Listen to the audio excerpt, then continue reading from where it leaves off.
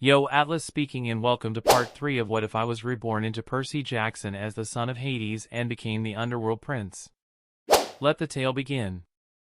Chapter 61, You have to help us out sometimes when you have the chance, Denise said enthusiastically. Lucian just shrugged his shoulders. I'll help out if I don't have anything planned. That's perfect, Denise nodded. So, we cool? Denise and the others around nodded their heads. But what about your head counselor? I doubt she would be okay with Lucian coming around, Annabeth asked, leaning to the side as she looked at Rose tying her long black hair into a ponytail before getting to work on the fields in front of her. Denise just picked the last remaining strawberry from the plant in front of her. Leave everything to me. Watch this. With the strawberry in hand, she walked towards Rose, who now had a woven straw basket filled with strawberries. Hey Rose, here, try this. Rose looked at Denise in confusion before sighing. Denise, we should be collecting our harvest, not eating it. Since Rose didn't want to bother with Lucian any longer, she stopped paying attention to him, so she failed to notice his abilities and his capability to grow crops. Denise gave her the puppy dog eyes as she pleaded, Please, Rose, just try this one. Rose looked at her for a bit before sighing once again. Fine. She picked the strawberry from Denise's hand and took a bite out of it. Wow, wait a minute, why is it so juicy and sweet? They're good, right? Denise smiled. Rose nodded her head, taking the last bite, leaving only the leaves of the fruit in her hands. You wouldn't guess who made it. Denise teased. The dead kid, right? Rose said, sounding confident in her answer. What, how did you guess? I'm not stupid. You were literally with him, and the next thing I know, you come here wanting to show me a fruit. Rose said with a scoff. But if you knew it was from him, why did you still eat it? I may not like or trust him, but I trust you. You wouldn't have fed me something if you knew it would be dangerous for me to eat. Denise giggled while rubbing the back of her head. So what do you think, would he be able to come around and help us? No, not really. I mean, taking care of these plants is the job of our cabin, so having someone that's not from our cabin, especially him, come and help is weird, but... She paused and looked towards the others engaging in conversations with Lucian. She then continued, I see the others getting along with him, so I guess it wouldn't hurt, but, and I mean this in all seriousness, if just one single leaf dies because of him, I'm banning him from access to anywhere near our cabin, and this is non-negotiable. As the head counselor, this is where I put my foot down. Denise nodded her head in understanding, smiling proudly as she said, Yes, ma'am. Rose just rolled her eyes before getting back to work. Denise then went and informed Lucian of what was agreed upon. That's fair, he said, nodding his head. They spent a couple of minutes getting to know each other and talking about ways to help a plant grow faster without affecting its health until close to an hour had passed. Well, it was nice meeting you all, but I have something to ask Chiron. I'll come and help when I'm free, Lucian informed them. They all nodded and said their goodbyes as they returned to work, Denise not being any different. As they left, Lucian and Annabeth walked side by side back towards where Chiron was. After a few minutes of walking, Annabeth let out a little giggle. What? Lucian asked, which caused her to giggle some more. Annabeth put her palms together, turned her head to the side slightly, and lifted one leg off the ground. Wow, Lucian, you are so charming, I can see why you were so confident in your looks. They totally had a good first impression of you back there, she said in a high-pitched girly voice. Lucian rolled his eyes and scoffed as he playfully shoved her head. Oh, shut it, they were just so enamored the first girl didn't know how to act, he scoffed, which just caused Annabeth to laugh. After a bit of banter between the two of them, Annabeth asked, So what is it that you have to ask Chiron? Why didn't you ask him earlier? I mean, you'll most likely be present when I ask him, so wait and see. As for why I didn't ask him earlier, he was surrounded by campers and in the middle of something. I wanted to talk to him alone, in a secluded spot. He should have finished what he was doing by now, so he should be in the big house. Annabeth nodded in understanding as they made their way towards Chiron's office. They walked past Dionysus, who was resting on a rocking chair on the porch, and headed towards Chiron's office. Lucian knocked on the door before Chiron instructed him to come in. "Is something the matter?" Chiron asked curiously, not expecting to see Lucian come towards him. "I want to see what I have to do in order to have permission to leave the camp periodically." "May I ask why?" Chiron asked, while Annabeth looked shocked at Lucian asking such a thing. "I want to be able to get ingredients to make something," was all Lucian answered with. "Is there something you need that isn't actively here?" "I don't mean this in a bragging sense, but everything you'll ever need is most likely in the attic, where we keep most objects obtained from quests ever since the camp has started. I'm confident you don't have what I need to make." Chiron just looked at Lucian with a raised brow, which caused him to sigh. He stood up and went behind Annabeth, plunging her ears into his shadow, making her unable to hear anything. "Hey! What are you doing?" she said, trying to pry Lucian's fingers off but being unsuccessful. Chiron just looked lost on what Lucian was doing. "If you have phoenix feathers, I would be more than happy to take them off your hands," Lucian then smiled down towards Annabeth. "Her birthday is in a few days, and I'm making her something, but for what I have in mind, I need the feathers of a phoenix in order to make it. I'll bite you if you don't release my ears," she exclaimed, still failing to pry his hands. "And do you know where you find such a mythical bird?" Chiron asked, to which Lucian just nodded his head confidently. Lucian then let go of her ears and sat back down next to her. She glared at Lucian in annoyance. "What's the point of bringing me with you if you were just going to cover my ears?" Annabeth grumbled. To which Lucian just playfully shrugged. "I see," Chiron said with a hand on his chin. He then let out a sigh. "Well, if I'm being honest, you are probably the only person in this camp that has the permission to come and leave as you please. I wouldn't have the power to stop you." "Wait, what?" Annabeth couldn't help but exclaim. As someone that likes to be well educated, Annabeth has a firm grasp on the rules of the camp, so hearing about this shocked Annabeth slightly. "But isn't it stated that for their own safety, campers aren't allowed to leave unless it's a quest-related activity?" Chiron nodded his head. "You're right, but that's the thing, due to who Lucian's father is. I'm afraid to say this, but Lucian technically doesn't belong to Camp Half-Blood. In fact, he doesn't belong in any place for that matter. He currently has the status of an outcast, which gives him the power to come and leave camp without much or any consequences." Annabeth simply had a look of pure disbelief, but Lucian simply had a look of understanding, knowing that at some point it would come to that.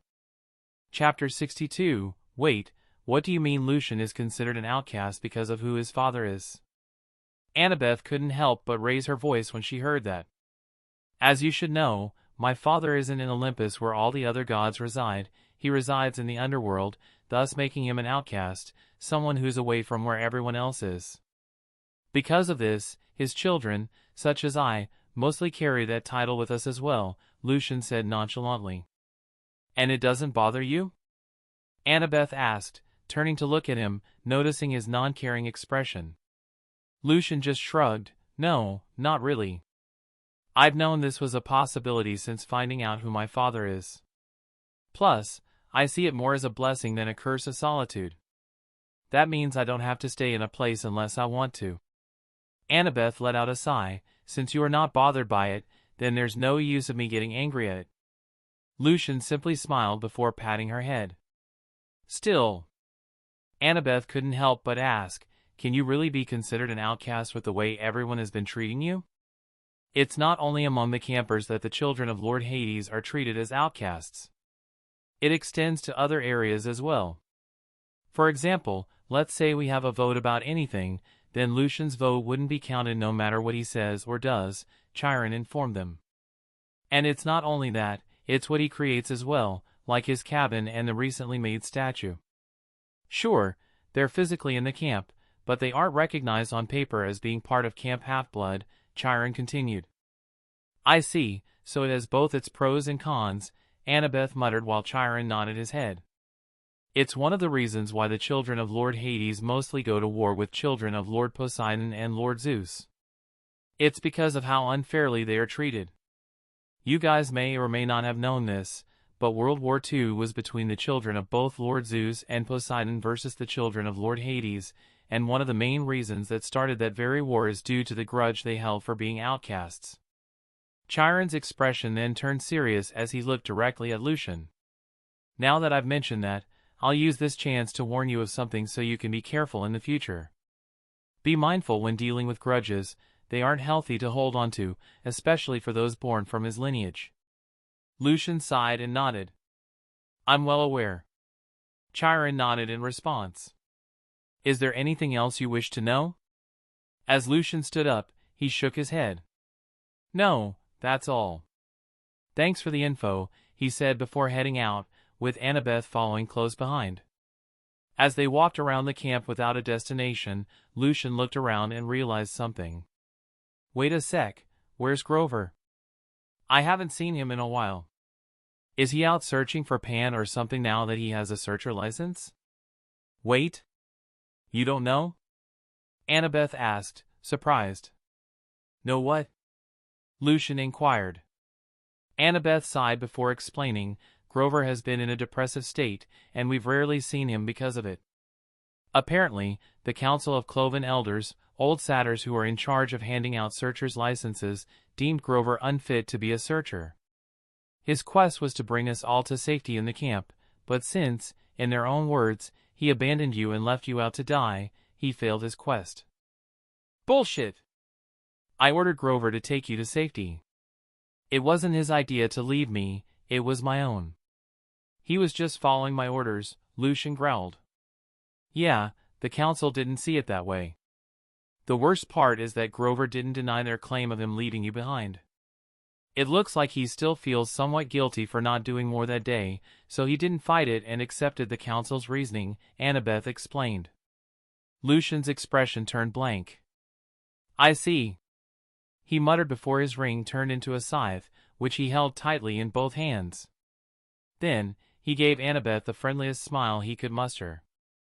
Hey, Annabeth. Why yes. Annabeth stuttered, noticing the veins on Lucian's forehead and his tight grip on the scythe. This was the angriest she had ever seen him. Can you please show me where I can find this stupid council? I have some rather convincing evidence that proves Grover's legitimacy in being a searcher. And now let's calm down, Lucian, we don't have to take it too far. Annabeth said softly, raising her hands to his and lowering the scythe. Annabeth. Lucian said with a smile. Annabeth stuttered, don't do anything rash and think it through. Even if we convince the council, Grover wouldn't accept it. It would do more harm than good, especially towards Grover. Lucian grumbled for a while before putting the scythe away. Annabeth sighed in relief. Trust me, I'm angry and annoyed with them too, but I'm more worried about Grover. Hearing this, Lucian let out a long sigh before turning his scythe back into a ring and walking back towards his cabin without saying anything. Annabeth stood outside in confusion, thinking, knowing him, he's up to something. I'll just wait and see. After a few minutes, Lucian came out holding 2 plates of vegetarian enchiladas. Hold this for a sec, he told Annabeth, handing her a plate. From his shadow, Bartholomew flew into the sky, and Lucian covered one of his eyes with his free hand. What are you doing? Annabeth asked, curious. I'm sharing my vision with Bartholomew, and I'm looking for Grover from the skies. After a few seconds, Lucian spotted him. Let's go. I found him, he's leaning against some tree in the middle of the forest. They soon arrived and found Grover lost in thought. Yo, Grover, Lucian called out. Grover snapped out of his thoughts upon hearing Lucian's voice, you've returned. Since when? Dude, just how detached from the real world have you been? I've been here for 2 days already. Lucian said, shaking his head.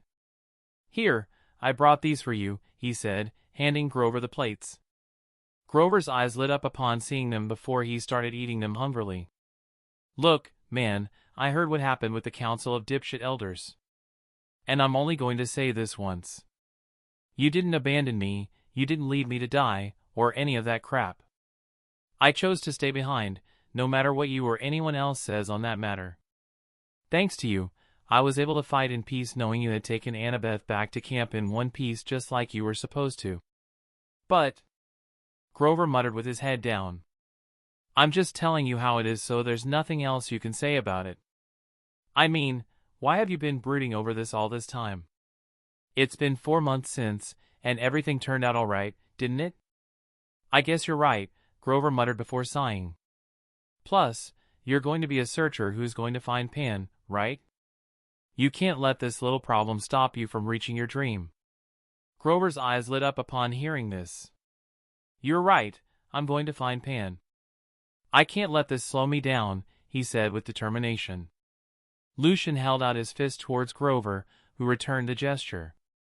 I'ma be gone for a few days, and when I return, I better see you more active, got it? Grover smiled and nodded, secretly glad to have people caring about him and believing in him. Well, anyways, I'll see you guys later, Lucian said as he sank into his shadow, surprising Annabeth as she didn't expect him to leave so soon and without saying anything else. And just like that, 2 years quickly passed, making them 10 years old. Chapter 63, 2 years later. I finally did it! Annabeth exclaimed, holding a golden glowing card with a picture of an owl on the back in her hand in excitement. She got up from her desk inside the Athena cabin and ran outside to show Lucian. Reaching into her side, where a purple pouch resided, she ruffled through it slightly, pulling out another card. Holding the card between her fingers, she put it to her forehead and whispered, "Show me to Lucian." The card flew from her hand and stopped in front of the Aphrodite's cabin, a picture of an arrow appearing from the card and pointing at the door. Annabeth grabbed the card and flicked it before putting it back into her pouch. What's Lucian doing here? Annabeth couldn't help but wonder. She knocked on the door before hearing the words enter being shouted from inside. As she did, she froze as soon as she stepped forward. Lucian was seen sitting cross-legged surrounded by girls in a circle, who were also cross-legged. One of the girls held his hand as she painted his nails black. Another one was behind him braiding his hair, while he had his eyes closed as another girl was holding his face sitting on his lap as she applied black eyeliner. And then I was like, bitch, what did I tell you, he wasn't good for you, but she didn't listen, did she? Lucian said with a sigh. The girls around him started laughing. You're so funny, Lucian, they giggled. The girl that said enter noticed Annabeth standing frozen by the door. Oh, Annabeth, what are you doing here? Hearing Annabeth's name, Lucian's head snapped towards the entrance and he saw Annabeth looking at him with a deadpan expression. Lucian! Hold still, your eyeliner is ruined now. The girl on his lap shouted. Hey, Annabeth, Lucian said awkwardly, ignoring the girl. Seeing Annabeth not responding, Lucian picked up the girl from his lap and softly put her down next to him. Lucian grabbed the girl's hand and gave it a gentlemanly kiss. I'm sorry, Allison, but we'll have to cut this party short, it looks like someone needs me. Aw, they all whined while Allison pouted.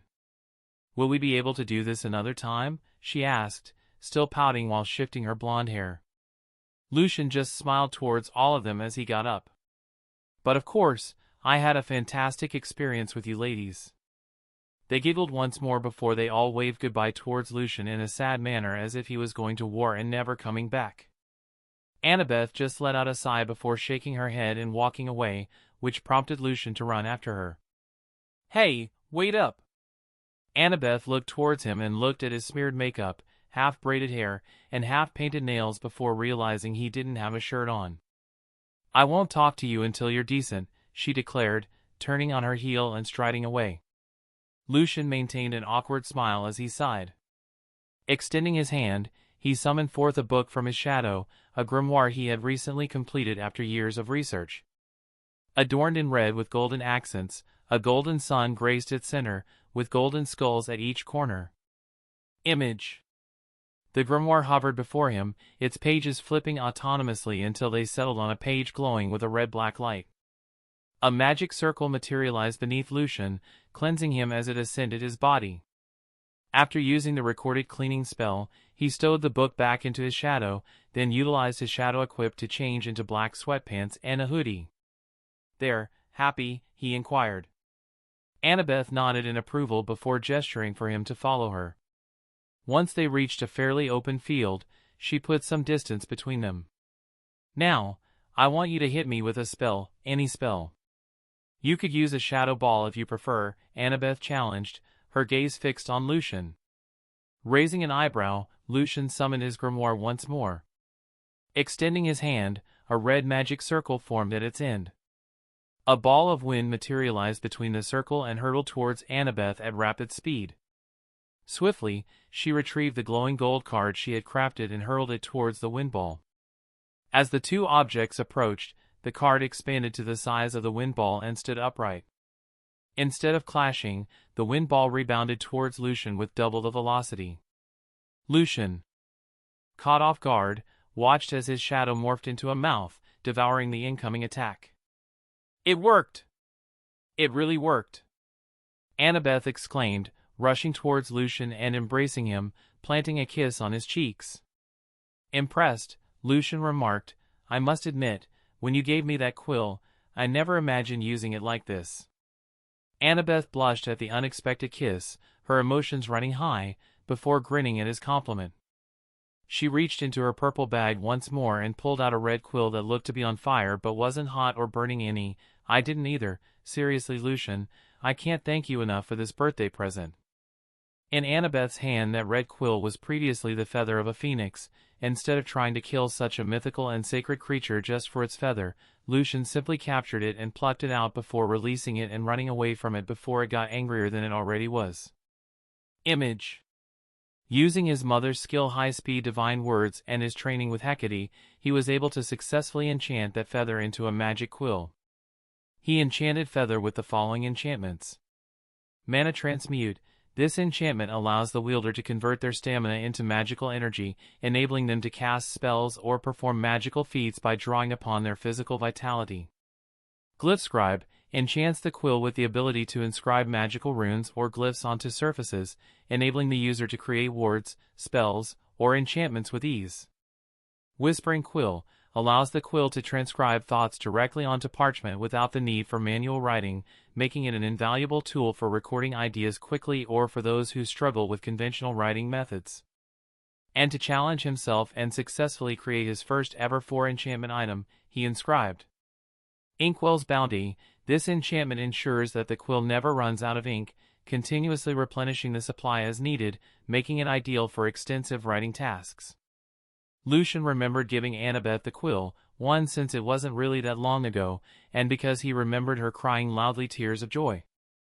For her 9th birthday, Lucian gifted her a purple pouch, which he enchanted with extra storage space, an enchant he had trouble with before but thanks to studying his shadow was able to get it just right. For her 10th birthday, that was a month ago, Lucian decided to surprise Annabeth and play a prank on her. He gifted her plain empty cards with all designs on the back, which ended backfiring on him. He planned to make her upset since he got something so useless, but instead she treated it like how she treated the previous 2 gifts. She even gave him a large happy grin when thanking him, which took him by surprise. So all he could do was sigh and explain the real reason for the gift. Those cards were made to hold her writing, which she wrote in ancient Greek, and stores them in it for later uses and have the advantage of not having to stop and write down the words. Annabeth collected the card from the floor and showed Lucian, "See here, I use the symbols in ancient Greek meaning reflect and counter." "And the drawback?" Lucian asked. Annabeth sighed as she explained, "If the power of the attack has more power than my writing, the card would break. For it to take a much higher damage and reflect it, I would need to redo the writing with more magic power, which is difficult for me to do since my stamina isn't all that high." Lucian didn't get a chance to say anything and looked up towards the clear blue sky. A flash of lightning was then followed up by the sound of thunder hitting the ground, creating a dust to fly everywhere. Lucian simply made a swiping motion, moving all the dust out of the way, revealing Talia dusting away her clothes while carrying a spear on her shoulder. "Do you have to make such a big entrance every time?" Lucian asked with scowl. "You do it all the time, so why shouldn't I?" she said with a smirk, while Lucian looked at her with a deadpan expression. "Because I'm 10, so I'm allowed to think it's cool doing it, while you're 15 and this should be considered childish." Talia scoffed. You're just jealous your entrants are mostly quiet and undetectable unlike mine, which are flashy just screams power. Whoa Talia, you're so cool, here you are arguing with a 10-year-old about whose entrances are better. You are definitely someone I look up to and want to be someday, Lucian retorted in a monotone voice. What's going on? Annabeth intervened, stopping their usual bantering. Chiron is calling us. He said he had something important to tell us. He didn't say what though, so I don't know. Let's get going I guess, Lucian said, waving his hand, cleaning up the mess Talia made as he followed behind her as she led them to Chiron. Chapter 64, Talia, Annabeth, and Lucian soon arrived in Chiron's office with Luke waiting for them with his arms crossed. Do you know why we're here? Annabeth asked Luke, who shook his head. Your guess is as good as mine, Luke said, shrugging his shoulders. Lucian just looked at him for a bit but didn't say anything before turning his attention towards Chiron, who was seated in front of them. Good you're all here, Chiron said before sighing. What I'm about to tell you is a secret you should keep to only the people inside this room. Do I make myself clear? Chiron said in a very serious and stern tone, a tone they never heard from him before, making the others realize the gravity of the situation. Wait, if it's so serious, why are you telling us about it? Annabeth asked in surprise. Once more, Chiron sighed, which they doubt would be the only time they heard him do that in the following conversation. Because it involves both Talia and Lucian. Knowing how close the four of you guys are, there's no doubt in my mind that the two of you would be dragged along, so I'm telling you all so you could prepare for the future. Talia looked towards Lucian in surprise as she didn't expect that it would involve the both of them, making her quickly realize something. Is it because we're both children of the big three? I'm afraid so. Tell me, do you kids know why the pact between the three gods was made? Because they were afraid their own kids would be able to overthrow them? Luke asked with a smirk. Well, you're not entirely wrong.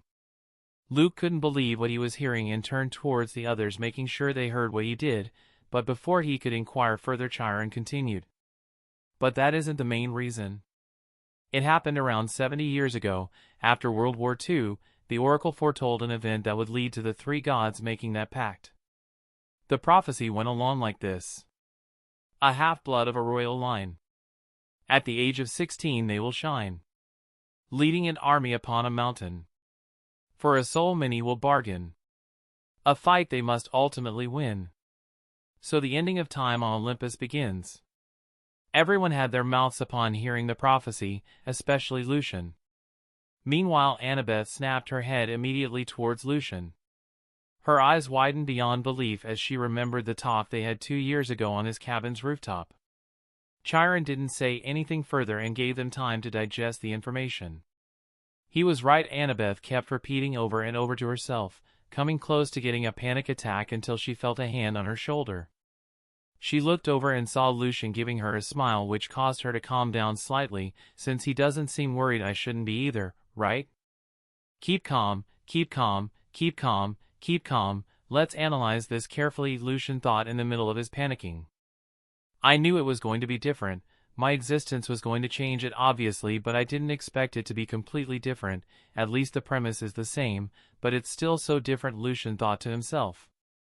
So one of us, between me and Lucian, will be the end of Olympus? Talia muttered, her worry evident. That's what I believe, Chiron confirmed, leading Talia still visibly concerned. It's going to be me, isn't it? Talia said in a low voice before hearing Lucian scoff. What? She asked in annoyance. Main character syndrome much? Why are you sure it's you? Lucian teased with a smirk. Why do you think it isn't? Talia retorted. Isn't it obvious? You're too weak. There's no way you could lead an army like the prophecy stated, Lucian replied. Seriously, at a time like this, you little. Talia growled, but then sighed. Plus, the prophecy said it was of a royal line. I'm the one who is most royalty here. Honestly, I don't want to be who the prophecy is talking about. Hey there, Princess Complex. You're not the only royalty here. In case you forgot, my father is the ruler of the dead and our uncle is the ruler of the seven seas. I bet you all of my fortune he probably has a kid hidden somewhere, and it wouldn't be long before he makes an appearance since your dad and mine have proven that they broke the pact. It would be okay for him to break it too, so it could be his kid for all we know, Lucian countered. I don't have a princess complex. I was just saying, Talia said, rolling her eyes before sighing. But you're right. Due to my panicking, I forgot you're technically royalty as well. There was a pause before Talia spoke again. Thanks, she muttered. Huh? What for? Lucian asked in confusion. Talia blushed and scoffed. Oh, please. Don't act innocent. I knew you were only teasing me to make me feel better. No, I wasn't. I was just correcting your idiocy since you were acting like the main character just because your daddy is the Sky Father, Lucian retorted. Whatever, loser, Talia scoffed, shaking her head. Meanwhile, Luke was deep in thought. It mentioned they in the prophecy. Does that mean we all would be fighting since it mentioned a fight they must ultimately win? We don't know. Even the gods have tried to find out what the prophecy truly means. After all, prophecies are ambiguous, so it could literally mean anything. They haven't really made heads or tails of the prophecy, but they have had their suspicions that it's going to happen soon since two forbidden kids appeared at the same time, Chiron explained. Luke then stood up and started walking away. Where are you going? Talia asked. To train, was all he said as he walked away. Talia looked at Lucian and Annabeth in confusion. Lucian shook his head, thinking, I've been paying close attention, and it looks like they still haven't made contact yet. That's good to know. It's probably the shock from all of this. He probably wants to have a quiet space to think, Lucian said with a sigh. A look of understanding overcame Talia as she remembered that Luke liked to swing his sword in practice whenever he had a lot on his mind. While Talia and Annabeth talked to Chiron, trying to find out more about the prophecy, Lucian started dissecting it himself. A half-blood of a royal line. Are we sure that's talking about the big three specifically? Let's be egotistical for a moment and say that it's me. I'm not only royalty from my father's side but from my mother as well. She was a princess and then a queen, so technically speaking, I'm royalty on both sides of the family. Then there's, at the age of 16 they will shine. So it's the same as the original prophecy. The climax will happen when we're 16, so we're going to be showing off when we're 16 if I'm interpreting that correctly, which I'm probably not. Then there's leading an army up a mountain. I mean, what is there to interpret? That's really straightforward. For a soul many will bargain. Whose soul are we talking about? Who are we bargaining with? Is it my father? And whose soul are we bargaining? I can't just assume it's Luke. Thinking that I know everything would just backfire if I think that way. A fight they must ultimately win.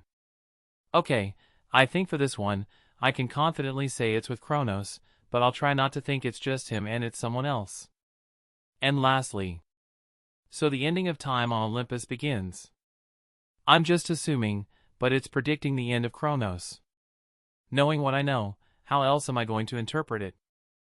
The gods are having a hard time doing it since it never crossed their minds that Kronos was related to this since, to them, he was cut into pieces at the bottom of Tartarus. After analyzing what he could, he looked around and noticed that the others were deep in thought as well, causing him to sigh and clap his hands, jolting them from their pondering. I think it's best if we head to our cabin and think deeply about what we learned within our own time. The others nodded in agreement. They bid their farewell to Chiron before each going to their individual cabins and spending the night in their thoughts. Chapter 65. In the middle of the night, Lucian was shaken awake, causing him to open his eyes groggily. Huh? Annabeth? Is that you? What do you want? He asked, still feeling incomprehensible. I can't sleep. When I close my eyes, all I think about is the prophecy. Do you mind if I sleep with you tonight? Lucian, still not fully awake, just lifted his covers. Yeah, sure, go ahead. Thanks, she said, getting in and snuggling close to him, seeking his comfort. She started to shake slightly. I'm scared, Annabeth whispered. I don't want to go to war. Lucian, who was still loopy, hugged her and muttered, Don't worry, I'm here to protect you, before falling asleep. Annabeth smiled with tears in her eyes and slowly fell asleep as well. Whoa! Lucian shouted before falling off the bed. Annabeth woke up hearing the commotion and looked at Lucian on the floor, blinking slowly. Why are you on the floor? She asked, sounding tired. A better question is why are you in my bed? Lucian asked, rubbing his butt from the fall. Annabeth looked at Lucian in confusion. You said I could get in when I asked yesterday, she said before laying back down. I did, Lucian muttered before scratching his head. I guess I did. He let out a sigh and did his morning routine before Annabeth woke up for real this time. I'm going towards the forest if you need anything, Lucian warned Annabeth before disappearing into his shadow. He reappeared in an open space surrounded by trees before sitting down on the floor and summoning his grimoire. Lucian started recording down any spell he had knowledge of inside his grimoire to have easier access with a single thought instead of preparing a magic circle or using high-speed divine words. Right now, Lucian was mostly focusing on curses he could conjure. He held out his hand as a magic circle manifested, and Lucian muttered, Curse of Slow Perception. Every time he casted a spell, it would be recognized and recorded in the grimoire. Lucian realized that the magic circle helped him add more power to the spell and stabilize it better than he would have without. Lucian first tried writing a magic circle on the floor and then on paper before having enough practice to draw it in the air with his mana. Usually, in order to activate a spell or use some of his power, Lucian would have to visualize how it looks, how much power it needs, and the effect it would have. There is no need with the grimoire. Sure, Lucian already trained his visualizing to the point where he could execute his moves efficiently. But with the grimoire, the entire visualizing step is completely removed. Curse of blindness, curse of no speech, deaf curse, void of the five senses, enhanced pain perception. As he was thinking of curses to make, Lucian came up with an idea. What if a target moves too fast, and I would have trouble hitting him with these curses? Lucian smirked to himself before drawing a circle in the air. He started writing in ancient Greek letters around the inside of the circle, words related to target and homing. When he was done, he drew a symbol in the middle of it. The symbol serves as a focal point for the caster's intent and energy, helping to concentrate their magical power and direct it toward the desired outcome of the spell or ritual. The symbol Lucian decided to form right now was a black skull with a black sun on its forehead, as he felt that's what represents him the most. After all, the black skull is due to him being a son of Hades. A big part of who he is and what he is capable of is because he's his son, while the black sun represents his mother. As it's on the forehead, it represents all the wisdom she had imparted to him, whether it was related to magic or something else entirely, and also because he could use black flames. I'll name it Focus Lock, Lucian declared. The Focus Lock curse ensures the target can never evade the caster's attacks, no matter where they hide or flee. It would lock onto the target and follow them no matter how much they try to evade the attack. As he was focusing on what else to create, Annabeth appeared.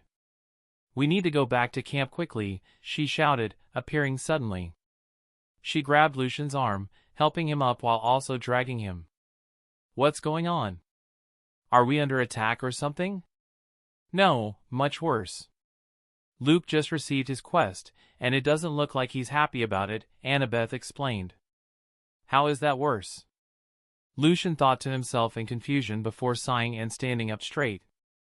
He picked up Annabeth in a princess carry, taking her by surprise before he grew dark black wings made of shadows on his back, resembling the wings of a devil. He took to the sky, which took Annabeth by surprise. Ah, why are we doing this? Couldn't we shadow travel or something? Because it's fun.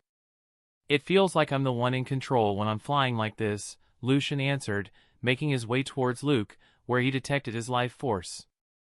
I don't feel like that at all. Annabeth shouted as Lucian dove down from the skies and landed in front of Luke. Luke was first surprised before sighing and shaking his head. Hey Lucian, guess what my quest is? Luke asked, his surprised expression switching to an angered one. Lucian just tilted his head, pretending not to know. What?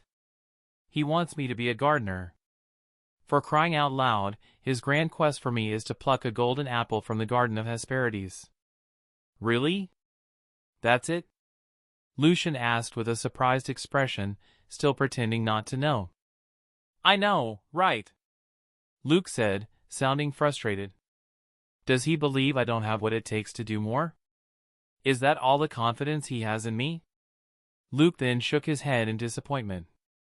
I was expecting things to go differently. Sure, he did help us during our journey here, but that's all he did. He didn't ask how I was, what I'm doing, if I was all right.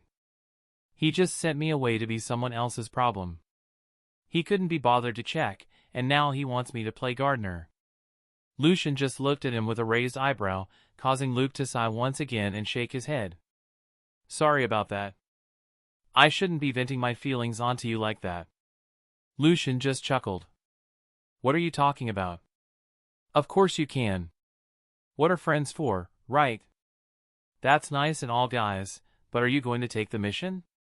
Annabeth interjected. Luke scoffed and looked at Annabeth in amusement before patting her head. I really wish I could just decline it, but I don't think I can, so I might as well. Then take me with you, Annabeth demanded, looking into Luke's eyes with a serious expression. Luke instantly said no. I was planning on taking Lucian and Talia. Wadash. Take her, Lucian said instantly. It was Luke's turn to be dumbfounded. He looked a bit hurt that Lucian didn't want to go with him. Lucian rolled his eyes before looking at Luke. You trust me, right? Luke scoffed at that answer. We've had each other's backs for years. Of course I trust you. Lucian then smirked. Then take her. Luke looked at Annabeth, who was looking at him with expectations. Fine, but I'm being the leader here, got it? Annabeth nodded happily and threw a fist pump due to her excitement. I'll go get everything ready, she shouted happily before running away. Do you really not want to go? Luke asked. It was Lucian's turn to sigh. Man, I wish I could, but I already made plans. If I had known earlier, I would have managed to rearrange them, but... Well, in that case, I'll go and get ready, Luke said, shaking his head in disappointment. Meanwhile, Lucian looked at Luke's back with a calculating smirk. Chapter 66. After Luke finished packing, he caught up towards Annabeth and Talia, who were waiting for him with Chiron wishing them the best on their journey. Where's Lucian? Luke asked, looking around. I would have assumed he would have sent us off or something. Luke asked Chiron with a confused expression. Yeah, he said he needed to do something important and told me to wish you guys luck on your journey in his steed. The three of them sighed before shaking their heads. Annabeth, unable to contain her excitement, asked, So can we leave now? Luke nodded his head. I have everything ready, so we can leave now if you guys want. Talia and Annabeth both nodded before they all said their goodbyes towards Chiron and started their journey to complete Luke's quest. Once they made it past the hill, Lucian undid his presence concealment and walked up to them with a large pack back on his shoulders. He looked towards them with a shocked expression. Whoa, what a surprise! I didn't expect us to be heading in the same direction. What a coincidence! Lucian! They all shouted happily. A look of realization overcame them. So this was your plan? They all exclaimed. Lucian looked at them like they were crazy. What are you guys talking about? I really do need to do something. It really is just a strange coincidence that we are heading in the same direction. Oh yeah, and what is it that you need to do? Talia teased with a smirk. I just thought that I've been working myself tirelessly, so I decided to go on a road trip to take a break. All work and no play is bad for your health, as they say, Lucian retorted in a matter-of-fact tone.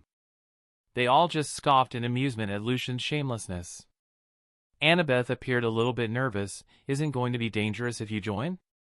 Chiron did say that for quests there was a reason why 3 was the most optimal number. Lucian just looked confused. Who said anything on joining you guys? I literally just explained I'm on a road trip. I'm trying to rediscover myself. Didn't you say it was because all work and no play was bad for your health? Talia continued to tease. To which Lucian looked at her like she was an idiot. when did I even say that? This is my journey to discover myself, to find my purpose in life apart from just being born handsome. Luke snorted at the answer. Are you sure you aren't the reincarnation of Narcissus? Oh please, he wishes he was born as cool as I am. They all continued to banter with one another as they made their way towards a train station, but before they got on, Annabeth looked at Lucian in confusion. Wait, why don't you have your back in your shadow like you always do, and why aren't we taking your shadow soldiers instead of the train? Oh my sweet, sweet, little Annabeth, how can you be so smart but so dumb at the same time, Lucian said, patting her head. Annabeth just swatted his hand away. First off, EW, don't call me that. And second off, I'm just curious, okay? Well, the reason for that is because I'm not supposed to help you. Like I have been saying for the past hour, it's a great coincidence that we are going the same direction. If I help you out, I would have involved myself too much. Plus, if we did take my griffins, then this journey wouldn't feel as authentic. Which is also the reason why I'm carrying the bag in the first place, Lucian explained carefully. There was a pause before Lucian then asked, wait, do you guys even know where you're going? There was an awkward silence before Lucian looked at all of them in surprise. He looked at Annabeth with more surprise than anyone else. ET2 Annabeth? Which caused her to blush. I was too excited at the prospect of being able to go on an adventure that I didn't really do any research, and I was scared that Luke would change his mind about taking me if I took too long, so we left quickly, she muttered, feeling embarrassed. It's the same for me, Luke said, but instead of being excited or nervous, I was too angry to take notice. Talia just had her hands on her leather jacket and shrugged her shoulder. I thought I was just being brought along cause of my strength, so I didn't need to do research or anything.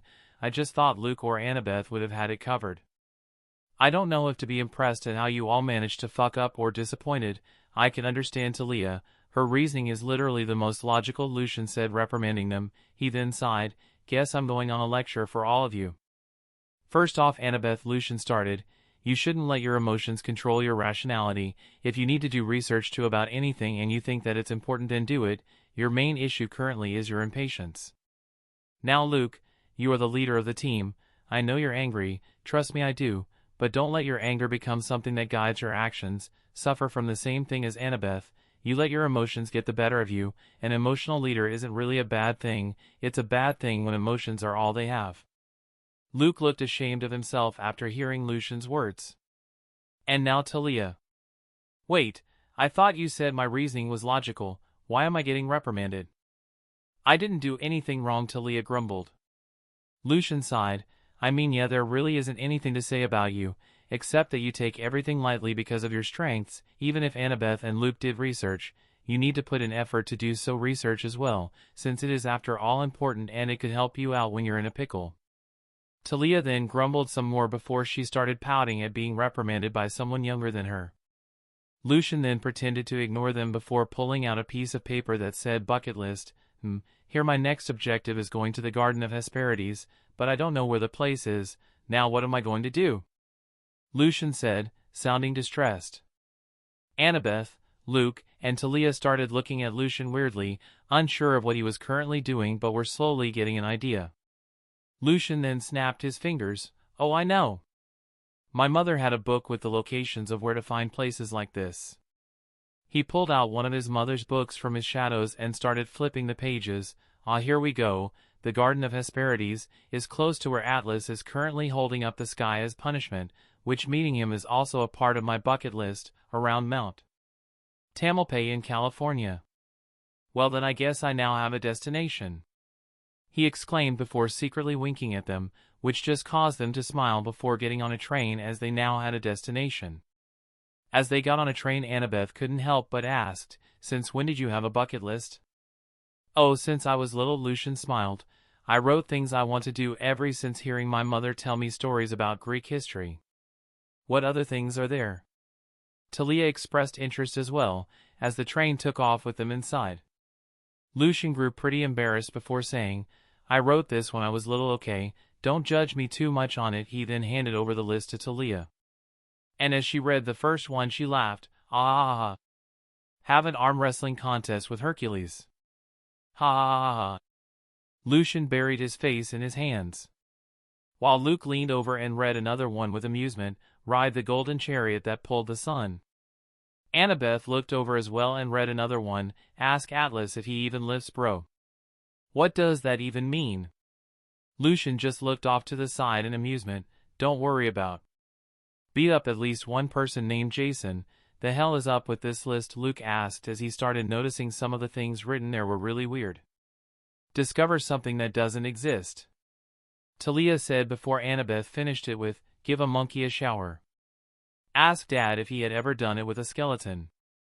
Lucian snatched the list as soon as he heard Luke utter those words and crumbled it before stuffing it in his pockets. Nobody said a word, the awkward silence being covered with the sound of the train running on the tracks.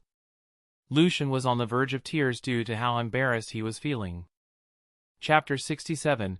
After a few very long minutes of awkward silence, Lucian couldn't take it anymore and reached into his shadow, surprising them. What are you doing? Annabeth asked, making sure there wasn't anyone looking at Lucian using his power in public. Lucian didn't say anything as he pulled out his grimoire and started flipping through the pages. I'm trying to find a memory alteration spell. Whoa, whoa, whoa, they all shouted, trying to stop Lucian. There's no need to go that far, Luke said with an uneasy expression. Yeah, so what if you want to know if your dad did it with a skelly? That's pretty normal, Talia teased. Lucian saw their lips start twitching as Talia said that, trying not to laugh, which just made Lucian start flipping through the pages faster. After a few more minutes, there was an awkward silence as Lucian glared at them. We will not speak of this again, am I clear? Yes. Wrong answer. I mean, we have no idea what you're talking about, they said, which made Lucian nod his head. That's right, we weren't talking about anything, we were just simply discussing what Luke's going to do once we reach the Garden of Hesperides, isn't that right? They all nodded their heads, to which Luke then sighed, I honestly don't have a plan of what I'm going to do. If I'm being honest, then you're most likely to fight the dragon that protects and guards the tree to the golden apples if you want a chance to be able to grab one, Lucian said as he took out his reading glasses and handed them to Luke alongside a book with pages turned towards information on the dragon. /N, Emma be honest I keep forgetting they're dyslexic and Emma keep making mistakes where they read things without the glasses. Luke read the book out loud for them all to hear. Layton is the massive dragon that has exactly 100 heads. He is the monstrous son of Typhon and Echidna who guards the Garden of the Hesperides, which houses the tree of the golden apples of immortality. He is so powerful that even Hercules failed to defeat him during his 12 labor trials. He is known for his great strength and his poisonous abilities. It is said that Layton may possibly be Typhon and Echidna's most powerful child. There was a long and heavy pause between all of them. They want us to battle against a dragon that even the strongest demigod in existence couldn't defeat, Luke said, breaking the silence in rage. Didn't Hercules complete his 12 labors? I don't really remember how he completed each of them, but can't we do something similar to what Hercules did? Talia asked. To which both Annabeth and Lucian shook their heads. Lucian nodded towards Annabeth, indicating for her to explain. Hercules managed to do it not with his strength, but with his wits. Yeah, he failed to defeat Layton, but he made a deal with Atlas to help him retrieve the apples for him while he holds the skies in his place. Can't we make the same deal then? If we all work together, we should be able to hold the sky for a few minutes while he gets the apples for us. Before you say anything about this idea being stupid, I know, I'm just throwing ideas out there. We could come up with something if an idea sparks up, Talia said with a pondering expression. Lucian nodded in understanding before refuting her previous idea. Well, you're right about one thing, the idea is stupid. Atlas was about to back out of the deal and leave Hercules there if Hercules didn't trick him back. Atlas is willing to do anything to get out of his punishment.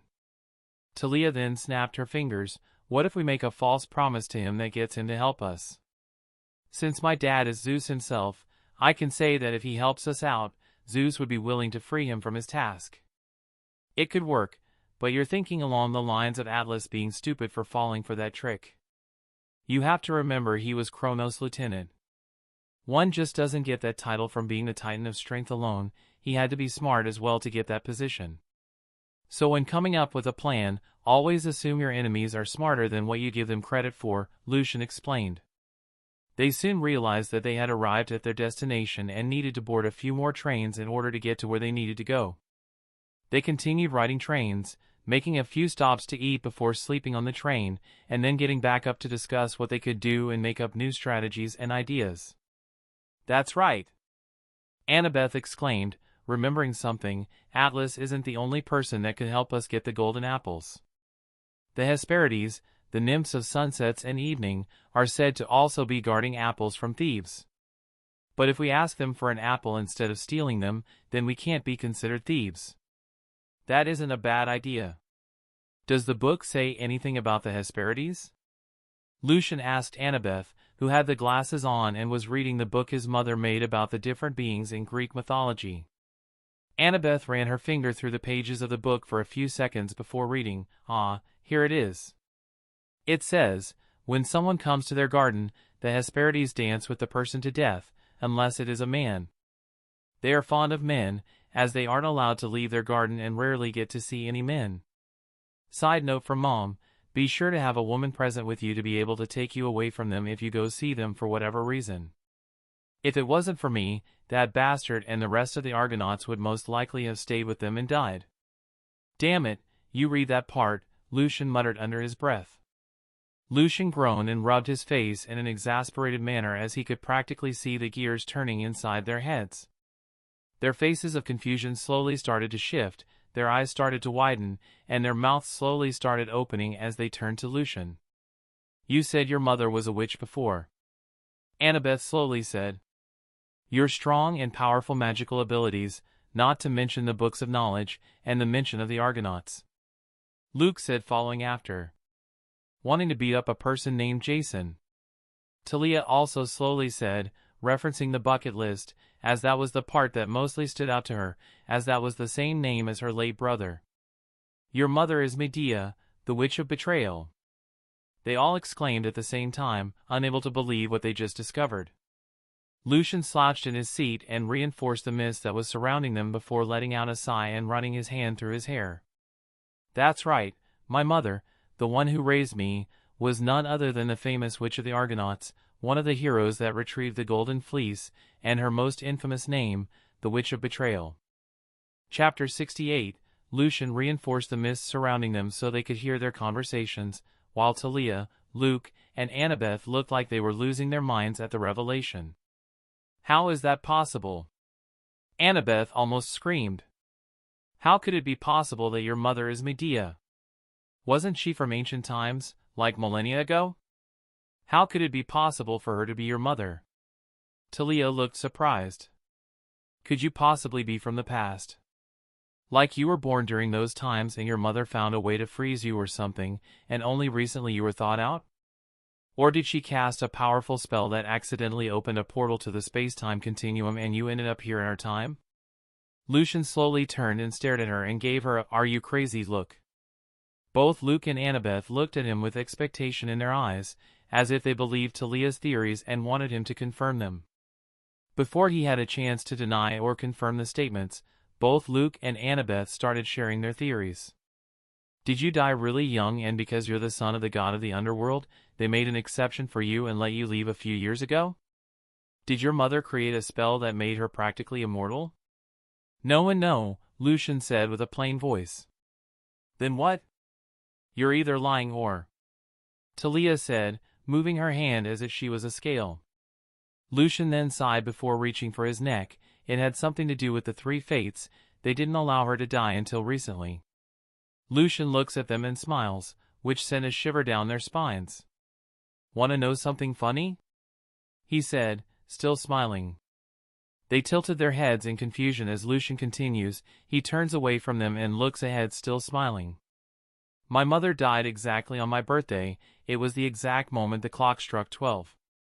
The fates are such a bitch that for my birthday present they took away from mother." Elsewhere, the three sisters didn't utter a word as they did their usual routine of spying on Lucian.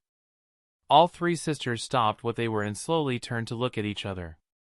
"What have we done?" Clotho whispered to herself, but due to how close they were, the other two were able to hear her. "Do you really think he hates us that much, or is he just saying that figuratively?" Lachesis said, sounding hopeful, wanting it to be the latter. Atropos let out a sigh as she put down her scissors. We can't be too sure. I didn't detect any hate in his tone or voice, just sadness. We messed up, didn't we? Clotho said with tears in her eyes. I don't want our husband to hate us. We really weren't thinking about the repercussions. After all, we never had to before, Lachesis muttered, gripping her hair. Atropos bit her lip. Relax, would you? Since we can't fix what we've done, we can at least make his life more fortunate as a way to show our remorse and make up for what we've done. The two other sisters nodded their head, liking the idea. We should get him a quest that would lead him to treasures that would be helpful or at least of use to him. Clotho suggested. But would he really like that? I doubt treasures are something that would excite him much given who his father is. We may need something more, something as important as a life. That's it. Lachesis shouted, startling her sisters as they didn't expect her to shout.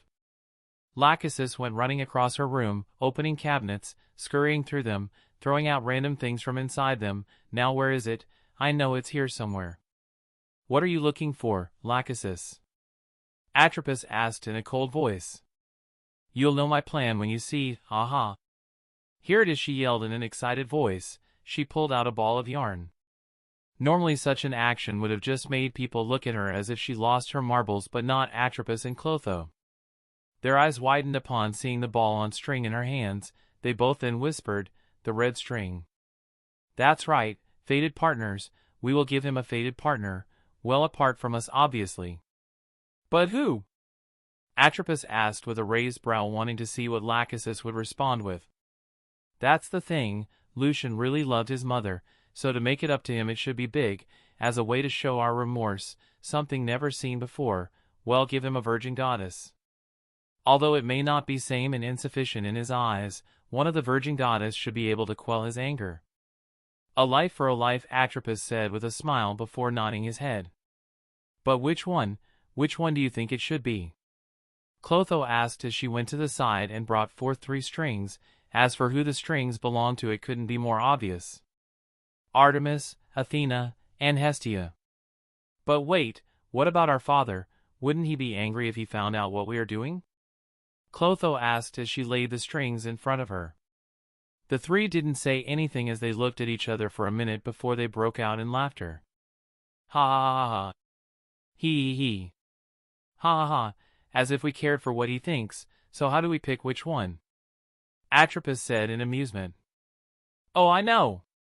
Clotho said as she pointed to the first one. Eeny, meeny, miny, mo, catch a tiger by the toe. If he hollers, let him go. Eeny, meeny, miny, mo. She said, stopping at the first one. Both Atropos and Lachesis look at each other with a deadpan expression before sighing and deciding to go with their sister's whims. All right, I guess this is the lucky lady that will have the privilege of sharing our husband. Lachesis said as she unraveled a bit of the string before tying Lucian's string with the one that won. Earlier back on the train. A shocked look overcame them as they looked at Lucian. Their shock expression became one of pity, which caused him to snarl at them. Don't give me that look, I hate it. There is nothing to pity. Every single one of us here have unfortunate childhoods. Do you see me looking at you like that? They quickly realized that he was right, which led to an awkward silence, which Talia decided to break. I'm honestly surprised you are alive. Talia said that without really thinking it through her words. What was that? Do you have a death wish or something? Don't say shit you don't really know, Lucian said, glaring at Talia. Talia flinched upon noticing his look. What, I didn't say anything wrong, I'm just said that considering her history. History fucking wrong, so like I said, don't say shit you don't fucking know, Lucian said, aggressively taking them all by surprise. What's with you all of a sudden? Talia asked with worry. I know what you were implying. You were talking about the part of my mother killing her children, which should technically be my brothers. Wait, there's more to the story then? There's more to the history of the Argonauts? Annabeth asked with widened eyes upon realizing Lucian may have insider information than what's known. Out of nowhere, Lucian felt his heart make a large thump, causing him to grunt and hold his chest, taking them all by surprise. Are you all right? They all asked with worry. Yeah. I don't know what just happened. Chapter 69. Are you sure you're alright? Annabeth asked with worry in her tone of voice. Yeah, don't worry. It's probably because they heard me when I called them bitches, and they didn't like it or something. I should be fine. I'll take it as a warning, Lucian said while secretly examining himself using magic. The train then stopped, making them realize they had arrived at their destination. They got up and exited the vehicle, looking at Lucian with worry. Don't get me wrong, I appreciate you guys for worrying about me, but you're being annoying. Stop it, Lucian grumbled with his hands in his sweater pockets. They didn't say anything else as they exited the train station, slowly making their way towards the mountains. Lucian then let out a sigh when he realized they were being too silent. Just ask away. I can feel your occasional glances towards me, so ask, and I'll try to answer to the best of my abilities. The other three looked at each other, unsure of who should start, until Talia decided to go first. You got offended when I mentioned your mother killing her other children, and you said we don't really know what we were talking about. Can you share what you know of what really happened? Heavy hitter for the first one, huh? Fine. I'll start this off by asking this, any of you know the Argonaut story and how my mother joined them? Annabeth raised her hand. Didn't she just fall in love with Jason and decide to join him on his adventure after stopping where her father ruled? Ha! Lucian laughed in a condescending manner. If it was only that simple, he said, shaking his head. As you may or may not know, Jason was a favorite of the Queen Goddess. I will not be mentioning their name for obvious reasons. As a queen, she isn't stupid or anything of the sort, so she knew Jason would be experiencing major difficulties in his challenges ahead retrieving the Golden Fleece. So, to help him, she devised a plan. She got the Goddess of Love to make the kingdom's most powerful sorceress fall completely in love with Jason. That sorceress just so happens to be my mother. As the Goddess of Love, when she makes someone fall in love, she makes them fall in love with their whole being, to the point where it becomes infatuation to the highest order. My mother, during the effects of the Goddess of Love, would have done everything in her power to appease Jason and make him love her back. So, with the devotion she had for Jason, my mother killed her own brother and sliced him into pieces while using those pieces as bait without an ounce of hesitation when they tried to capture them when they left. Believe it or not, my mother loved her brother. They apparently got on very well, so the act of killing her brother was a guilt she had continued to carry throughout her livelihood after coming off the effect of the Goddess of Love. Meanwhile, during her journey with Jason, her power made it easier for Jason on his journeys. You already know what she has done during her time as an Argonaut. If you don't, search it up later or whatever. Anyways, on to the ending. As you know, they got married, had kids, lived a happy life for a while before Jason fell in love with another woman upon realizing how crazy my mother was. Fucking pussy doesn't understand the true meaning of a Yandere and grew scared. Pathetic. Lucian froze when he realized he said his thoughts out loud. He saw how they froze as well and looked at him with a weird expression, not knowing how to comment on what he just said. They chose to do the only thing they could to completely ignore what he just said and wait for him to continue. Lucian cleared his throat while blushing before reaching into his shadow and pulling out a gold coin, which he started flipping in the air. Here's something you should know, he said, pretending he didn't say anything outrageous previously. Love and hate are two sides of the same coin. Lucian showed them heads before flipping it over to tails. Just as you love someone dearly, with just a flip, you can just as easily hate them. Due to the effect on her, her love for Jason turned into complete and utter hate when he betrayed her. So instead of loving Jason with all her being, she hated him with all her might. Unfortunately, the hate she had was too much, and that's because the love forced upon her was equally as potent. Everything that reminded her of Jason she hated, once again, unfortunately, that included her children. She had no love for them at the time, she couldn't, it wasn't possible, only hate as they were a reminder of Jason. And so as a being only capable of hating, she did the only thing she could at the time, she killed them. Lucian didn't talk for a while after, and neither did the others. They only stared at each other with their mouths wide open as they almost couldn't believe what they were hearing. Although I feel like there's more to the story, like she was hiding something she didn't want me to know, for some reason, my intuition at the time activated, and it told me that it wasn't malicious.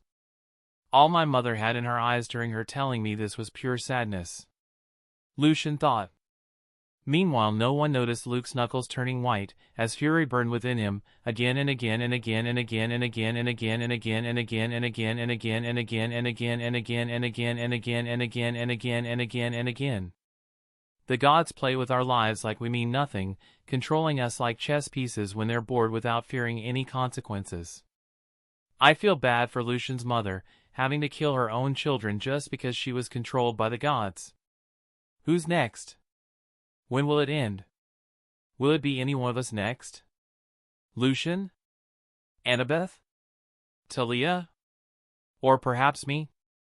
Would I kill one of my friends without realizing because I was controlled by the whims of the gods? To hell with them, to hell with all of them, they should all just die. Luke! They all yelled, startling him and breaking his thought process that was going in a downward spiral. What? He asked, looking around in confusion. We're here, Talia said as they stood by the foot of the mountains. Mount Tamalpay, Annabeth said as they all looked up towards the peak of the mountain. Where the Garden of Hesperides resides, Lucian said without an expression. Luke nodded before taking a step forward, and where the object for my quest completion resides. Chapter 70. Just as Lucian was about to step foot on the mountain, he detected something flying towards him at a fast pace. He summoned his scythe and jumped into the air, taking the others by surprise. Lucian swung his scythe, cutting a large boulder that was coming at him in half. The others quickly took out their weapons and got into formation, covering each other's backs. What was that? Talia asked, looking around. Lucian landed back on the ground towards the mountains and pointed his scythe towards it. I can feel your life force, so there's no point in hiding. Who the hell are you? The ground started shaking, with pieces of dirt, rocks, and the ground itself coming together, stacking up to 20 feet. A figure then started to form, wearing a white tunic, very dark skin reminiscent of basalt, scraggly hair and beard, with unfocused eyes giving him a crazy hermit look. Show some respect, mortals. You are standing before a god. He exclaimed, looking at them with strong dislike, which grew when he looked at Lucian. I'll show you respect when you don't aim to kill me next time, Lucian said with a frown. I never heard of Luke facing a god on his quest before. What's going on, he thought, examining the tall god. Hell, I don't even know who you are, Lucian said coldly. Remember the name, mortal, for it's the last name you'll hear. I am Maori, one of the mountain gods. Yeah, never heard of you. You mustn't be important, and here I was worrying for nothing, Lucian taunted, shrugging his shoulders. Luke and the others looked at Lucian with concern, wondering why he would provoke a god in the first place.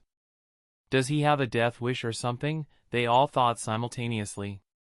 The mountain god didn't answer, instead he drew back his fist before swinging down towards them, ready to pulverize them all. Azura! Lucian called out, summoning a giant with 6 arms and 3 heads from his shadow. It lifted its arms, slowing down the descending fist, but the ground cracked and caved in underneath them, causing them to tumble and fall.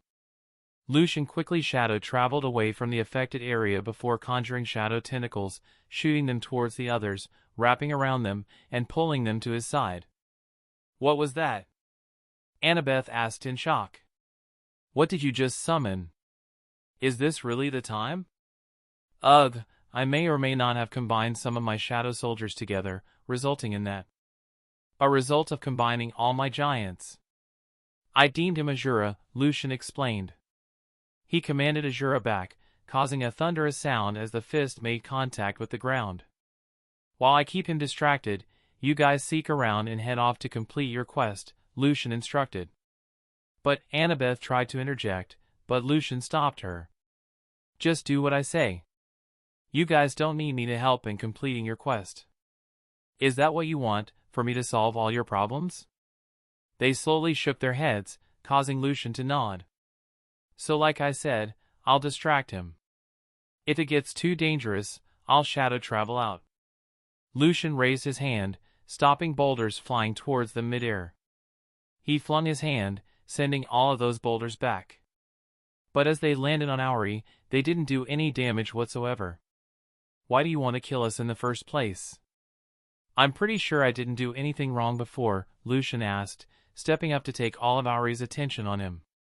Auri scoffed, you being a child of the underworld is enough reason for me to kill you. What other reasons do I need? Lucian gave him a deadpan look, you being for real? What reasons would a being such as I have to lie or create falsehoods towards a mortal? I dislike children of the underworld. They keep getting under my skin, literally. Well, I guess I'll have to congratulate you then, Lucian said with a sigh, putting his scythe over his shoulder and running his fingers through his hair. Auri looked at Lucian in confusion before hearing, congratulations on being the first god to die by a mortal as young as I am, Lucian said with a sinister smirk. He silently cast his curse, slow perception, with a book appearing from his shadow. The god grew outraged, but his eyes widened as Lucian appeared before him with fire blasting from his feet. Lucian swung his scythe, but Auri narrowly escaped the blade, only to feel a stinging sensation on his cheek moments later. He wiped the place where he felt the sting and was surprised to find golden liquid on his cheek. Curse, heightened emotion, Lucian had secretly cast once again. How dare a mortal draw upon my blood? You shall pay with your life for such humiliation. Auri thrashed around sporadically, swinging his fists towards Lucian's figure, who was flying and dodging in the air using wings made from his shadows. Lucian was having a difficult time maneuvering through the air, but he knew it was something he needed to do. Unnoticed by Auri, Lucian released almost invisible white fog from his wings, which someone assumed was caused by him flying. As Auri thrashed, miniature earthquakes started occurring around the vicinity. Luckily, Luke and the others had already left, reluctantly, but still having faith in Lucian to find a way to escape safely. Stop moving, you pesky fly, and let me kill you! Auri roared, taking a step back before jumping up and spreading his arms. Lucian's eyes widened before he used his fire to blast himself towards the ground and into his shadow. Auri body slammed onto the ground, creating a giant crater in his shape. He slowly got up, with rubble falling off him. As he got on one knee to stand up, he felt pain near his calf, causing him to roar in pain. He swung his fist back with force, creating a strong wind that uprooted trees in the process. Lucian shot himself out of the shadows, flames covering his arm in an armor-like manner. He proceeded to uppercut Auri, adding his high-speed momentum from being shot out from his shadow, plus flames thrusters at the sole of his feet, and his flame armor which created an explosion on impact. With all that force combined, Auri was sent flying back from the ground. Once more Auri roared and cursed Lucian in anger as he started to slowly get back up. On the way up, Auri started gathering a handful of dirt. He started firing rocks and large boulders from the pile he collected. Lucian flew towards them and started cutting them down with his scythe, while also releasing more of the white fog. Almost there, I need more time, Lucian thought with a serious expression. A few minutes soon passed between them as they repeated their actions. Okay now! Lucian flew closer to Auri. Oh come on, you can't possibly be this weak? I thought you were a god. Is that why you're so unknown? I guess that would make sense. I mean honestly, it's kinda pathetic. You should be ashamed of yourself to be called a god in the same category as the others.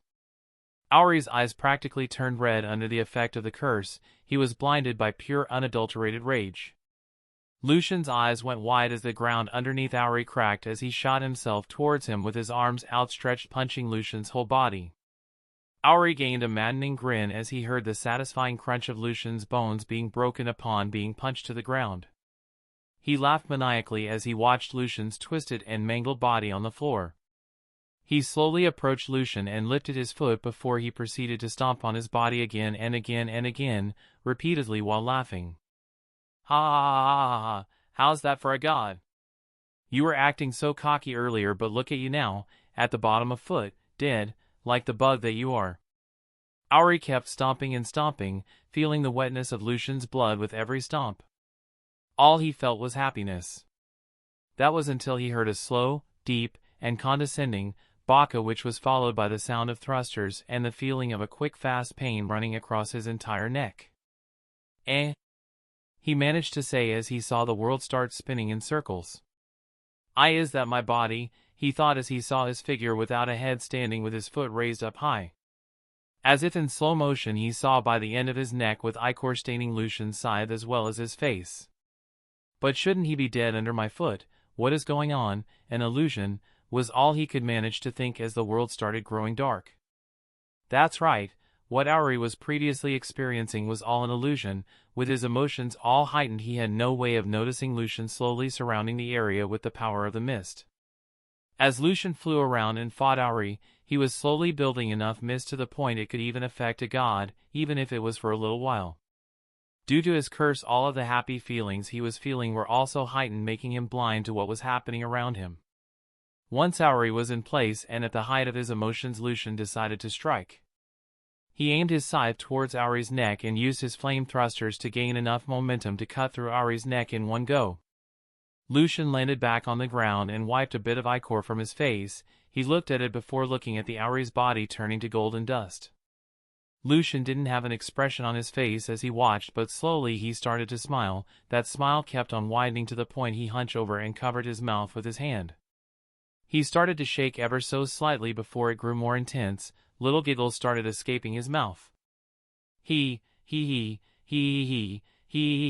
ha, ha, ha, ha, ha, I did it. I killed a god, ha, what a feeling. What ecstasy. He screamed, throwing his head up towards the sky with a blush growing on his face. Oh man, I just might become addicted. Just what is this feeling? He couldn't help but exclaim before laughing once more over the golden dust of Auri. Meanwhile, elsewhere, Clotho was wearing a cheerleader's outfit with pom-pom in her hands as she raised them up and down while dancing. Give me an L. L. Lachesis yelled with the same enthusiasm. Give me a U. U. Give me a C. C. Now give me a I. A. N. I. A. N. And what does it spell? Clotho yelled while shaking her palms in front of her. Lachesis changed her outfit to match Clotho and jumped in the air while waving her own pom-pom in the air. Lucian. Atropos looked at her sister's actions with a sigh and sometimes wondered how they could even be related. She shook her head and rested her face on her fingers, before her cold expression gained a smile as she watched Lucian on their crystal ball with a proud smirk. As a hand shot up followed by another completely made of a shadowy stone. An excited look came over Lucian's face as he watched. Suddenly he felt liquid running down his nose and eyes. Confused, he wiped a bit to check and saw blood staining his fingers. He felt his energy leaving his body, causing him to fall to his knees. Shit, he muttered, lethargic.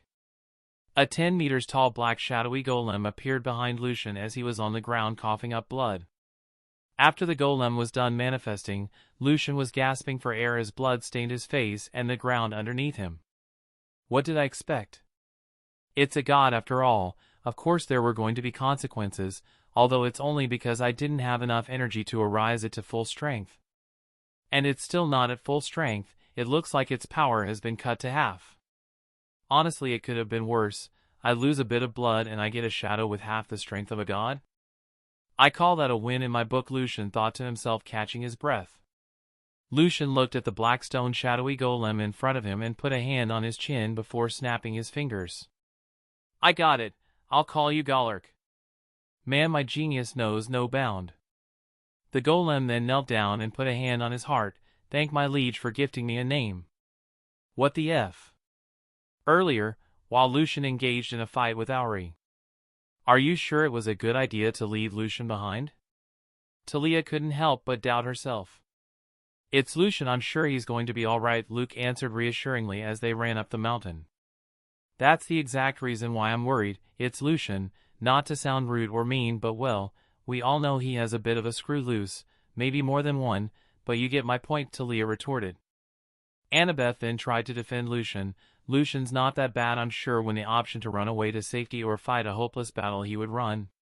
Damn it, they all said at the same time. Before they could say anything else, the ground beneath them shook with great intensity, which sent them all to the floor as they lost their balance. They all looked towards the place where they ran away from with worry. Lucian's going to be okay, right?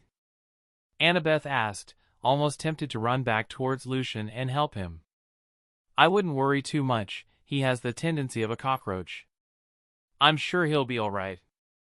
Luke reassured her, but before they could get up they heard the sound of rocks falling. They snapped their attention towards the tumbling rockslide coming their way. Talia immediately summoned her spear. She aimed it towards the sky, causing a lightning bolt to hit it, and as it did, Talia swung it down towards the coming rocks, destroying the ones in their direct paths. Annabeth reached into her purple bag to her side and pulled out 3 cards with the ancient Greek symbol for shield. She threw one towards Talia, another towards Luke, and one to her feet. A translucent blue shield appeared around all of them, which protected them from all the wayward rocks that were caught in Talia's attack. As the rock slide passed by them, the shield started flickering before only the card remained. They soon all went flying back towards Annabeth. Nice save, Talia said with a smile. Thanks, and now thanks to your attack we have a clear path ahead. Annabeth reciprocates the gesture. They all took one last look back from where they came and heard the giant roar in pain, before seeing it get launched back, causing the others to look at each other in shock. Does Lucian have the higher hand in this fight? Talia asked, surprised, before they turned and started running through the opening she created. If anyone has a chance of fighting a god and somehow gaining an upper hand, it's Lucian, but I still can't help but worry for the way he does things, Annabeth answered with a wry smile. They then ran up for a couple of minutes and soon reached the top of the mountain where the Garden of Hesperides resides. They were stunned as soon as they viewed the garden. It was the most beautiful place any of them has ever seen.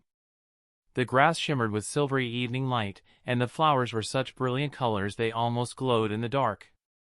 Stepping stones of polished black marble led round either side of a 5-story tall apple tree, every bough glittering with golden apples of immortality.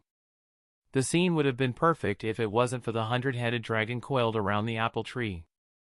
Before they could fully have another step, they heard someone then shout, "Visitors!" Oh my, how many years has it been since we have any? As expected, didn't I mention we were going to have guests due to all the commotion?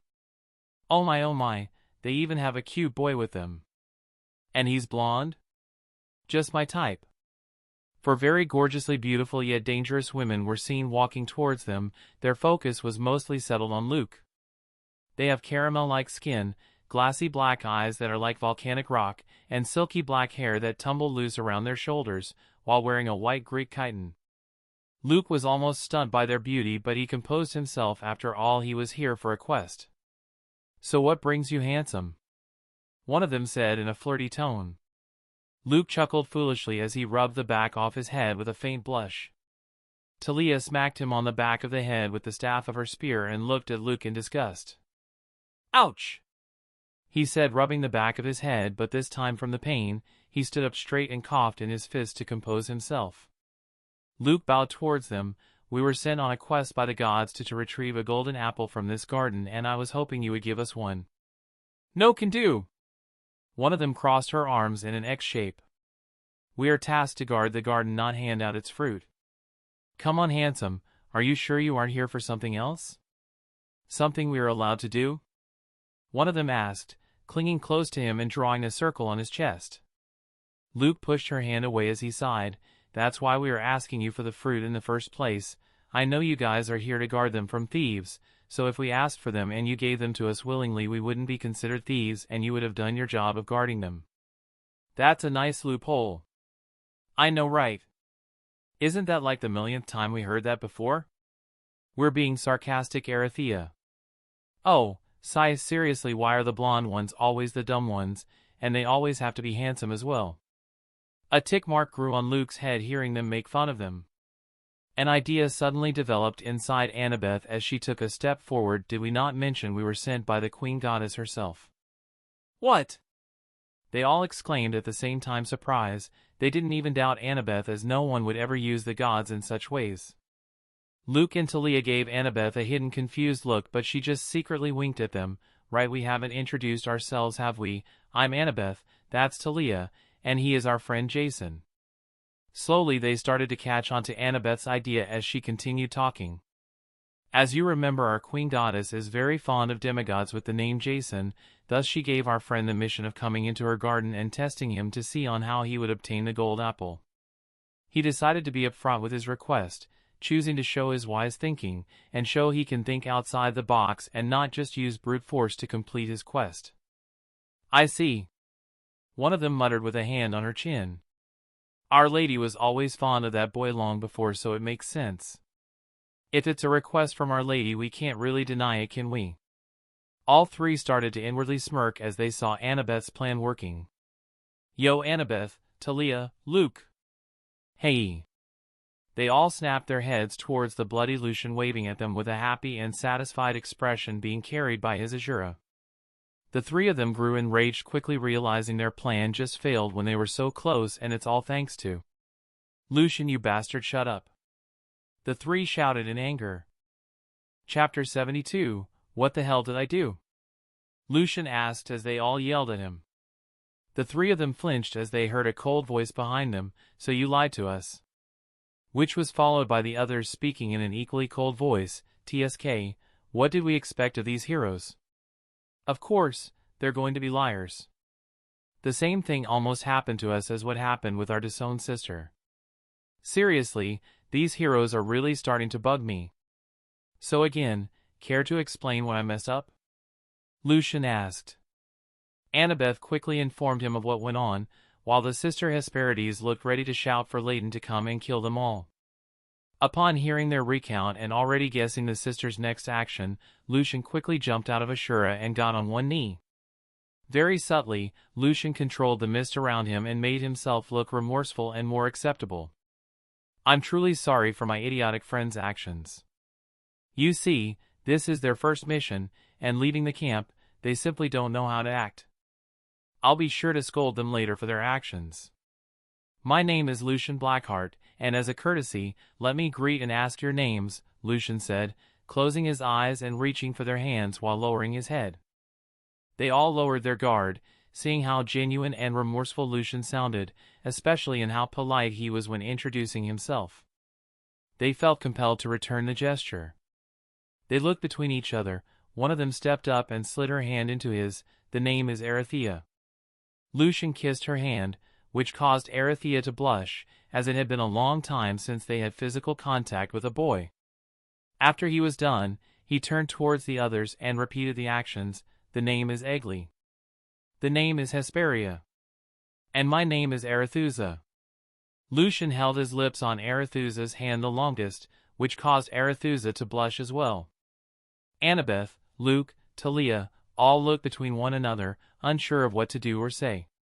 So they decided not to say anything and see where this was headed, and intervene if anything bad happened. Lucian slowly got up, wobbling at first but standing straight. His face looked very pale, which shocked Annabeth and the others, while the Hesperides sisters didn't notice a thing. Lucian smiled towards them. Can you guys not put Layton to sleep and not get me 5 apples? But of course, we would hate to do that. They turned around and walked towards Layton. They opened their mouths, and a beautiful song filled with magic started escaping. Slowly, all of Layton's 100 heads started to fall asleep, while they went and picked 5 apples from the golden trees. Annabeth and the others had their mouths wide open as they watched the Hesperides skip along and hand Lucian the apples. Lucian just smiled as they were all in his hand. Blood started running down both corners of Lucian's lips. Ashura, take us out of here. Quick! Lucian inwardly commanded. Ashura surprised the others as it took Annabeth, Luke, and Talia all in different arms before sprinting towards Lucian and taking him on its last arm. He turned around and sprinted away from them, causing the ground behind them to crack due to the force Ashura used. Lucian, what's going on? Annabeth stopped mid-sentence and gained a horrified look as Lucian started vomiting blood. Lucian!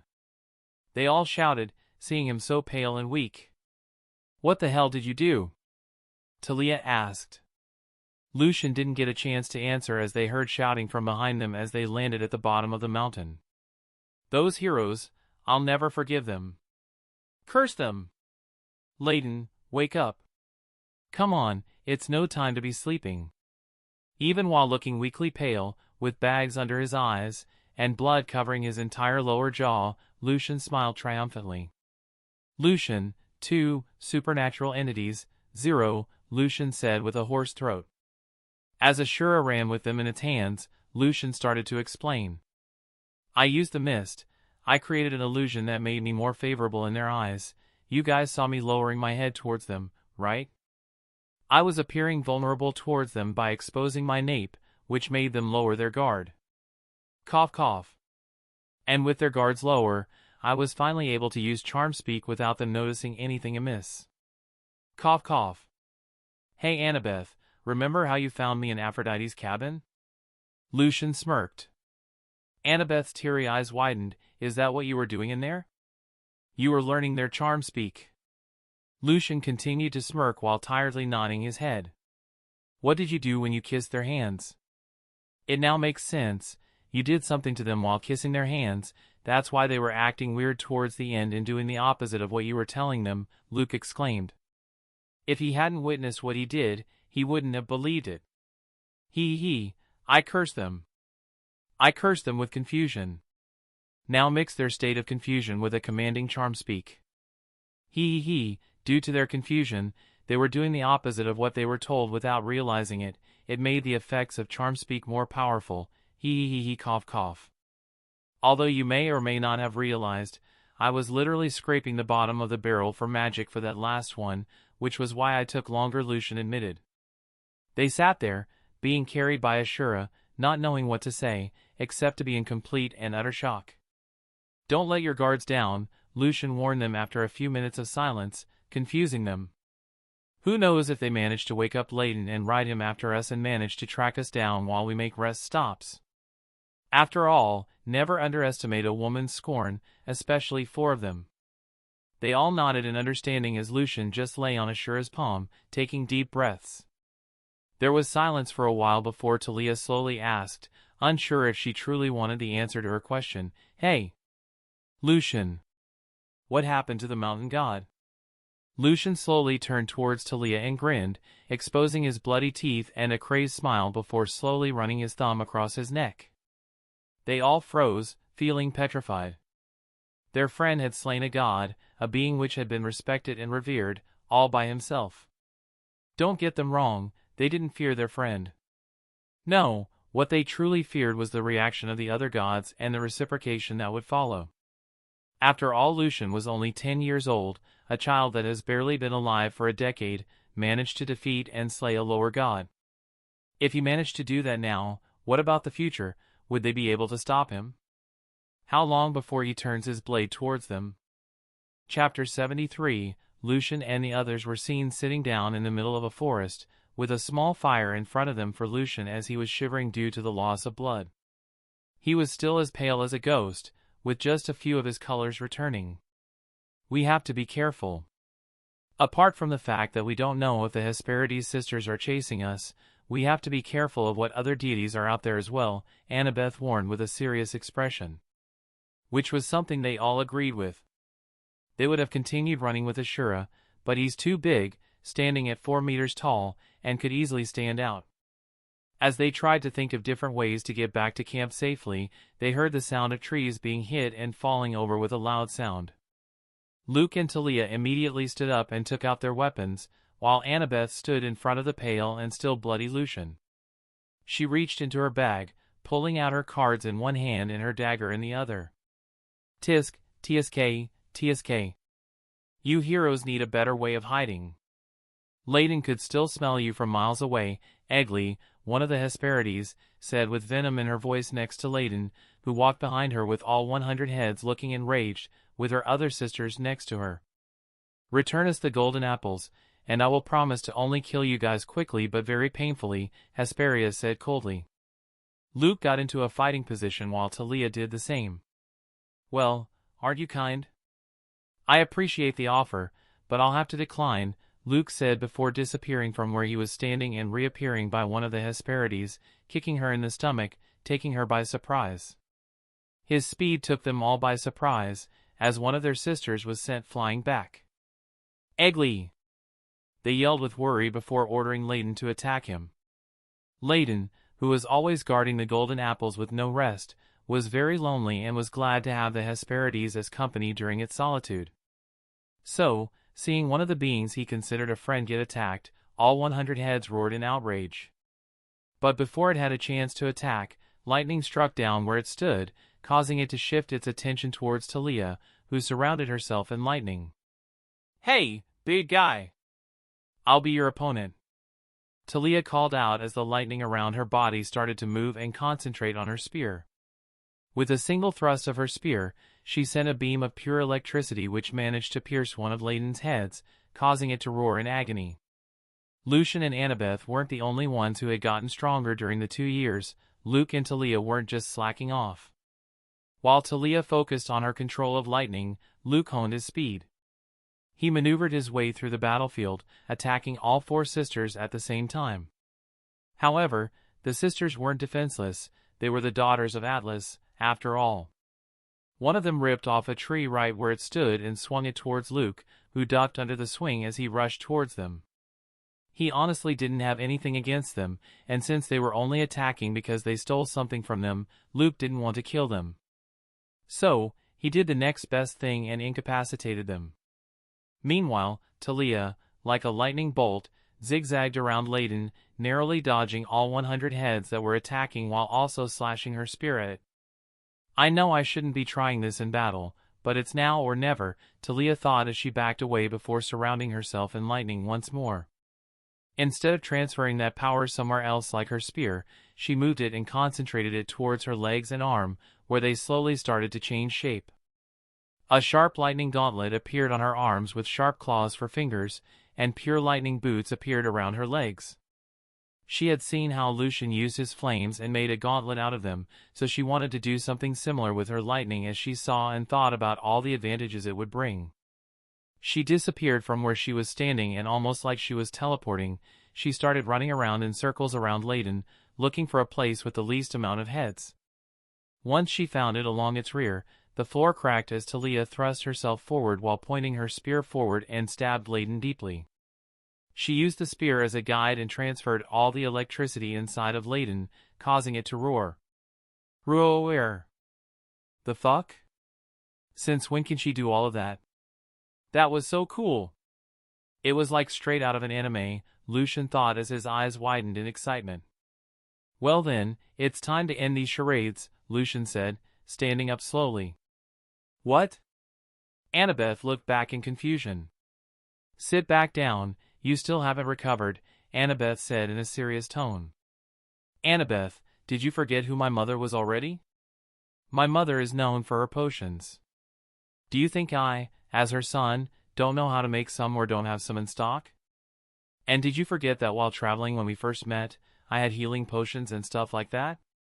Lucian reached into his shadow and pulled out a blue potion, which he immediately chugged down. Color soon started returning to his face. "Yup, mine definitely tastes better than Mom's." "You could have done that all this time? What's going on?" Annabeth asked in confusion. "You'll see in a bit." Lucian walked in front of Annabeth and controlled his shadows to shoot tentacles to wrap around Luke and Talia, pulling them to his side. "What are you doing?" Luke and Talia asked with worry before stopping, noticing Lucian look back to normal. Once they were a safe distance away, Lucian looked towards the sisters and the dragon before gaining a pure sadistic expression that freaked them all out. "Tell me, sisters and guarding dragons, if you're here, who's protecting the golden apples?" Lucian's sadistic expression grew as their faces grew horrified, as Lucian and his friends started disappearing into his shadow. All Lucian heard was a loud "No!" After a few minutes, Lucian and the rest reappeared back in the empty garden while Lucian carried a straw basket, happily skipping toward the unprotected garden. Seeing his friends frozen, Lucian looked at them with confusion. "What are you waiting for? Let's go, we don't have all day." "Come on, Luke, you still have a quest to complete." "Not before explaining what is going on. You go from dying to a perfectly healthy person in mere seconds. We want answers," Luke said in a serious tone, while Annabeth and Talia nodded in agreement with equal seriousness. Seeing that, Lucian sighed. "Well, I'll have to start from the beginning. When we grouped up and I decided to fight the Owry while letting you guys sneak up here, I snuck a shadow soldier in each of you for protection in case something went wrong. After killing Owry, I used my abilities to make him my shadow soldier. It almost took every ounce of magic in my body in return, but I wasn't able to get him at full strength. That's when you all first saw me. I had blood on me and was terribly weakened. They looked at Lucian in surprise as Talia asked, "Wait, so you mean to tell it wasn't because of the fight you were like that but because you used your ability?" "Of course. I don't think I even got injured during my fight," Lucian said proudly. "Wait, but what does that have to do with what just happened?" Luke asked. "You sabotaged our plan on purpose. You knew our plan as you witnessed it happening through your shadow abilities, but you still went up and revealed Luke's name on purpose," Annabeth stated in shock, with a hand on her chin, as she knew Lucian was able to share his senses with his shadows. "I mean, obviously. Why the hell would I just go out of my way to shout your names individually?" Lucian said, rolling his eyes. "But why?" Annabeth asked, still unable to figure it out. "Your plan was perfect, Annabeth, no doubt about it. Without me, I'm sure all three of you would have gotten the quest complete without even having the need to fight. But there was just one problem with your way of doing it. Ultimately, you would have only received one apple, and that's it." "Our quest is only for one apple though," Talia retorted, still not seeing the point Lucian was making. Lucian nodded his head. "Yes, the quest did demand one apple. But I demanded more. For my ultimate goal, I need more than one apple, and as such, I changed the plan halfway through. I revealed Luke's name, which made them angry at being lied to and deceived. I performed my whole theatrics, which got me 5 apples. I couldn't ask for more. If I did, they would have taken longer in picking the apples, and the effects of the spell would have worn off, making them aware of what they were doing. Oh, and I couldn't do this while being in perfect health. If I came back from fighting a god in perfect health, they would have been suspicious, so I didn't heal myself or restore my magic when coming up. I had humiliated them. When I did that, not only did they get tricked by you guys, they got tricked once more in the same minutes, and they lost 5 whole apples they were supposed to protect. They saw me weaken and bloody, making them think they had a chance to catch us and retrieve what was stolen. Which is exactly what I wanted, and which is again why I didn't heal myself. So, thinking they had a chance to kill me and retrieve the golden apple, they left the garden unattended. While we were running away, I didn't wash up the blood off of me or anything so they could follow us further away from the garden. Once they had taken a full day away, I would restore myself and shadow travel all of us here where I can pick as many golden apples as I need without worry. All they could do was look at Lucian with horror. After all, not only has he manipulated the sisters, he had manipulated them as well. Chapter 74. Dark, thunderous clouds appeared in the skies above as Talia gained an angry expression. Lightning crackled from her eyes as she angrily strutted towards Lucian. She grabbed his collar and with an angered voice asked, "What the hell is the matter with you?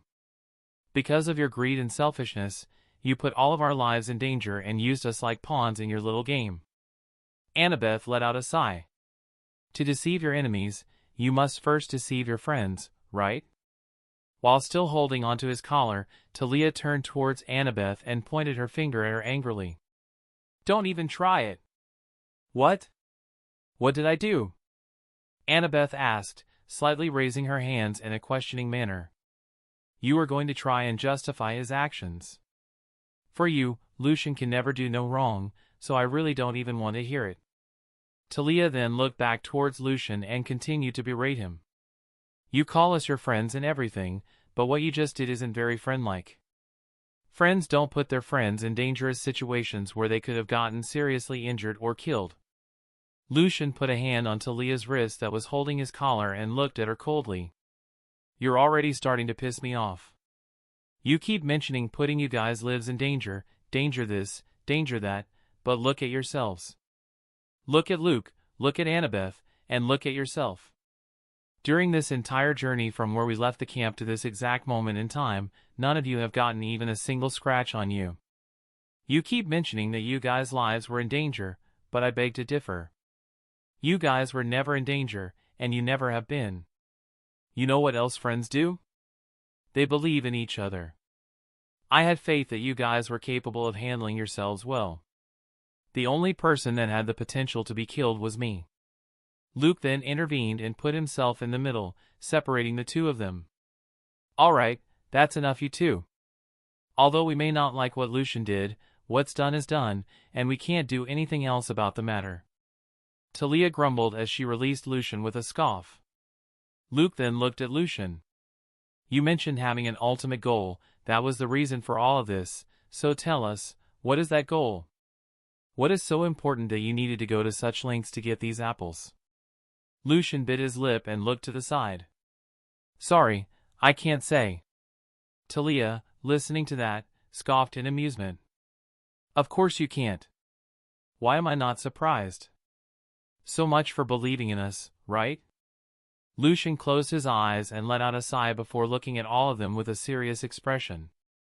It's not because I don't believe in you. It's for a completely different reason. If it wasn't for that reason, I wouldn't have minded answering that question. What's that reason? What's the reason you can't tell us your ultimate goal? Annabeth asked with a serious expression. Because I don't know who might be listening to our conversation right now, Lucian said with a solemn look in his eyes as he pushed his hair back from his face. All three had developed a look of shock, and as they came to a single conclusion. His dream has a possibility of angering the gods, that's why he won't say anything, he's basically going to perform heresy. Annabeth pushed Talia and Luke out of the way and stood face to face with Lucian.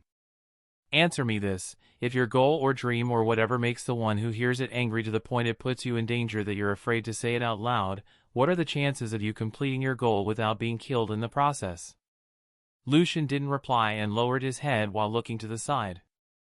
Annabeth now was the one to grab Lucian by his collar and looked at him without blinking, in a low but serious voice said, You better talk. I don't want to hear any nonsense that you aren't able to because of X, Y, and Z. What the fuck, Lucian, Talia, and Luke thought at the same time, becoming scared of Annabeth. Lucian let out a sigh. The only person that knows what my goals and dreams are is my mother. That's not what I asked of you, Annabeth interrupted while still not blinking. She's so freaking scary. I'd rather fight another god, Lucian thought while putting on an awkward smile. I was getting there. Since I told my mother what my goals and dreams are, she and I butted heads and came up with a percentage of how likely I would fail, and the answer to that is 99%. The chances of my survival are simple, 1% maybe even less.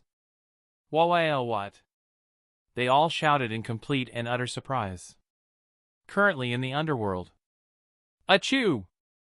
Is the pollen in the garden making you sneeze?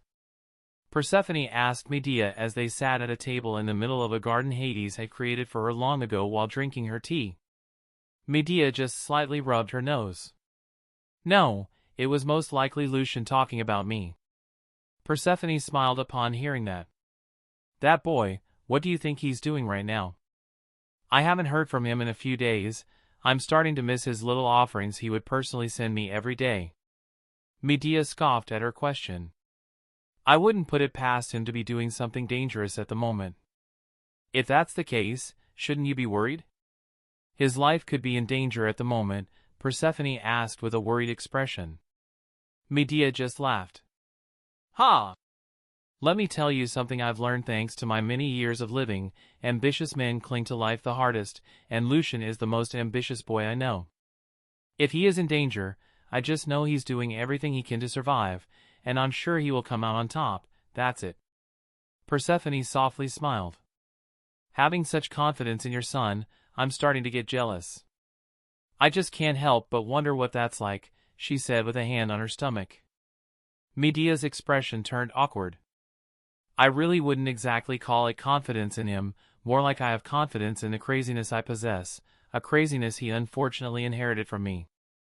Medea then started to reminisce about the time she learned of such craziness. Flashback, 4 years ago. Lucian, who was 6 years old, was sitting on his mother's lap in the middle of the night as they stargazed together and she played with his hair. She smiled with a content smile as she gently ran her fingers through his hair. Tell me, Lucian, even though you are just 6 years old, I'm curious, do you have any ambitions? You are working and practicing so diligently and hard, I just can't imagine you doing it for no reason. I do, Lucian said, nodding his head excitedly. Oh yeah? Tell me what they are, she asked with a teasing smirk. I want to become the first mortal to become a god. What? But honey, I don't think you would be the first mortal to achieve godhood. There are multiple cases of this happening. Did you forget all the stories I have told you before? Lucian let out a sigh as he got up from his mother's lap. Mother, I don't think you get what I'm saying, he said, shaking his head. Medea froze as she looked at Lucian's eyes, which grew bright red in the middle of the night with the full moon reflecting right behind him. Those eyes, they're filled with complete madness, Medea thought in surprise. Lucian stretched out his arms widely while a crazed smile overcame his face, showing his 2 white canines. What I want is to become a god by myself, without the help of any other god. Hercules and the others were promoted to godhood, but that's not what I want, no, far from it. I want to become a god of my own creation. I wouldn't be tied to any pantheon, hell, I could even create my very own pantheon. I'll crawl myself into godhood if I have to. I'll use every dirty trick in the book to do it. I'll kill the gods and use their very own blood to turn my own into ichor as well. I'll steal the whole orchard of golden apples to make myself immortal. I'll create rituals where I combine every single thing that has the word divine and immortality in their name and description to all come together into me to turn me into a true divine being of creation and power. Medea let out a sigh as she rubbed her head. Just what kind of monster have I given birth to and unleashed into this world? Flashback, end. Chapter 75, Third Person's POV. Just what the hell are you planning? Annabeth asked with anger in her tone. Didn't I say I can't tell you about it? Lucian retorted. Before they could ask any more questions, Lucian decided to move things along. Come on, we don't have all day. Who knows when the sisters may return? We still have a while since Talia injured it heavily, but we don't know how long that'll last. Annabeth wanted to argue some more, but Lucian just grabbed her wrist, making her release him. She started grumbling before deciding to leave it with a glare, knowing they would talk about it later. Now then, where was I? Oh right. Lucian reached into his shadow and pulled out a saw made out of his shadows. Harvest. Whoa! Whoa! Whoa! They all shouted, stopping Lucian in his tracks. Are you seriously planning on sawing down the entire tree? Picking the apples is one thing, but taking down the entire tree is another, Luke stated, taking hold of Lucian's wrist that was holding the saw. Lucian just looked at Luke and the others like they were idiots. Do you really think I'm that stupid? Yes. They all shouted at the same time, not letting Lucian finish speaking. I wouldn't put it past you to rip the tree from its roots and plant it in your backyard just because it would look nice and not for any other reason, Talia sighed. Lucian put a hand on his chin. The tree would look nice next to the cabin, with the golden apples and the black of the cabin mixing well together. You have a good eye for design, he nodded towards Talia, impressed. Seriously? She said with a deadpan expression. Yeah, I'm serious. I didn't know you had it in you, Lucian continued nodding. That's not what I meant and you know it, Talia growled. Lucian just raised his hands in a low surrendering manner. Anyways. I wasn't planning on destroying the tree, even I know that's a death sentence. I was planning on collecting a piece of its roots, a few pieces of its bark, a couple of its leaves. All of these items are very useful in making potions, especially health potions, especially the leaves. Oh shit, look at this, there are even laden shed scales. Mine now. Lucian then snapped his fingers, remembering something. Quick, hand me your spear. What?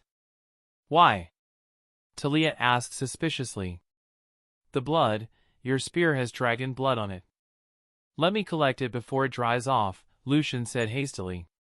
Talia raised a brow and handed him her bloody spear, which she used to pierce Layden. Lucian reached into his shadow and pulled out a glass vial with some symbol on it. He closed his eyes as he obtained the spear before concentrating deeply and slowly on the blood. Sweat started dripping down his forehead as the blood started to shake slightly. They stood there in surprise as they saw the blood start flowing off the spear in a very shaky manner before it slowly went inside the vial. Lucian closed it, causing the letters to glow slightly from the enchantment of preservation. "Since when can you control blood?" Luke asked with a look of disgust towards the blood. "I can't. I'm controlling the iron in the blood, which is why I was having difficulty. It felt like I was lifting weights when I tried that," Lucian explained, wiping off his sweat. "Do you mind if I keep this?" "I'll pay you back for it," Lucian asked, waving the vial. Talia just sighed. "Just keep it. I have no need for it anyways, and I wouldn't even know what to do with it." "Thanks," Lucian said with a smile before looking at them in confusion. "What are you guys waiting for? Pick your golden apples." "I ain't sharing." They all scoffed before looking at each other and went up to pluck an apple each. "Now then, to check something off my bucket list, to meet Atlas," Lucian happily declared after he finished collecting all the items he previously stated. "What?" they asked in surprise, as they expected to just hurry back to camp now that their mission was done. "I dare you all to look me in the eyes and tell me that none of you are interested in meeting the bearer of heavens right this instant, now that we have a chance," Lucian said with narrow eyes. They all looked at each other before looking away shyly. Now that Lucian mentioned it, the idea of meeting Atlas was very enticing, and they all soon agreed with his idea. "Thought so. Anyways, let's go." Along the way to Atlas, Lucian would occasionally find flowers filled with magical power, which surprised him as he picked them up along the way. Of course there would be other ingredients and plants here. It's called the Garden of Hesperides, not the single apple tree of the Hesperides. It would have been weirder if the tree was the only thing in this place. They soon went over a hill on the mountaintop and saw him, Atlas himself, with the sky on his shoulder and a pained expression. Atlas looked like a living statue, with dark slick-back hair, gray eyes like stone, light brown skin, and a very muscular build. He was very tall and extremely muscular, with a brutal face, huge shoulders, and hands that could snap a flagpole in half. "Yo! If it isn't that man, the myth, the legend himself," Lucian said in excitement. Atlas pretended they weren't even there, while Talia and the others were embarrassed to be associated with Lucian due to the way he was acting. Lucian took out a piece of paper and a pen from his shadow and presented it to him with a small bow. "Can you please sign this? I'm a very big fan." "Oh wait." Lucian started rubbing the back of his head, while nervously chuckling. "Right, your hands seem to be busy at the moment. Maybe another time?" Tick marks started appearing over his head at Lucian's obvious teasing. Lucian then crouched down and started picking blades of grass from around Atlas' feet. "What are you doing?" they all shouted in embarrassment. Lucian just looked at them in confusion. "Isn't it obvious? I'm collecting ingredients, duh." "Just what type of ingredients are those?"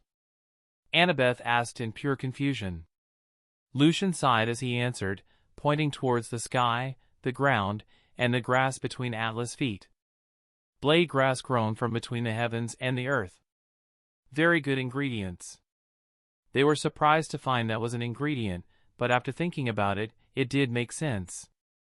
They nodded their heads in understanding, but that didn't mean they didn't feel embarrassed by what Lucian was doing. After he was done, he sat cross-legged in front of Atlas. "So tell me, bro, do you even lift?" PHTTTT Talia covered her mouth and turned to look away.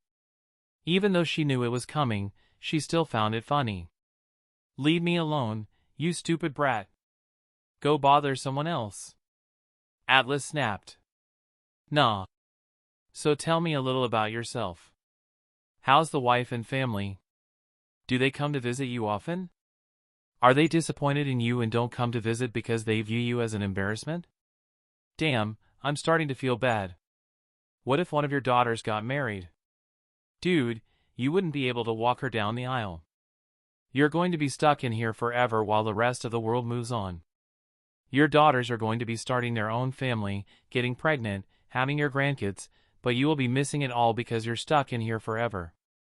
You have my sympathy. You are going to be missing out on their first steps, their first words, growing up, and repeating the cycle until they completely forget about you and stop visiting, leaving only your husk to bear the weight of the world. Shut up, I beg of you, please just stop talking. Atlas sobbed. He broke easier than I thought. I didn't need to use magic. Look at me go, Lucian thought proudly. Meanwhile, Luke, Talia, and Annabeth stared with their mouths agape, unbelieving the verbal beatdown Lucian just brought upon Atlas. Was that really necessary, Lucian? Talia asked, feeling bad seeing the way Atlas was sobbing. Why did you have to do that to him? Isn't he already suffering enough? Lucian pulled out 2 vials and held them before Atlas' eyes as he cried, unable to do anything. After he was done, he presented the vials to the others with a smile. There, I collected all I came here for, we can now leave. They didn't say anything and just looked at Lucian with disgust. Even Annabeth had a look of complete disappointment. What? You went too far, dude. I think we're all ready to go back to camp now, Luke said, shaking his head, while Talia nodded in agreement. Annabeth just looked at Lucian for a bit. I don't think I can defend you this time, Lucian. Lucian looked confused and lost. The heck? Since when did they grow all sentimental and stuff? Oh right, they don't know what he will do in the future. We have different perspectives on this. On my end, I just see him as someone who will bring harm and put us in danger in the future, but to them, I look like a psychopath tormenting a man who's already suffering without any remorse. Lucian let out a sigh of annoyance before ruffling his hair. What a pain in the ass, the curse of men knowledge. Sigh, it doesn't matter much now, I already have all the ingredients I need to create the potion I need. Chapter 76. As Annabeth, Luke, and Talia reached the entrance to the garden and were about to exit, they looked back and realized Lucian wasn't with them, causing them all to sigh. You guys don't think he's still tormenting Atlas, is he? Luke asked with a weary expression. No, although Lucian is cruel, he isn't a monster, Annabeth said adamantly. Are you sure you aren't just biased? Talia asked. To which Annabeth nodded her head with a serious expression. If he was, I'm pretty sure none of you guys would have continued being friends with him up to this point. Lucian just doesn't know when he goes too far. I think it's our job as his friends to tell him that and to stop him when he does. Luke and Talia once again sighed as they realized Annabeth was telling the truth. So what do you think he's doing? Talia asked. Only one way to find out, Luke said as they started going back the way they came, which took them a couple of long minutes. When they arrived, they stood frozen in shock. Lucian was seen pouting as he wiped Atlas' wet face while feeding him food, which looked like he recently made based on the pots around his surroundings. And you better finish everything. One thing my mother taught me was to never waste food. Oh, and I apologize for my previous comments. I need your tears for something, but that still doesn't excuse what I did. The 3 didn't say anything except look at each other before they all started smiling between themselves. Lucian cleaned the corners of his mouth before feeding him some water and putting everything else away. Anyways, I have to go. It was nice to meet you, I guess, although I doubt you would think the same. Atlas didn't say anything and just nodded his head. After Lucian finished putting everything away, he saw the others looking at him with a smile. Lucian just looked coldly towards them. Not a word. Talia, who was about to ignore his warnings, ate her words upon hearing his next sentence. Say a word, and I swear I'll make it so you guys would be the ones to meet my father before I do. As Lucian walked past them, they followed him still smiling ear to ear. Now that the journey is over, I'll be teleporting us back to camp. For 1, I'm tired, and 2, I have something important I really have to do. Luke, Annabeth, and Talia nodded their heads as they believed they too were exhausted after their adventure. Wait, I just realized, since when can you teleport multiple people at once? Shouldn't it be dangerous for you? Annabeth asked in confusion. It's not. I've been practicing and recently developed a technique called shadow tethering. It'll connect us together through the power of shadows, thus you wouldn't be lost or unexpectedly taken. That way, we would be able to travel using my shadows together, Lucian explained. Lucian connected them before they were all engulfed in his shadow, making them reappear on top of the hill looking down on Camp Half-Blood. As they walked down, Luke took out his golden apple and held it towards the skies, and as he entered, the people near the entrance of the camp announced his presence. The quest takers have returned. There were a lot of cheers as Luke walked around with the golden apple. Annabeth just smiled before taking a hold of Lucian's hand. Lucian was confused by her actions, but before he could say anything, Annabeth started dragging Lucian back to his cabin, making him even more confused. Meanwhile, Luke and Talia went to report their quest completion to Chiron. As they entered his cabin, Annabeth started dragging Lucian down some stairs that weren't definitely there before when he first constructed the cabin. As they reached the bottom, there was a red door with a symbol of a skull with a sun in the middle of its forehead. "Open it," she said coldly, taking Lucian by complete surprise. "What? Why? You know you're not allowed to go in. This is like the only place I forbid you to go in." "No," Lucian said with a serious expression. Annabeth placed her hand on Lucian's chest and slowly pushed him against the wall. "What the heck is happening?" he thought, looking at Annabeth's serious expression. "I know you, Lucian, probably more than anyone else in my life. I probably know you more than I do about myself. I know that place right there is the most secure place in the entire camp, and knowing you, you most definitely enchanted it to keep away from prying eyes. You are doing something dangerous, Lucian, extremely so. If you, the most powerful demigod I know, are saying that you only have a 1% chance of survival, then I want in. I want to hear it. There's no denying that I care deeply about you, Lucian, so hearing you are doing something that may cost you your life, I can't help but want in on what you are planning. And since you can't say it in the open, say it in there. I want to help you in your goals. If by yourself you have a 1% chance of survival, then with me, that chance might increase to 2% or even 1.1%. That 0.1% might just be the deciding factor on whether you live or die, so I'm taking that risk. If you die, I'm dying with you." Lucian gave her a teasing smirk. "Careful, Annabeth, if I didn't know any better, I would have thought you were proposing." "Take it however you want," Annabeth said without a change of expression, making sure Lucian understood how serious she was being. Lucian groaned and threw his head back. "You're such a pain in the ass. Call me whatever you want." "I'm not leaving you alone," Annabeth said. Seeing that his attempt to hurt her feelings and make her go away wasn't working, Lucian sighed. "Fine, but don't touch anything. Got it?" Annabeth nodded with a serious expression.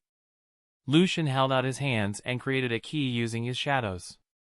Instead of putting it near the doorknob like a normal person, he shoved it in the skull's mouth before turning it. Instead of opening like a normal door, this one split down the middle. Annabeth looked at Lucian's back with a weird expression. "Just why? Why would he design a door like this? What's the point of the doorknob?" Annabeth was surprised by what she saw inside. The room was dark, with the only lighting coming from candles. Papers covered every surface, the floor, the walls, even the ceilings. She saw magic circles of different designs, parts of monsters and large containers filled with water, a giant eyeball, parchment of skin, a large beating heart. Jars were filled with teeth, claws, even feathers. A stuntman, artisan, treasure seeker? What? What is going on? Annabeth was confused by some of the words she read on the ceilings. She saw the word faith in big bold letters with a question mark next to it. Annabeth saw the room grow darker and the lights turn brighter as the door behind her closed. Lucian grabbed a chair from his desk and sat down with the back of it towards Annabeth, while Lucian faced her. He crossed his arms on top of the chair and laid his head on his arms. "You want to hear my goals so bad, fine. But be warned, once you do, there is no going back. Once you learn, your life will be tied together with mine for as long as I live. This could put you in danger. Are you sure you want to continue? Annabeth didn't even hesitate as she nodded her head as soon as Lucian finished speaking, causing him to sigh. Very well. When I was little, I had a goal. I wanted to leave my mark in this world. I wanted everyone to know about me, to have a defining existence that would be remembered for a long time. So I set my goal in becoming the first mortal to become a god. Lucian exclaimed, spreading his arms. Annabeth was surprised, but then grew confused. But you wouldn't have been the first mortal. Lucian interrupted her, that's the thing. The reason why my goal was so outlandish, Hercules and all the other beings that turned into gods didn't do it on their own. They were given their godhood. But that's another thing. If it could be given to them, it could also be taken away. And to me, that's not godhood. That's not what being a true god is about. Why should others decide whether I get to be a god or not? Why should they have the power to take that power away? If one can't have that freedom, then that being isn't a god but an immortal with power, plain and simple. Hell, the gods we know aren't truly free. They are all following what is already determined by fate. I wanted to be different. I wanted to become a god of my own creation, a self-made god like never seen before. I would have started from the bottom and slowly made my way towards the top, Lucian explained with a faraway look. Annabeth was flabbergasted. I see, so this is why. This is why he couldn't say anything about his goals and dreams outside in the open. If he did, he would have been struck down. I'm starting to understand why he's doing everything here, underground. Zeus isn't able to spy on him here underground. Underground is his father's domain. Hell, I wouldn't even be surprised if his father supports him, but wait. You keep talking in past tense. Why is that? Lucian smirked, because I realized something important. Gods have fear. There is a power out there that goes beyond the gods. Lucian exclaimed with a large grin. Lucian shouted the answer in ecstasy, and Annabeth whispered it, both saying it at the same time, a primordial. Forget being a god. They're too weak. I want to be more. I want to be something never seen before, something so impossible that when they mention it, only my name would appear. I want to be the first mortal to transcend godhood and become a primordial being. Lucian continued. That's impossible. Annabeth whispered. Lucian just smirked. Why is that? I don't know. I just know it should be impossible. A mortal can't possibly become a primordial being. Wait, didn't you say you and your mother calculated the odds of your goal's success? 1% is actually a lot, Annabeth said, realization dawning on her. Lucian's eyes closed as he smiled. I was lying. A horrified look overcame Annabeth as her eyes widened. What? She muttered.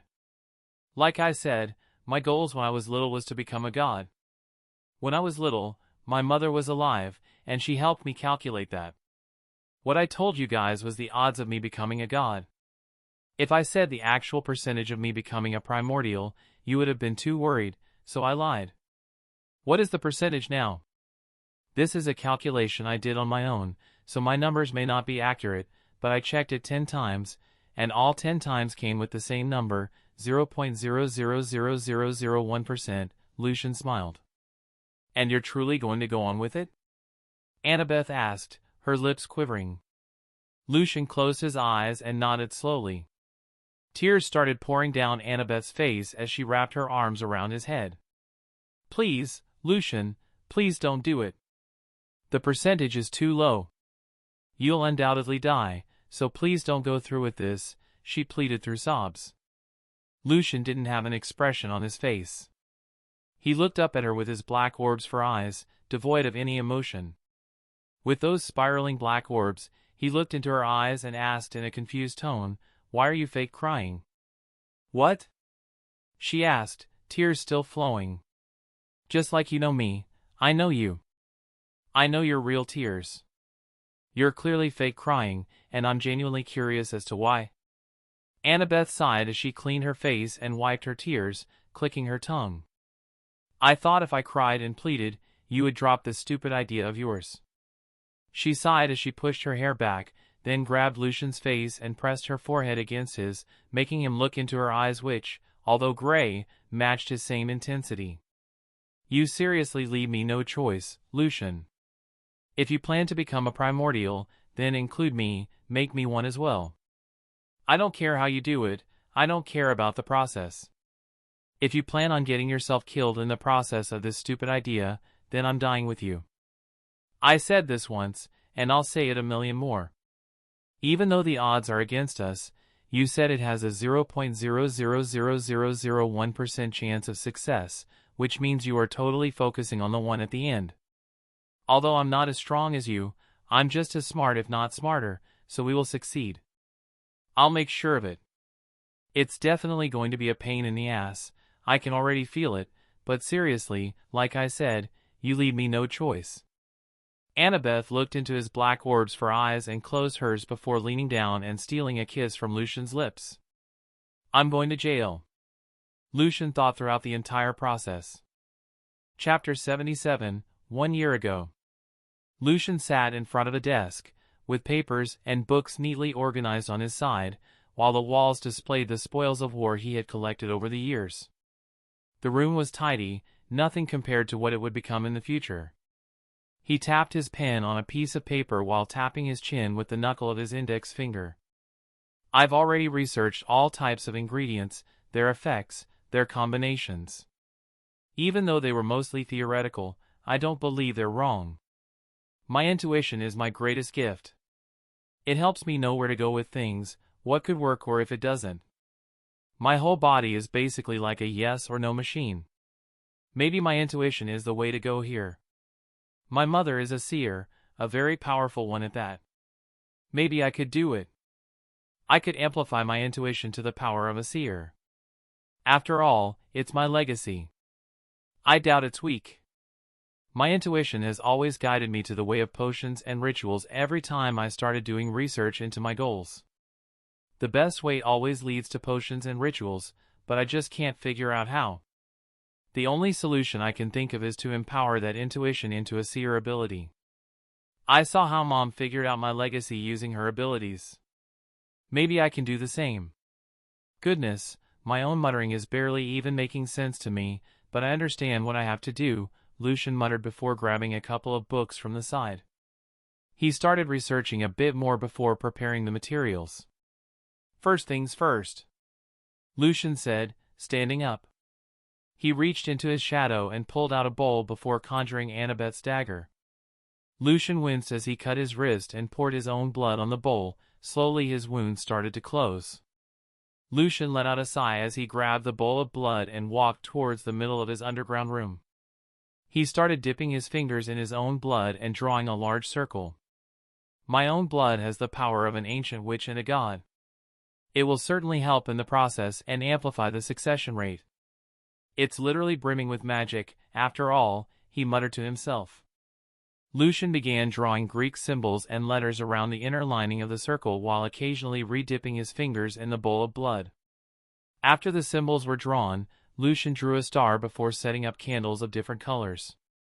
Each color represented something different when doing rituals and was very important.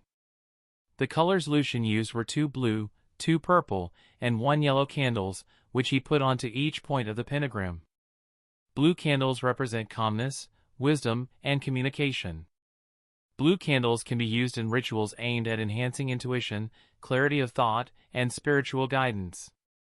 Purple candles represent spirituality, intuition, and psychic awareness. They are commonly used in rituals related to divination, spiritual awakening, and connecting with higher realms. While yellow candles symbolizes intellect, creativity, and confidence. Yellow candles can be used in rituals aimed at boosting mental clarity, inspiration, and self-expression. Once he was done, Lucian grabbed the books where he wrote about different ingredients and their effects and surrounded the magic circle. He then grabbed a black notebook and a quill before sitting in the middle of the pentagram. Although high-speed divine words aren't a problem, it's better if I recite the incantation of the ritual. Delta iota sigma kappa iota nu beta alpha theta omega nu kappa alpha romeo alpha tau alpha sigma alpha phi, neuro gamma epsilon iota alpha alpha xi epsilon tau alpha iota, beta lambda pi omega nu phi alpha nu epsilon tau alpha iota. Through shadows deep and visions clear, intuition rise, the seer appear. Lucian used his fingers, which still had a bit of blood on them, and ran them down his forehead while closing his eyes. The magic circle below him glowed bright red with power, the flames of the candles swaying wildly before turning black and growing larger. The pages of the books all started flipping by themselves, as if a gust of wind had suddenly appeared. Lucian's head snapped towards the ceiling, his eyes wide open, which were previously black, now glowing a bright red color, with his mouth slowly opening. The blood on his forehead started to glow as well, and the bowl with some of his blood shook before the blood flowed up and rushed towards Lucian's forehead. The blood entered his head, causing him to scream out in pain. Ah! Lucian felt as if two hands jammed themselves into his forehead and started prying his skull apart. As more blood entered his forehead, a red lining appeared before snapping open, revealing an eye, which started glowing just as fiercely as his other two. When all the blood had entered, all his eyes started moving rapidly, trying to discern his surroundings. Lucian's smile widened as far as his facial muscles would allow, showing his four fawn-like teeth. A look of pure insanity flickered around his eyes as he started to laugh maniacally. Ha ha ha ha! I see, I see. So this is how it is. This is how I figured it out. Ha ha ha. So I was the one that gave my younger self the formula for the sequences and pathway. Lucian grabbed the quill and started scribbling down notes while still smiling widely. It's all starting to make sense. With my powers of impossibility. It doesn't make sense, and that's the point. Who created this formula? How am I able to do this? This is impossible. And like I said, that's the point. Blood started pouring down all three of Lucian's eyes, and blood escaped his mouth, but his smile never left his face. My little body isn't strong enough to hold me on for long. Lucian then started laughing once again as he flipped the pages and wrote, "Be careful of going insane," in bold letters. Lucian leaned forward and face planted onto the ground. Hee, I'm so fucking awesome. Best of wishes, little me. Good luck on the journey towards the great beyond. All of Lucian's three eyes then started to close very slowly as he still chuckled. Man, this little place sure brings back memories. Lucian closed his eyes with a smile. Present. I don't remember much after I activated the ritual. My mind went dark, and when I awoke, I was basically in a pool of my own blood with the notebook containing a list of ingredients and somewhat of an explanation. There were 3 potions and a list of ingredients. They went from 9, 8, to 7 in a decreasing manner, meaning there are a total of 9 potions in total.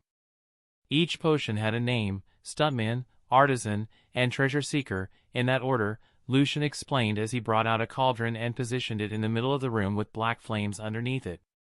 Annabeth sat in the chair where Lucian was sitting, with her legs crossed, looking at him with a serious expression.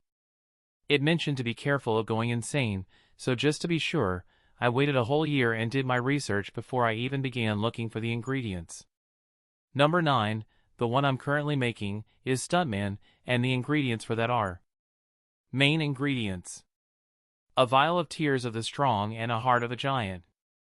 Supplement: 5 drops of ambrosia, 20 pieces of fur from the Nemean lion, 5 dragon scales, 10 kilograms of bark from the golden apples tree, 4 blades of grass where heaven and earth meet, Lucian listed.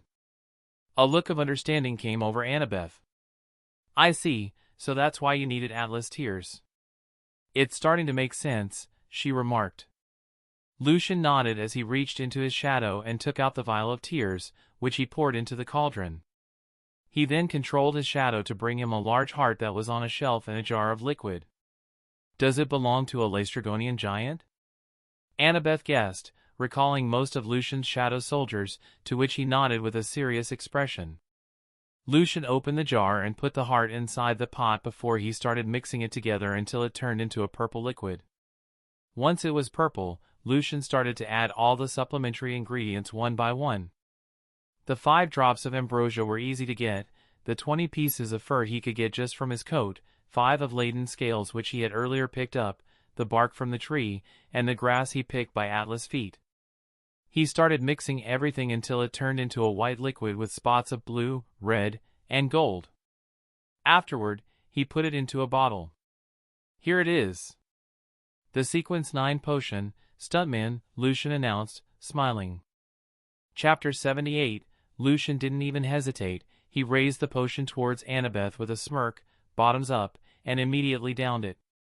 As it went down his gullet, he only had one thought in mind: even this tastes good. Mom must have sucked at making potions or just had an odd satisfaction at making them nasty. As he finished, he accidentally dropped the empty glass flask, causing it to shatter.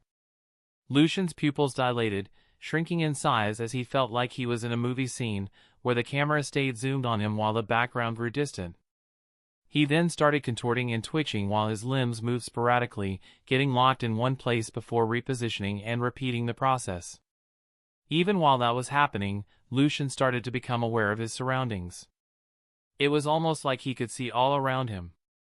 Meanwhile, Annabeth looked at the scene with worry, but she had faith in Lucian. After a few more seconds, Lucian's upper body dropped as if his strings were cut while still standing up. After a few more seconds, he stood up and started stretching. "WOH. I feel amazing." "What happened?" Annabeth asked with anticipation, curious about what was occurring with Lucian. "Well, for one, I seem to have developed a sort of spatial awareness. It's like I gained a third eye or something. I also feel stronger." As Lucian was examining his hands while opening and closing them, Annabeth secretly grabbed a book and sneaked behind Lucian before flinging it to his backside. Lucian's hand extended over his shoulder behind him, grabbing the book before it hit him, causing his eyes to widen. "Danger sense check." "The gods, I have become Spider-Man," Lucian excitedly said, flicking his wrist while sticking out his index and pinky finger before looking disappointed that nothing was coming out. "What? So you weren't only able to see it, but you felt some sort of danger coming as well?" Annabeth asked in amazement. "By the way, wasn't it necessary to throw a book at me?" Lucian asked with a deadpan expression. "Sorry," Annabeth said, giving him an apologetic expression. "You said you developed spatial awareness. I wanted to see how it worked, if you could see behind you." Lucian sighed before lifting up his hand, which gained a dark red glow due to his magic. "Due to your actions, that just means I have to punish you." Annabeth grew surprised before taking a step back. "You don't mean it, do you?" she asked nervously. "Unfortunately, I do," Lucian said with a serious expression, making Annabeth's eyes widen as she realized he was serious. Annabeth kept taking steps back until she hit a wall behind her, and Lucian kept walking closer. "I'm sorry, I didn't mean it, please," she pleaded while Lucian just kept getting closer. She closed her eyes as Lucian tapped his two fingers to her forehead. "Ah," she cried out from the pain she was feeling on her forehead. When Lucian was done, she looked at him with shock and betrayal. "Did that really warrant you to burn my forehead?" she asked, aggrieved. Lucian rolled his eyes. "No, and it wasn't for that. I was putting a curse on your memories, more specifically anything relating to what I'm doing. Everything else is fair game." Annabeth was even more shocked, but more than that, she looked hurt. "You don't believe in me? Do you think I'll betray you?" Lucian sighed and shook his head. "Of course, I believe in you. If I can count on anyone alive to have my back, it would always be you. But who I don't trust are the gods and whatever other supernatural creatures are in this crazy world. What if they are able to read your mind, or charm speak you, or hypnotize you to speak of my secrets? Annabeth, you have to realize, what I'm doing is extremely dangerous. A single word out and the entire supernatural world would be after me, and you would be considered an accomplice, putting you in danger as well." Annabeth's eyes widened before nodding in understanding. "I see. I understand now. It looks like I was taking it a bit lightly earlier." Lucian nodded his head. Annabeth then grew curious and asked, "So what other abilities did you develop?" Lucian reached into his shadows, pulling out a book. "Let's see," he said as he flipped through the pages. "What? If you knew what abilities you were going to develop, why did you seem excited like you had no idea?" Annabeth asked. I was performing. I wanted to see if it helped me digest the potion faster so I can start on the next one, Lucian explained. Huh? Annabeth said in confusion, making Lucian sigh. Before I can drink the next potion, I have to digest the one I drank. The way you digest these potions is different compared to just letting your body naturally do it. You have to act accordingly to the name of the potion. During the acting method, which is the name of the acting process, you have to learn and understand the essences of what you drank. For example, since I drank the stuntman potion, I have to act like how a stuntman would and learn what it truly means to become a stuntman, Lucian clarified. Annabeth had a hand on her chin with a serious expression. I see. What if you understood what it means before drinking and then drink the potion? Do you fully digest it? I think. I mean, I spent the entire year researching the true meaning of a stuntman. I only digested 50% of it. I understand that a stuntman is someone who performs for the sake of others and gets back up from dangerous situations to continue performing, so there's more for me to understand it seems, Lucian replied. Annabeth nodded in understanding. So what are the abilities you gained? Here, Lucian said, handing the notebook to Annabeth. Annabeth started muttering along as she read, 1. Enhanced agility, the ability to perform acrobatic maneuvers with grace and precision, surpassing normal human limits. 2. Superhuman strength, increased physical strength enabling the stuntman to lift heavy objects, smash through obstacles, or deliver powerful blows. 3. Enhanced durability, greater resistance to physical harm, allowing the stuntman to endure falls, impacts, and other dangers without sustaining serious injuries. 4. Spatial awareness, a keen sense of space and surroundings, allowing actors to navigate sets and interact with props with precision and confidence. 5. Danger sense, the ability to instinctively sense imminent threats or danger, giving the stuntman heightened awareness and reaction time to avoid harm during stunts and performances. Wow! Annabeth exclaimed. Lucian puffed his chest with pride and rubbed his nose with his index finger smugly. I'm great, aren't I? Tell me I am. You're amazing, Annabeth muttered. Lucian just waved her off, still looking proud. Oh, stop it, you. You're only saying it. Don't make me take it back, she said with a deadpan expression. Sorry, Lucian said awkwardly while rubbing the back of his head. Annabeth then sighed. I don't want to sound needy or anything, but no matter how I think about it, I can't think about any other way to ask you, so here it goes. When do I get my own stuntman potion? You don't, Lucian said, shaking his head. Annabeth didn't say anything and waited for Lucian to continue as she knew he liked to leave people in anticipation before proceeding with his sentence. Seeing that he wasn't getting a reaction from her, he clicked his tongue before sighing and continuing, You and I are different people. When I look at all of these sequences and what follows, I just know these were made for me specifically, so I doubt you'll really get far with these. Lucian saw her expression slowly turning downcast, causing him to softly sigh with a smile and shake his head. He kissed her forehead and rubbed her head reassuringly. Relax, will you? I'll do another seer ritual, just for you specifically. Really? Annabeth asked with expectation. Although she knew she had no right and Lucian shouldn't have any reason to do this for her, she really wanted this. Seeing Lucian get stronger and stronger while she stayed the same made her slowly start feeling like maybe she wasn't worthy of Lucian. So even if it's with Lucian's help, if she's able to catch up or at least not be that far away from him, then it would all be worth it. She wanted to support him, she wanted to help accomplish his dream, and getting stronger was the only way to help. Before Lucian had a chance to reassure her once more, they heard a commotion outside, on the surface. Lucian Blackheart, I, Hermes, messenger of the gods, have come to retrieve you.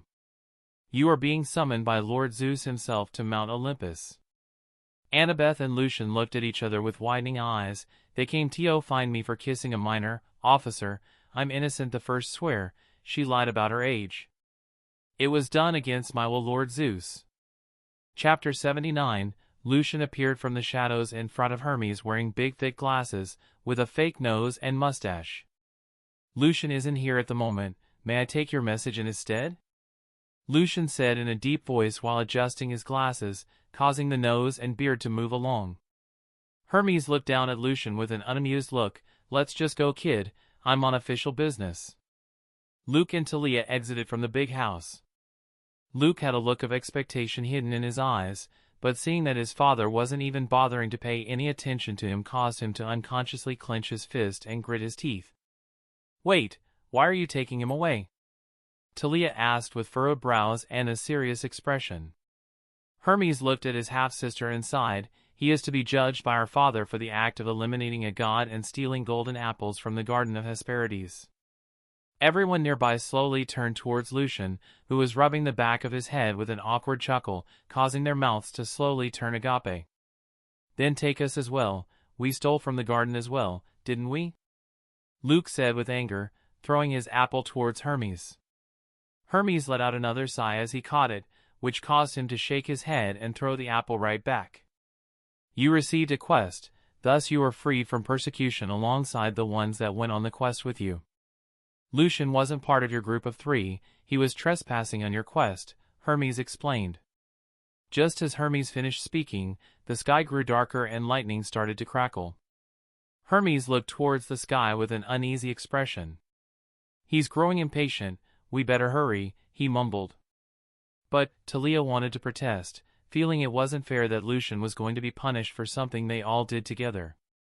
Before she could finish her sentence, Lucian raised a hand to the side, stopping her. Drop it, Talia, I got this. Look who you're talking to. It's Lucian Blackheart, that's who, he said, giving her a reassuring smile.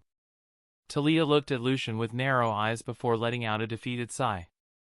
Fine, but you better make it back alive, she said warningly. Lucian just put 2 fingers on his lips and blew her a kiss with a wink. Don't miss me too much, he teased. Talia's face grew red, and she almost chucked her spear at him. You can get struck down by my father for all I care, she growled, embarrassed. Can't he take this matter more seriously? How can he be so nonchalant about this? Talia inwardly worried. Lucian turned back to Hermes and ran his hand through his loose hair, ruffling it slightly with a grin that exposed his canines. Well, godly Kuzo, we have a family reunion to get to, don't we? That attitude is going to get you struck down sooner rather than later. Let's go. Lucian and Hermes exited the cab and appeared in front of the Empire State Building. Hermes looked at Lucian's excited expression and found him even weirder than before. Are you nervous? What? Of course not, I'm ecstatic. I'm going to be meeting the great infamous Greek gods for the first time, and I'm going to be seeing Olympus. Why would I be nervous? Hermes looked at Lucian incredulously and shook his head in exasperation. Just as they entered and were about to step into the elevator, Lucian stopped Hermes with a serious expression. What? Getting cold feet now? I'm afraid it's too late. No, Lucian said seriously, I can't go in like this. I mean, look at me. I don't look like someone who's going to meet the great infamous Greek gods. No, no, no, no, no, I would be embarrassing my father with such a display. Lucian first controlled the mist around him to make himself appear normal, but his attire was anything but. He was wearing a dark black toga that seemed to absorb the light around him, along with black sandals that had strings wrapping around his calves. He also wore an autumn-colored laurel wreath on his head. Lucian then began posing before Hermes. So, what do you think? He said, striking different poses. Hermes facepalmed and couldn't help muttering, what is seriously wrong with this kid? The 2 snakes on Hermes' caduceus came to life and chuckled as they looked at Lucian. He's a peculiar demigod, ain't he, George? One of the snakes spoke with a soft hiss. I might have to agree with you on that, Martha. Do you think he has any rats on him? George asked. Is eating all you ever think about? Martha asked with annoyance. Yes, was all George answered. Hermes pressed his staff down, silencing the 2, while clicking on the elevator. Not now, you 2. Martha and George then started to grumble as they slithered back to Hermes' staff turning into golden snakes once more. The elevator opened, and both Lucian and Hermes stepped inside. Once inside, Hermes' staff turned into a bunch of keys, and he inserted one of them near a keyhole by the buttons, causing more buttons to appear. After pressing the button with the number 500, the elevator started to ascend. As it moved, Lucian looked at himself in the mirror of the elevator. He wiped a finger on his tongue and stuck his hip out to the side before pressing the finger near his butt. He used his ability to produce a hissing sound and smoke to come off where he pressed. "Oh yeah," he said smugly, "I still got it." Hermes just had a defeated and lifeless look in his eyes as he watched Lucian's antics. Back at camp, Annabeth was seen creating a fire in secret with a determined expression. After giving her offerings, she started to pray. "Lord Hades, please look after Lucian as he faces the trial of Zeus. I'm not asking you as a god. I'm asking you as his father. Please make sure nothing bad happens to him. Worry not." Hearing the reply, Annabeth's eyes shot open before she smiled. "Thank you," she said sincerely before extinguishing the flames. "I can't be of much help, but I hope this would be enough." The only way to stop one god is to send another one to face him off, she thought coldly. After a while, Lucian and Hermes arrived at the 500th floor. Lucian looked at everything in amazement before they arrived at a large golden door. "I have brought him," Hermes announced. "Enter!" Zeus commanded. As soon as the door opened, Lucian started strutting inside. "What is up, family?" Lucian shouted with a hand cuffing his mouth and the other hand out moving along with what he was saying. Boom! Chapter 80, Lucian curled to the side as a lightning bolt landed right next to him. "Damn, UNC, is that really how you welcome family?" Lucian heard the sound of beautiful laughter, which was then interrupted by Zeus. "You dare act such a way before the gods, boy!" Zeus' thunderous voice resounded throughout the room. Lucian just closed his eyes and sighed before doing a gentlemanly bow. "Your Grace, Lord Zeus, it's a great and honorable honor to be in your presence. I was just very excited to finally meet the gods I heard so many stories about."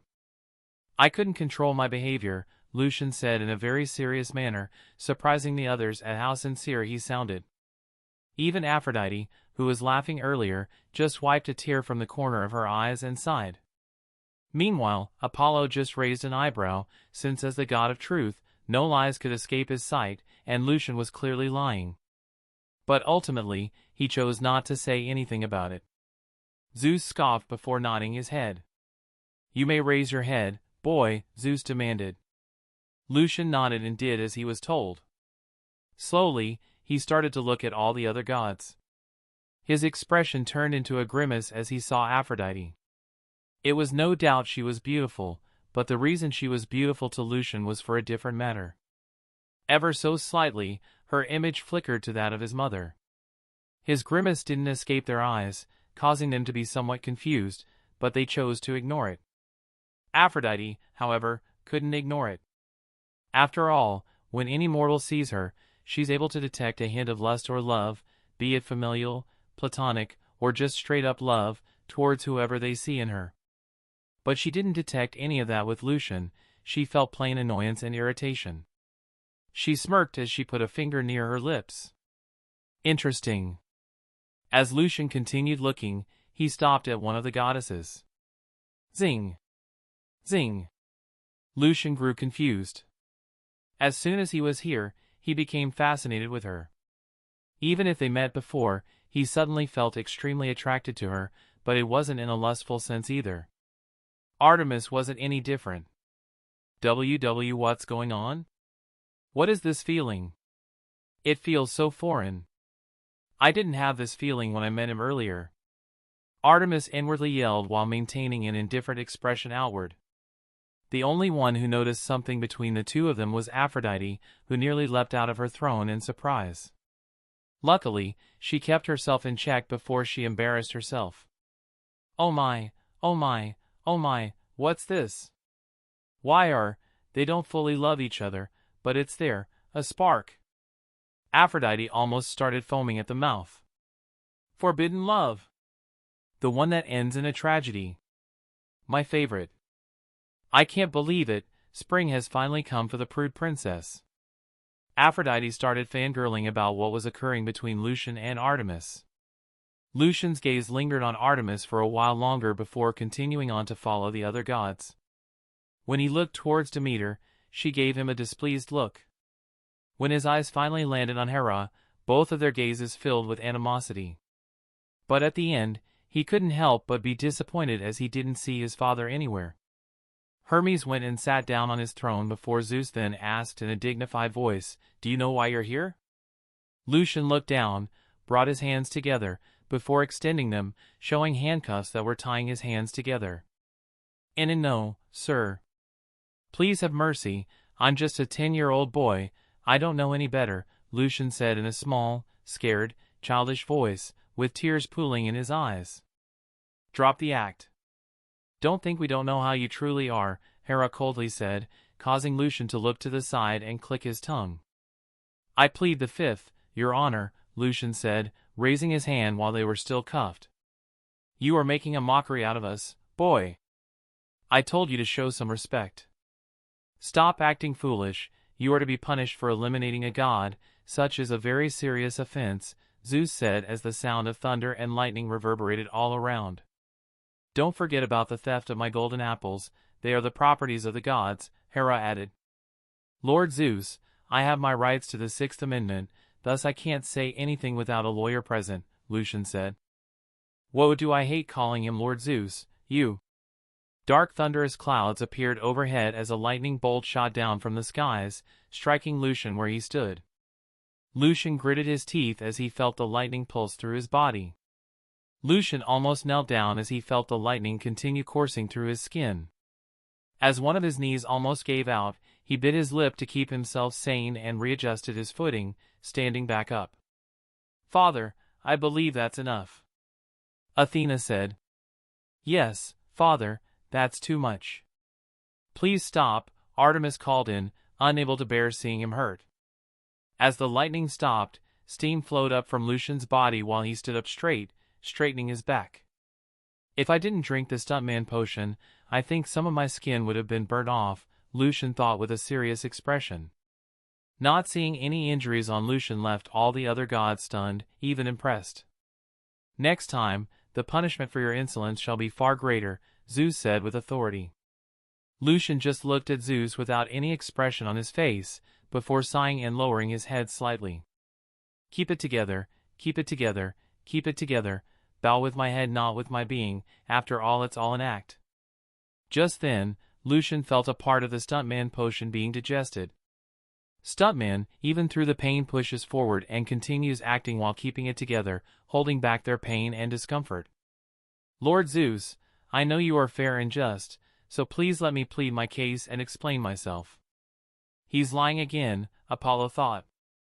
Zeus leaned back, resting an elbow on the throne and his head on his fist. "Fine, speak. If your story does not please me, your punishment shall increase even further. For the matter of Auri, he attacked us first. We were provoked into fighting him. I stayed behind to fight and to give Luke, Talia, and Annabeth a chance to go ahead and complete their quest," Lucian explained. "Apollo," Zeus called out. "He's telling the truth." Apollo confirmed. Lucian continued, "I had to finish him off, otherwise he wouldn't have given us a chance to rest or let the others complete the mission in peace." "Truth once again," Apollo stated. "I see," Zeus said with a hand on his chin. Athena then intervened, "Lord Zeus, may I have permission to speak?" Zeus looked at Athena before nodding his head. "Go ahead. It's a great offense for a demigod to attack a god, yes, but it's also a great crime for a god to attack demigods without any provocation," Athena said in a serious manner. "So are you saying he should be forgiven?" Zeus said, looking at Athena with narrow eyes. "I'm saying that both crimes cancel each other out. Instead of forgiven, it's more like his crime turned null, having never existed in the first place," Athena explained. "That's all fine and dandy, but don't forget about the golden apples he stole.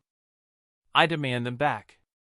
They're my property in the first place," Hera screeched. Sorry, Lucian said with a smirk as he looked at Hera, shrugging his shoulders, but that's impossible. I can't give them back to you. And why is that? Hera once again screeched. Because I don't have them, I'm sorry to say, but they're not mine. I can't possibly give you something that doesn't belong to me, Lucian explained with a smirk. He's telling the truth, Apollo confirmed in astonishment. What? Hera roared. What did you do? Hera demanded to know. Lucian beamed a smile at her. I gave them all away. I can't return something that isn't with me or in my possession.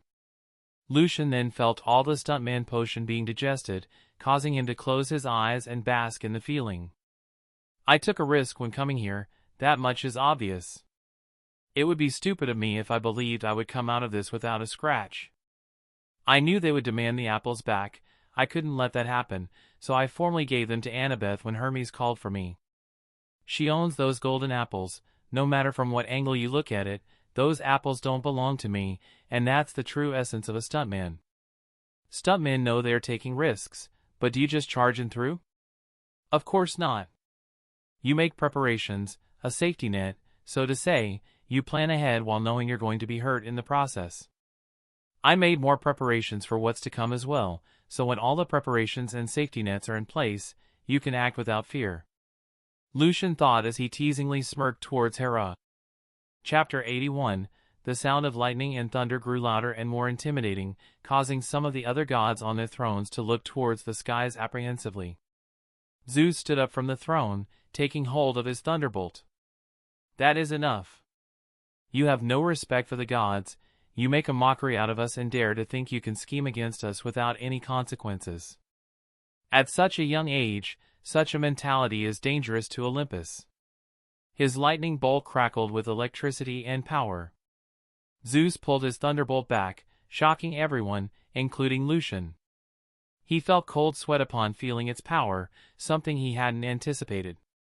So with my authority, I, Zeus, God King of Olympus, hereby sentence you to death for the act of killing another god and for your act of disrespect. Do you have any last words, boy? Lucian could hear the sound of his heart beating in his own chest. This isn't going exactly as I predicted. Am I seriously going to die? Lucian thought, his eyes wide with fear. He's right. I haven't been taking the gods seriously at all, and for that, I'm going to pay the price. Well, shit, I'm seriously going to die. I'm gonna die. I'm gonna die. Lucian repeated the same phrase over and over inside his mind. Taking a deep breath, Lucian looked up towards Zeus with a defiant look. If I'm going down, I won't give him the satisfaction of seeing me in despair.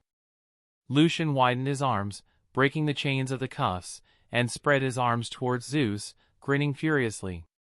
Do your fucking worst, he growled with a crazed look as he and Zeus maintained eye contact. All of the other gods in the back went silent. Ares had a large smile, finding Lucian interesting and pitiful since his life was going to end so early when he had so much potential. Zeus just looked at Lucian coldly. Very well. A white light flashed as Zeus struck down his bolt, causing Lucian to close his eyes and accept his fate. That's enough. Lucian heard 4 voices say in equal coldness. One of them was male, sounding colder and much more deadly than the other 3, sending a shiver down anyone's spine who heard it. Not feeling any pain and hearing the voices, Lucian's eyes snapped back open. His eyes widened further, seeing the man in front of him. He had his back turned towards Lucian, wearing a dark purple button-down dress shirt, with dark dress pants, and a helm on his head. He was holding Zeus' wrist, looking at him coldly while his other hand rested in his pockets. Apart from that, there were 3 glowing golden strings wrapped around Zeus' forearm, being pulled back. Lucian followed the string, confused as he didn't think he recognized them. They were very beautiful women, one with white hair, another with gray, and the last one, the most beautiful, had black hair. They all glared coldly towards Zeus. Who are they? I can understand, you, Hades, for stopping me.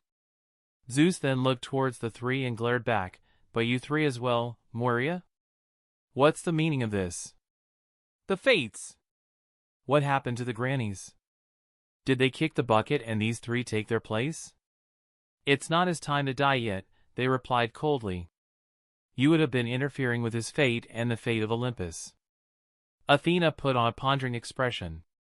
It's him then, he's the child of the prophecy, she immediately concluded upon hearing them.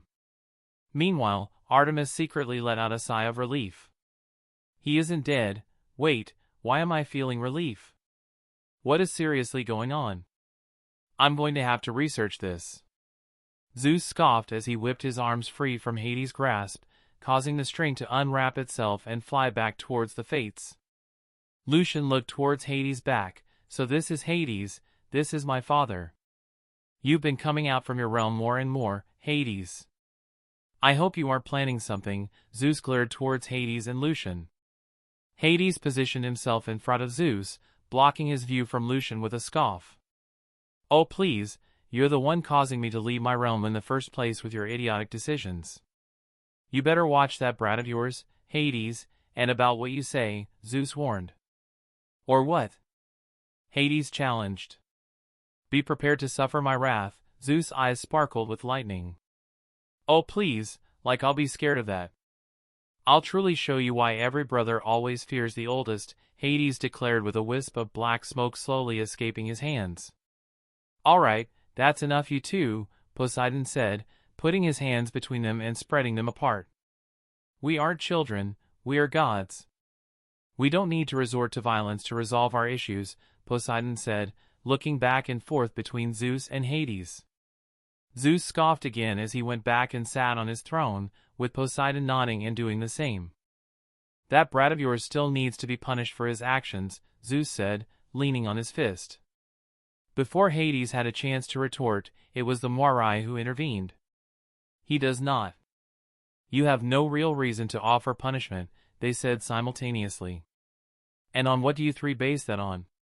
Zeus asked, looking at them with a raised brow. As it has already been said, Lucian killed that god in self-defense. You have no right to hold him accountable, Clotho said, revealing the fact that they had been present since the very beginning. As for the matter regarding the golden fruit, if you don't want them stolen, why place them there where they're easily accessible? Put them here on Olympus or something if you don't want them to be taken, Lachesis said while shrugging her shoulders. Apart from that, the matter regarding the disrespect. Grow up, Atropos said coldly, looking at Zeus, which took him by surprise. If you seriously think what he has done compared to what has been previously done to you all in all of history, his actions are very mild. And if you seriously get outwitted by a 10-year-old child, that says more about your competence than anything else. A bolt of lightning hit Atropos by her feet, but she didn't seem fazed by that and continued looking at Zeus coldly. Watch it.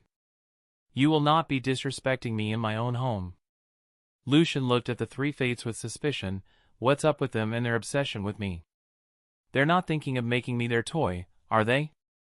Where they could do whatever they want with me and make me suffer? Why the hell are we even here? Dionysus inwardly groaned, wanting to escape. Tell me, what role does he play that you three are willing to protect him? Zeus asked coldly after regaining his composure rather quickly. We can't say, Clotho replied, pulling out a gold string and stretching it between her fingers. You, of all people, should know that some fates are better left unsaid. After all, fate is like a linear path.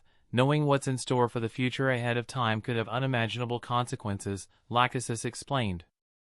Zeus let out a thunderous groan. Answer me this, then, does it involve the betterment of Olympus? The three sisters looked at each other as if communicating telepathically before turning their gaze towards Zeus. Yes, it does, but that is all we're willing to share. Any more and? Atropos stopped her sentence, letting the empty thread hang in the air. Zeus narrowed his eyes towards Lucian for a few seconds, causing him to meet Zeus's gaze with his chin held high. Zeus rubbed his forehead before addressing the other gods. I want to hear your opinions on the matter first before making a decision. Hera barely let Zeus finish his words before pointing angrily towards Lucian. I say off with his head. Bitch, Lucian muttered under his breath. Luckily, Hades managed to stop his voice from being heard by the other gods. He gave Lucian a side eye and felt like smacking him upside the head. Have you learnt nothing from this experience, brat? Hades inwardly grumbled. I say let the kid be, he's got spunk. I like him, Ares said with an interested look. Lucian bowed his head towards Ares in appreciation.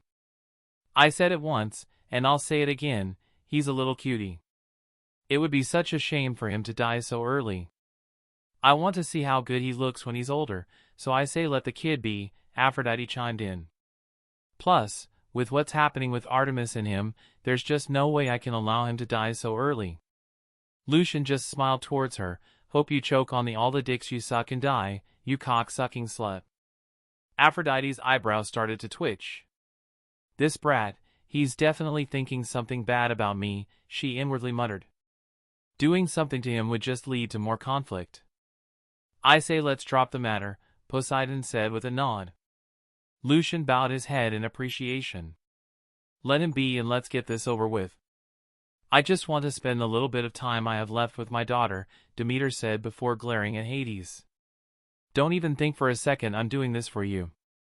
Persephone just can't seem to shut up about the kid, so if anything happens to him, she'll be sad, which is something I want to try and avoid. Hephaestus announced, he spends some of his time inside my children's cabin helping them out with crafting and blacksmithing, making them improve. It would be a shame if something happens which stops him from continuing, so let him be. I don't see a reason for anything to happen to him, so let him be, Apollo said quickly. Let him be, Artemis said, keeping it short and simple, trying to hide the unexpected emotions blossoming in her heart. I couldn't care any less, Dionysus groaned loudly. Your words hurt my poor little heart, Mr. D, Lucian said sarcastically.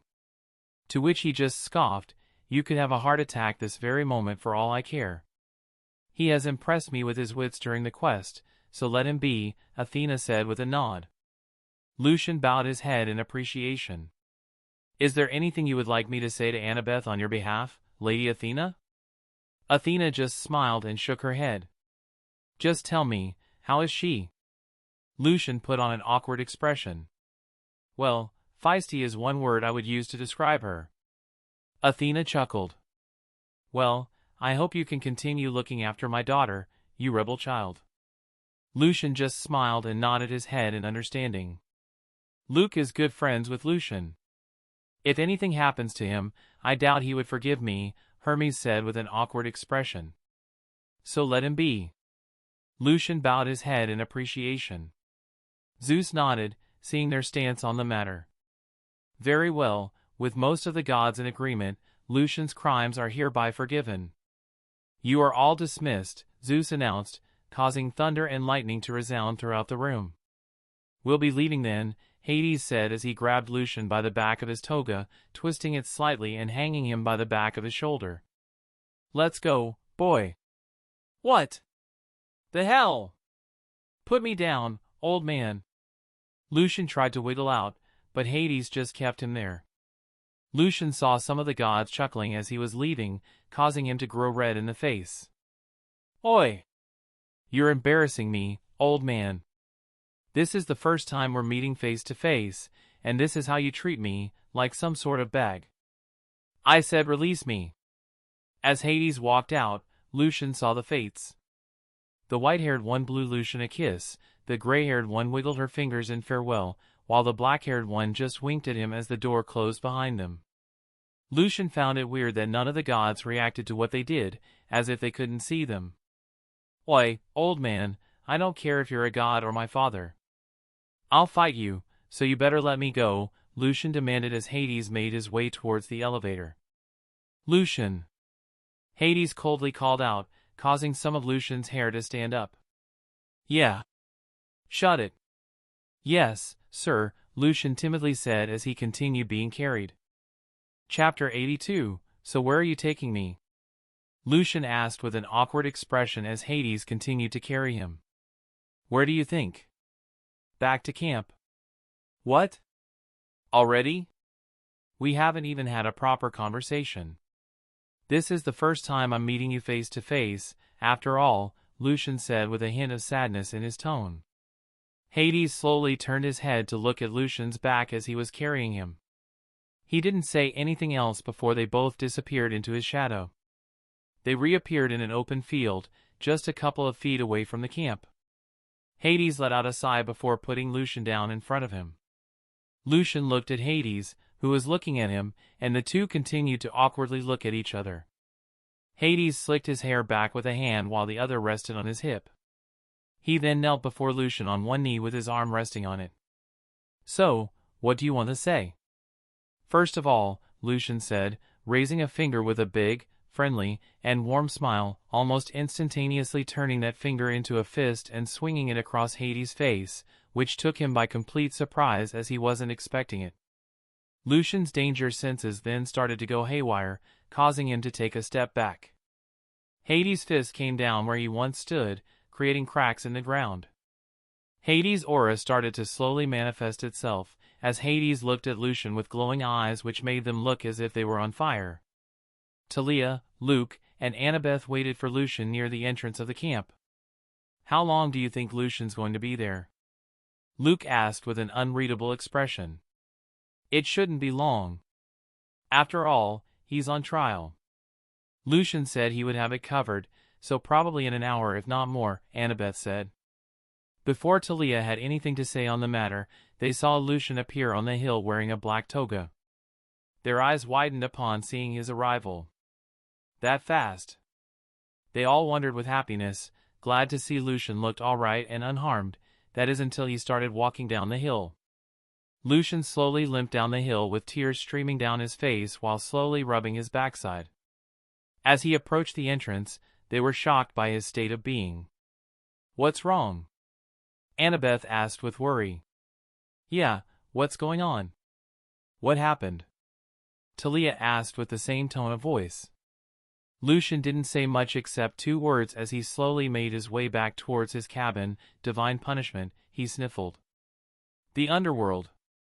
As Hades appeared in his throne room, he found Persephone waiting in her throne with Demeter by her side, trying to start a conversation with her, while Persephone looked annoyed. Medea was by her side as well, standing like a dutiful servant. Persephone and Medea's faces grew excited as they saw Hades appear, while Demeter looked annoyed. Tell us, how was Lucian? Those bastards didn't do anything bad to him, right? What did you two say to each other? What were your interactions like?" Persephone asked with excitement, forgetting her mother was right there with her, being one of those bastards she was talking about. "Young lady, watch your manners," Demeter reprimanded while Persephone just rolled her eyes. Hades just rubbed his cheek with 2 fingers and a scowl. "That bastard punched me in the face." Demeter cackled with glee. "Ha ha, that's what you get. Maybe that kid isn't bad at all. I'm starting to see why you like him." Even Persephone and Medea started laughing, which caused Hades' scowl to deepen. "It's no laughing matter. That boy truly knows no respect." Persephone just giggled. To be fair, he did send a warning with the Furies before. "That was 3 years ago, my love. I would have thought he would have forgotten about it or at least gotten over it." Persephone rolled her eyes. "He's your child, and every child you had shared one trait between all of you. They all hold grudges. It's your fault for thinking he was the exception." Medea then started to smirk while looking at Hades. "That look in your eyes, it's the same one Lucian gets when he's beaming with pride at one of his creations. You're proud of him, aren't you?" Hades then scoffed before sitting on his throne, not even bothering to answer her question. "You totally are. Now I'm curious what else happened," Persephone said, looking at Hades with a teasing smirk. Demeter just looked at Hades in distaste before muttering, "It's probably about when Zeus was about to kill that boy." Persephone and Medea snapped their heads towards Demeter and with a cold voice they slowly asked, "What? What are you talking about?" Persephone then looked at Hades coldly. "Explain." Hades let out a sigh, as he started to explain with a small smile unexpectedly creeping up on his face. "You should have seen the boy." Hades started in a proud tone, a tone he didn't know even realize he was making. As Zeus said he was going to strike him down, he was brimming with fear, but even with that he looked at Zeus in the eyes and just said, do your fucking worst. Ha ha ha, what a brave child. More like foolish, Demeter scoffed. Persephone and Medea just looked at each other and grinned. Back at camp, Annabeth was seen on the ground of Lucian's basement. She was rolling, laughing with tears in her eyes. He, you got spanked. I swear to the very gods themselves, Annabeth, if you don't stop laughing, I'm stopping this whole operation, Lucian growled with his eyebrows twitching. Annabeth started to softly apologize while wiping the tears from the corner of her eyes. Sorry, but how do you expect me to react upon hearing that you got your cute little butt smacked around by your dad, out of all people? Just give me your freaking blood already, so we can get this over with. Lucian grumbled. Annabeth nodded her with and went towards a bowl where she proceeded to cut her wrist over it. Lucian did the same in another bowl before he started recreating the ritual he did the previous year. As he was done, he grabbed Annabeth's bowl of blood and started writing symbols in ancient Greek with them. The symbols made the target of the ritual be towards Annabeth's blood. When he was done, Lucian sat in the circle, and as he did, Annabeth looked at him with confusion. I thought I would be the one performing the ritual. Lucian just shook his head. We're using my intuition to do it, it wouldn't really work if it did it. Annabeth nodded in understanding, which then Lucian motioned her to back away a little, which Annabeth did as instructed. Lucian grabbed a bit of her blood from the bowl and ran it down his forehead before he started chanting in ancient Greek. Nu sigma kappa tau beta alpha theta iota kappa alpha phi theta alpha lambda mu omicron sigma alpha phi epsilon sigma iota pi iota gamma gamma nu epsilon tau alpha iota nu rho gamma epsilon iota alpha beta lambda pi omega nu phi alpha nu epsilon tau alpha iota epsilon rho sigma kappa omega nu tau epsilon theta epsilon alpha delta omicron tau omicron alpha mu alpha tau omicron nu pi rho omicron sigma theta epsilon nu alpha tau omicron. Amidst deep shadows and visions clear, intuition grows, the seer draws near, unveiling the blood-straight pathways ahead.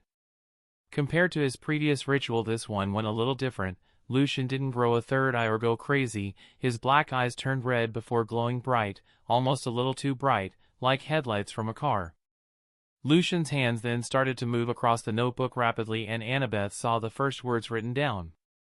Sequence 9, Librarian.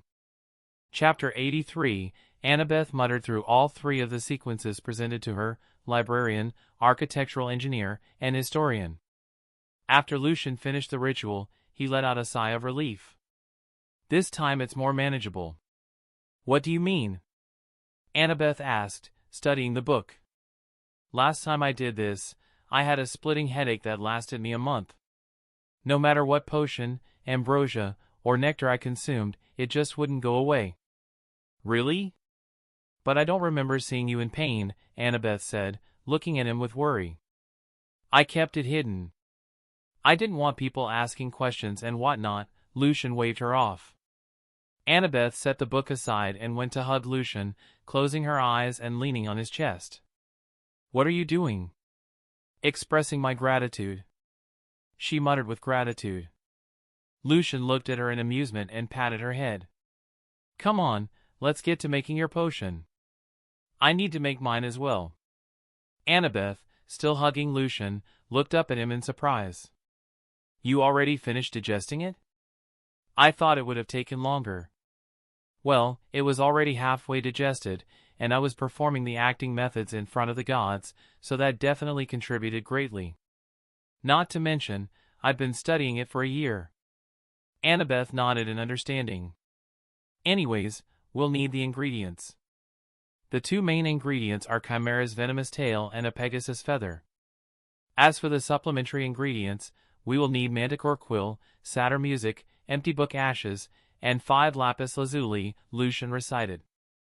I can understand some of the ingredients, but what I don't understand is the Chimera's venomous tail for a librarian ingredient, Annabeth said in confusion, hoping Lucian would explain, as he had the most knowledge when it came to potions.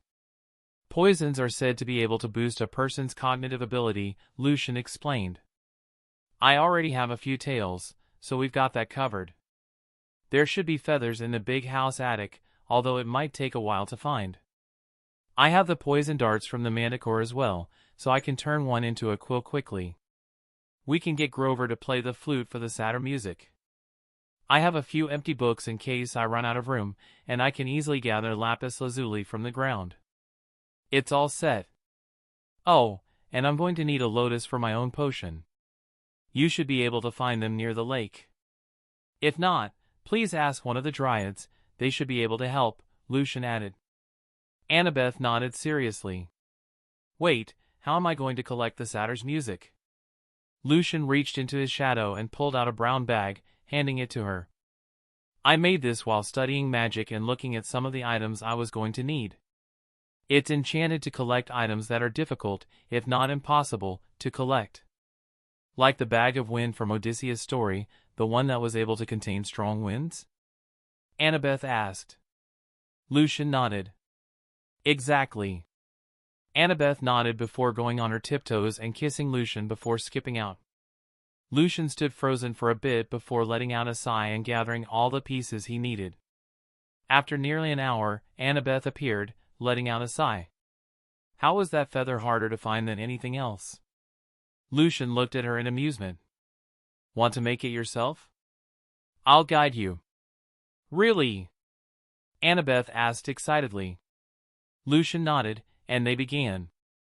Annabeth stood before the pot, gaining a serious expression. She reached out her hand. Chimera's tail. Lucian handed it to her, and she started mixing it until it slowly turned into a purple liquid.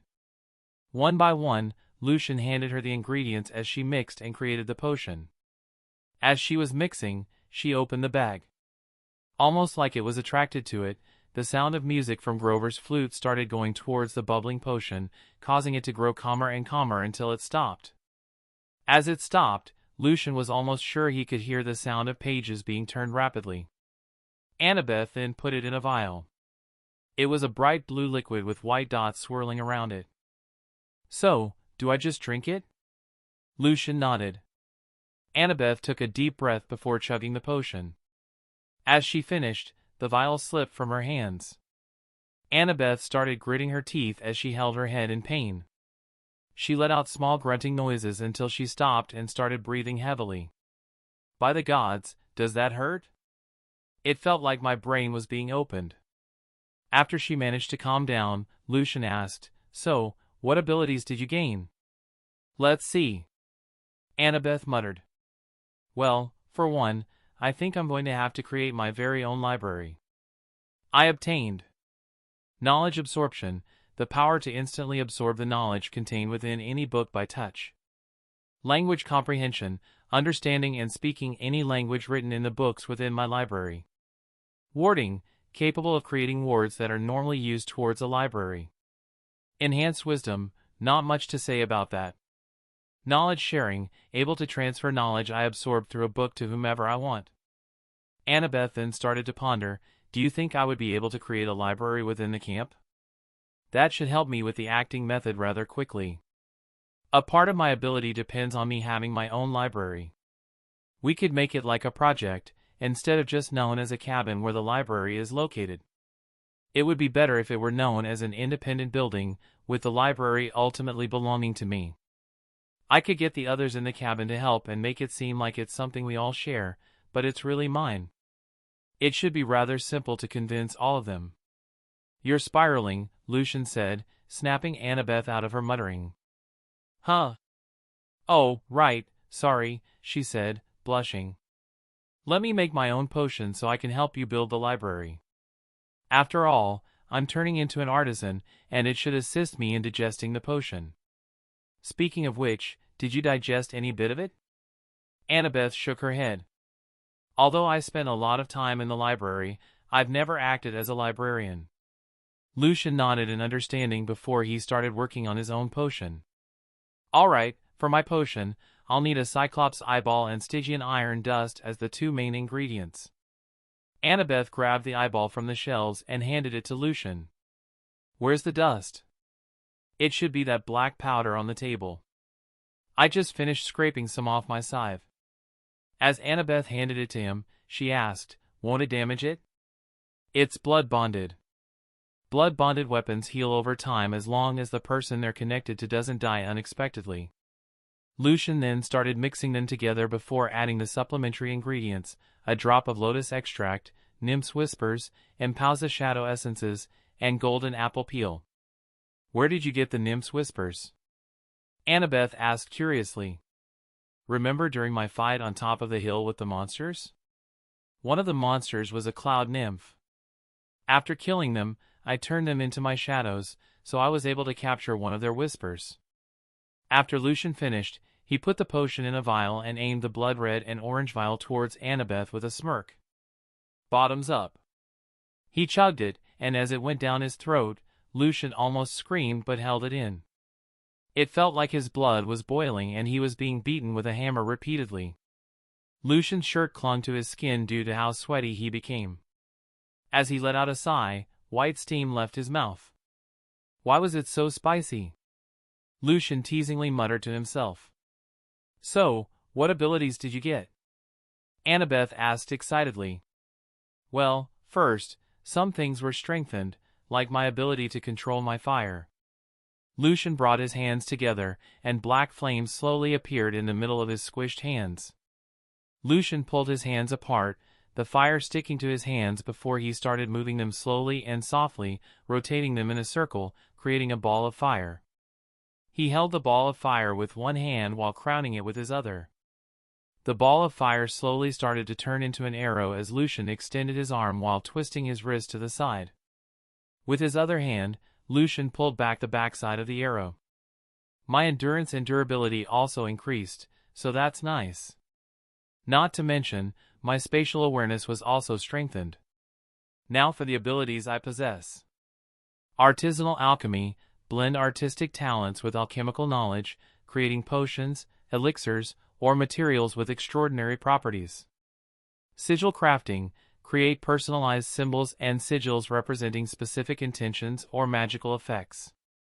These sigils can be inscribed onto weapons, armor, talismans, or amulets, and used within magical circles to manifest desired outcomes or protect against supernatural threats.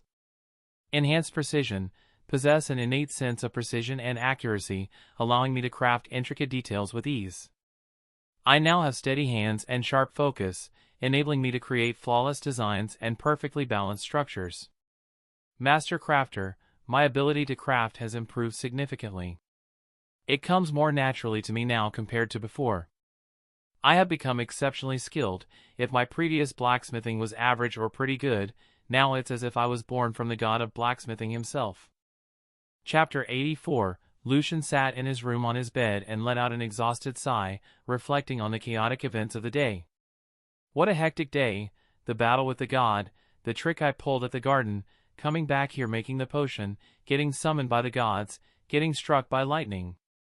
I met my father, punched my father, got beaten by my father, coming here again, doing the ritual and potion thing with Annabeth, until we decided to call it a day since it was getting dark and we were tired. It's crazy to think all of this happened in a day. As Lucian let out another sigh, he muttered, well, there's no rest for the wicked. Lucian reached into his shadow, pulling out a golden drachma. He then began performing a ritual, flipping the coin repeatedly.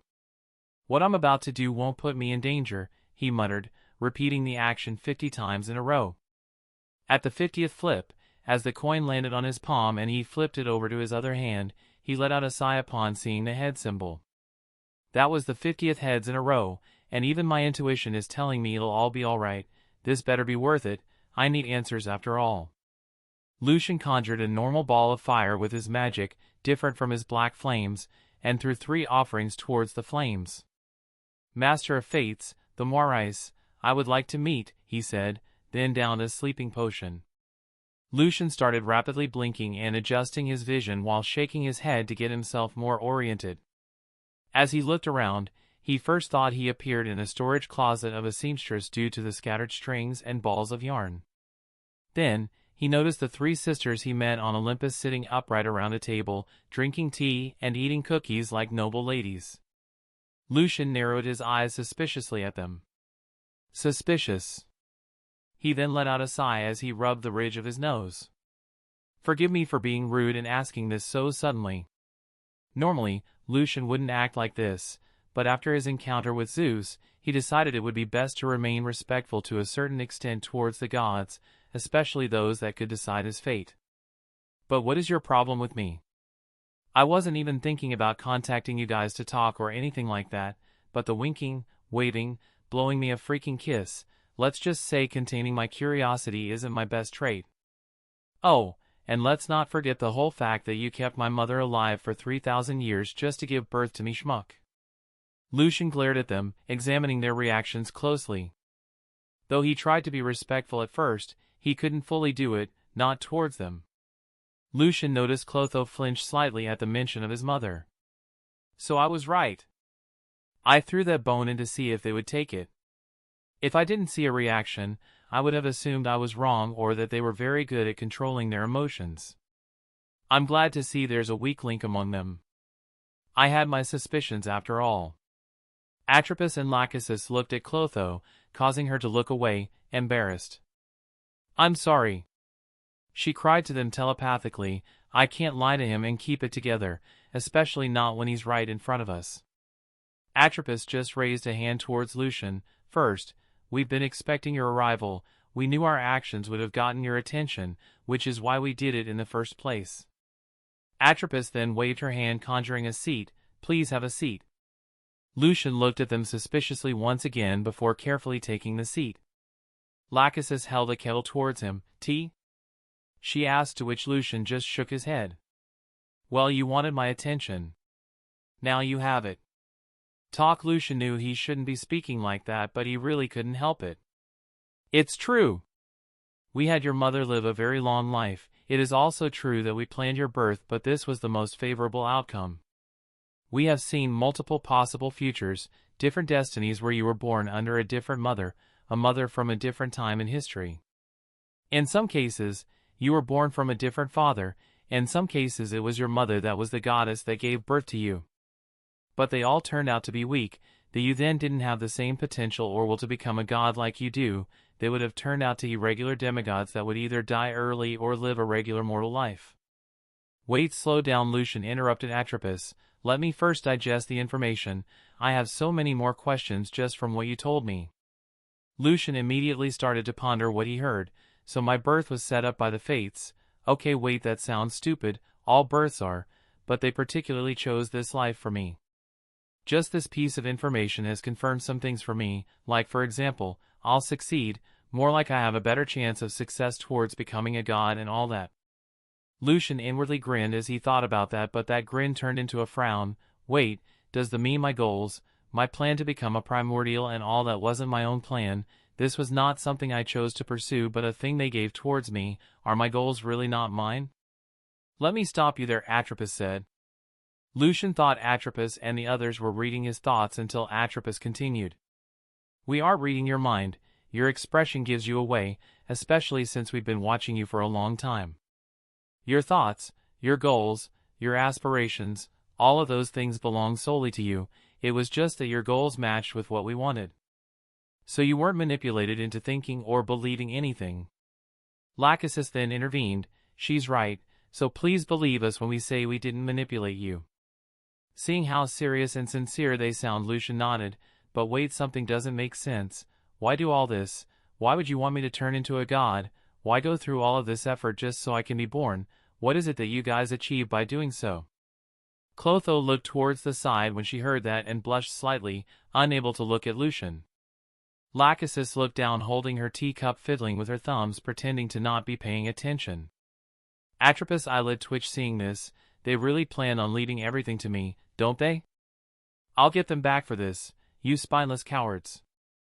Atropos looked directly towards Lucian's eyes. Her own cheeks couldn't help but gain a slight blush. Lucian looked at all three weirdly and with even more suspicion than ever before. Well, you see, we were looking for the perfect husband candidate, and you just so happened to check all the boxes we were searching for. Are fucking kidding me? Lucian then proceeded to have a crash out. Chapter 85. Okay, wait, Lucian said, trying to calm himself down. So you're telling me this was all because you guys were horny? He said with a bit of anger in his tone.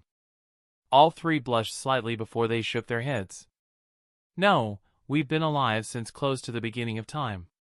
Do you have any idea how lonely it is to be alive for so long and not have any idea what male companionship is like? Atropos said, looking ashamed to admit it. Aren't there 3 virgin goddesses? Why couldn't you be like them? Lucian asked, looking confused. They slightly scoffed. Oh please, Athena barely counts as a virgin goddess. Although her children weren't conceived normally, they still came to be by a man and a woman, Lachesis said, shaking her head. Artemis at some point had a very close relationship with Orion. She came very close to breaking her vow if it wasn't for her brother and Zeus. So even though she didn't do it, she still had a glimpse of what a man's touch is like, Clotho said. And Hestia? Well, she's just different. She doesn't need male companionship, she has the warmth of her sacred flames to keep her warm. Her divinity of family is more than enough for her, which is something we don't have, Atropos stated with a sigh. Lucian's eyebrow twitched upon hearing that. You guys are Greek, aren't you? Why don't you just find a god or something to do it? You guys are beautiful, no doubt. No matter how much I dislike you, even I can tell that much. I highly doubt you would have any sort of problem finding male companionships. The 3 initially looked pleased with themselves. It wasn't every day they were called beautiful, and who didn't like to be called beautiful? But upon hearing the next part, they let out a sigh. That's the problem, we're not looking for just pleasure.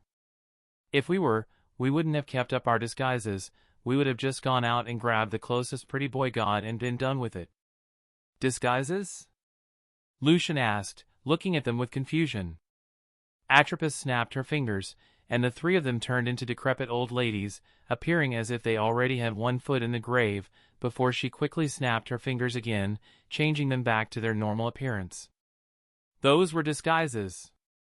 Lachesis let out a scoff while crossing her arms. Have you seen who our father is? Ah, Lucian said, gaining a look of understanding. And if we did undo them, everyone would have just been looking at us with lust, which is a disgusting feeling, Clotho said with an upset look. Atropos then smiled toward Lucian. This is one of the reasons why your mother was the one we most approved of to give birth to you. We knew due to her past she would raise a respectful young man. Not once since you arrived here have you looked at any of us with a lustful gaze. Lucian just gave them a deadpan expression. Well, for one, I'm 10, and 2, forgive me for not feeling any lustful feelings towards the people that made my mother live a long life of loneliness and solitude, he said sarcastically toward the end. Atropos shook her head with a weary smile.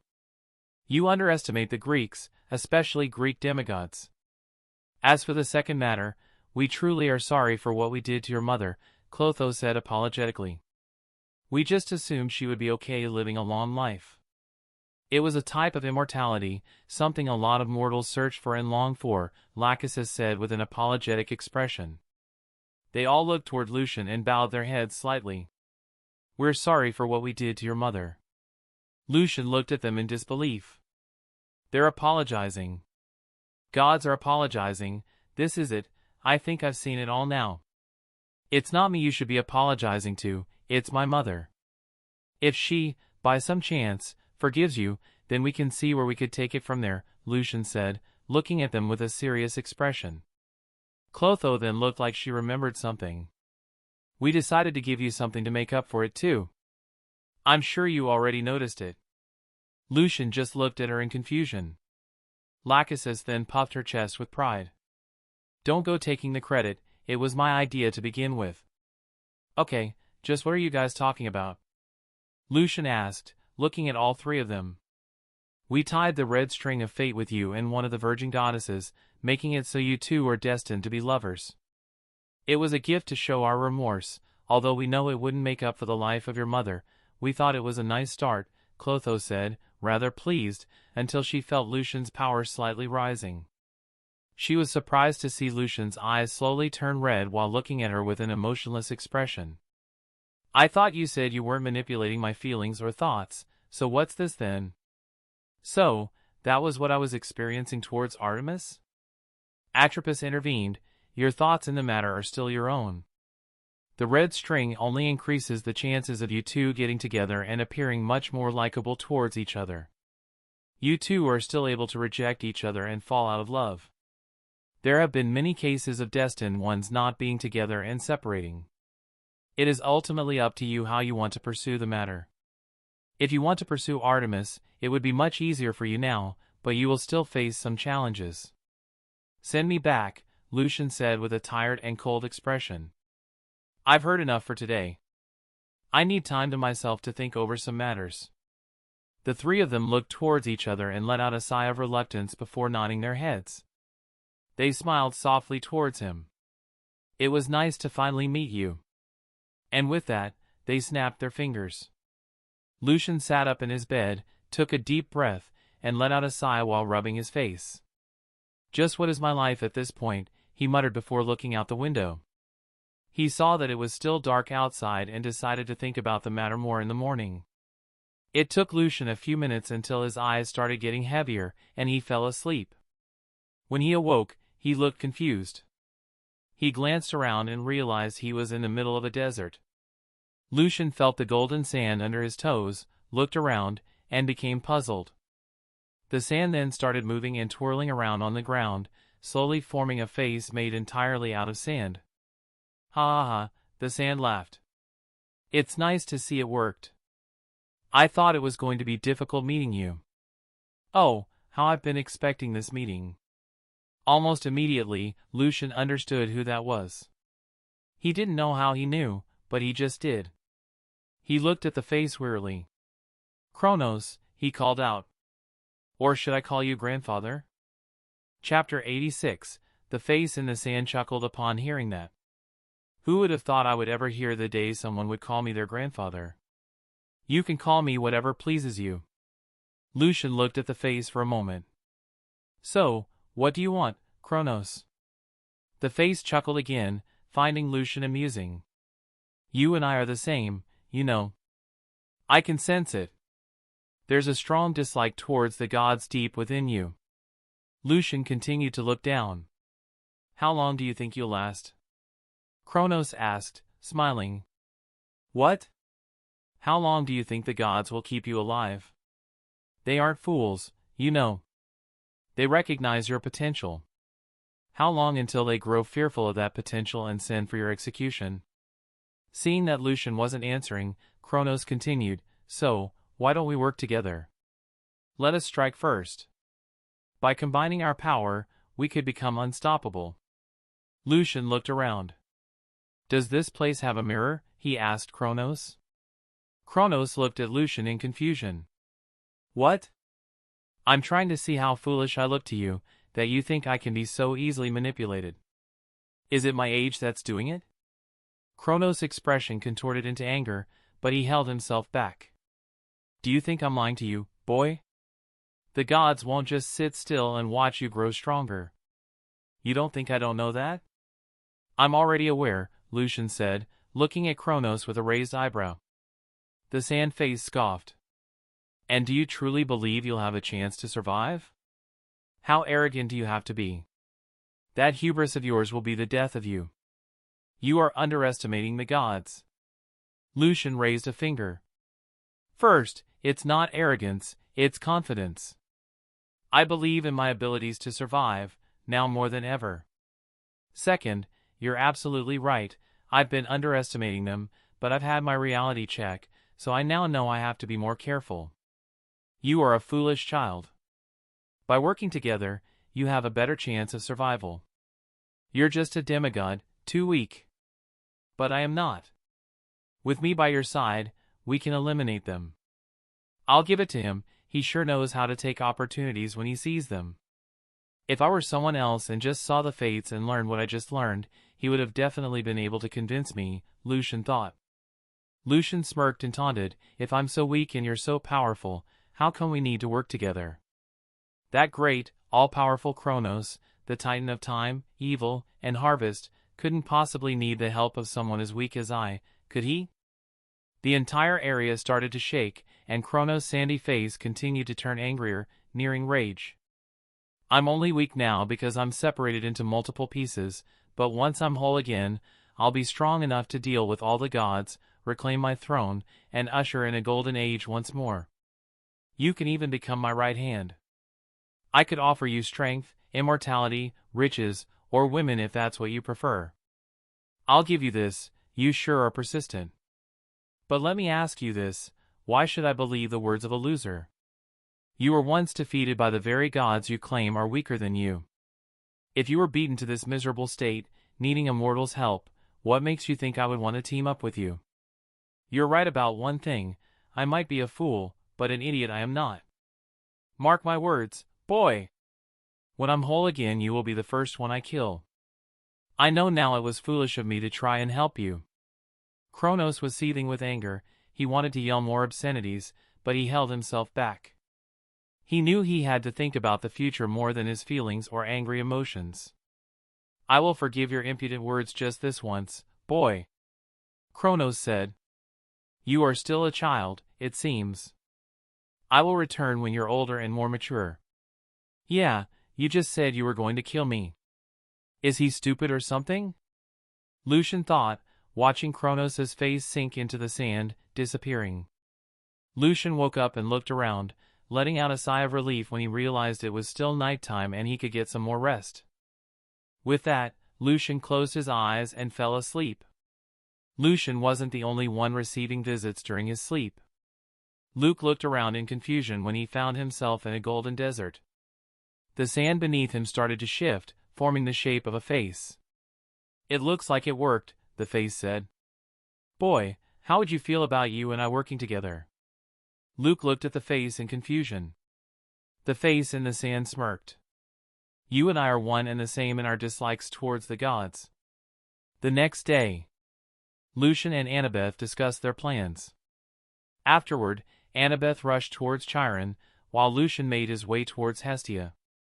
Hey, Auntie, Lucian said, sitting next to the little girl. Hestia chuckled. It never fails to amuse me how easily you call me Auntie. So, nephew, what do you need? What makes you think I need something? What if I just want to spend my day with my favorite aunt in the whole wide world?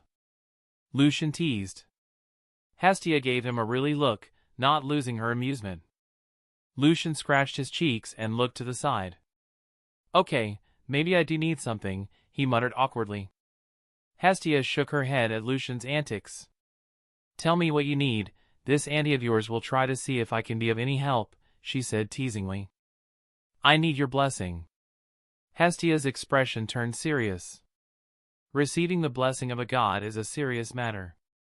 For what reason could you possibly need one?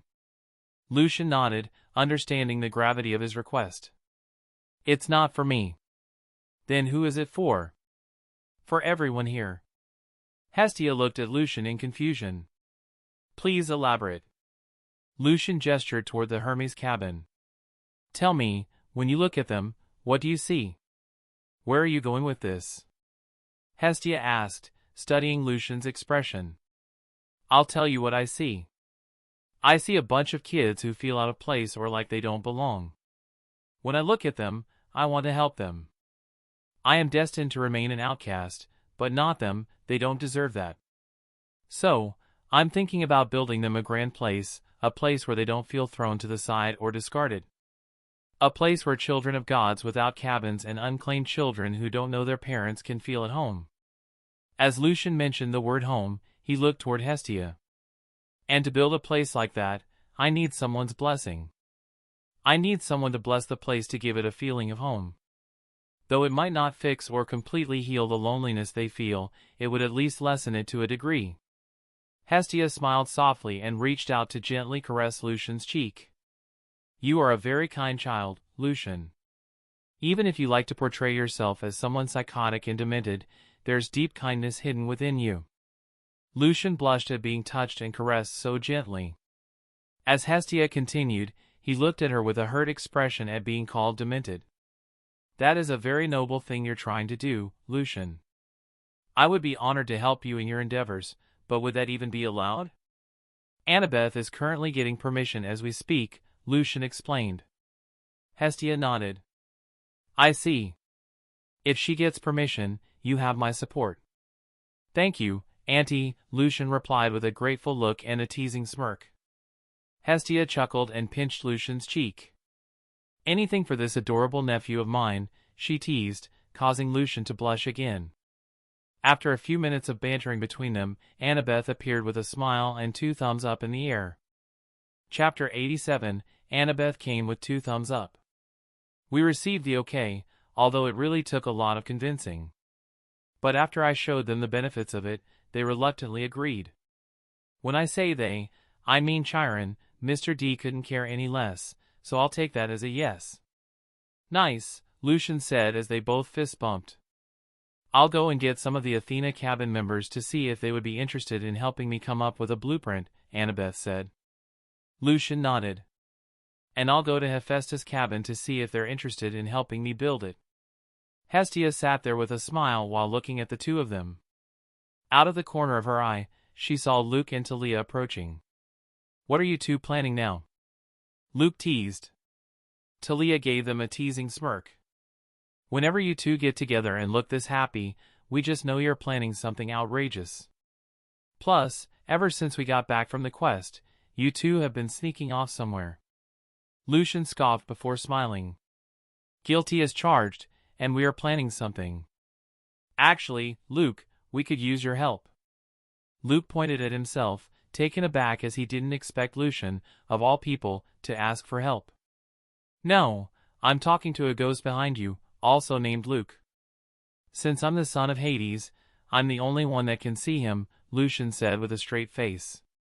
Talia, Annabeth, and even Hestia started chuckling, causing Luke to grow embarrassed. So what do you need? He asked, trying to change the subject. I need you to do a survey, Lucian said with a smile. Huh? Even Talia looked confused before Lucian and Annabeth explained what they were planning. Their eyes widened alongside their smiles. I see, so you need me to see what the others would like in their new building since it's going to be for them, Luke nodded. Who knew you had it in you to be so kind? An apocalypse must be approaching, Talia teased. Lucian just looked at her with a plain look before raising his middle finger at her. Lucian! Hestia reprimanded. Lucian looked to the side with a pout for being reprimanded and put down his finger. The others giggled before Talia then asked, so what can I do to help? Go with Annabeth and help with the interior design, since I just recently found out you're pretty good at that, Lucian replied. Talia rolled her eyes. You're still on that? She asked. Lucian replied with a yup and started walking towards the Hephaestus cabin. So who's interested in helping me with a big project? Lucian exclaimed as he walked in like he owned the place. Yo Lucian, what fun ideas have you planned now? Someone near the entrance asked. What followed was other greetings, high fives, and pats on the back. Charles Beckendorf, who was 12 years old, among the blacksmiths with a wrench resting on his shoulder, looked at Lucian with a grin. So what's this big project you're planning? Have you guys ever thought about building a dorm house before? Lucian said, rubbing his hands with a villainous look in his eyes. They looked at Lucian with amusement as some continued working while listening to hear what he was planning. Seeing their interested looks, Lucian inwardly smirked. Gotcha. One thing I learned after hanging out with them, once you get them interested, they're as good as hooked. Lucian then smiled and rubbed the back of his head, rather embarrassed. Well, I wanted to do something nice. I'm sure some of you noticed that some of the newcomers, as well as some of the older ones, feel out of place when being put in the Hermes cabin. So, my brilliance once again shined and I thought about building them a place. It will have Lady Hestia's blessings of a home. So what do you think? You've all built gadgets and weapons before, but never a building. Some started to ponder the idea and others mumbled, thinking about it. Oh, did I also mention that Athena's cabin is building a huge library? One of them scoffed jokingly, what, you're planning on helping them build a library but not planning on building us a forge? Wait, that's actually a good idea, Lucian said, putting a hand on his chin and walking back and forth. What if we build something for all the cabins, like the Apollo cabin gets a hospital, the Demeter cabin a greenhouse, the Ares cabin a coliseum or something like that, and Aphrodite's cabin a beauty salon or something?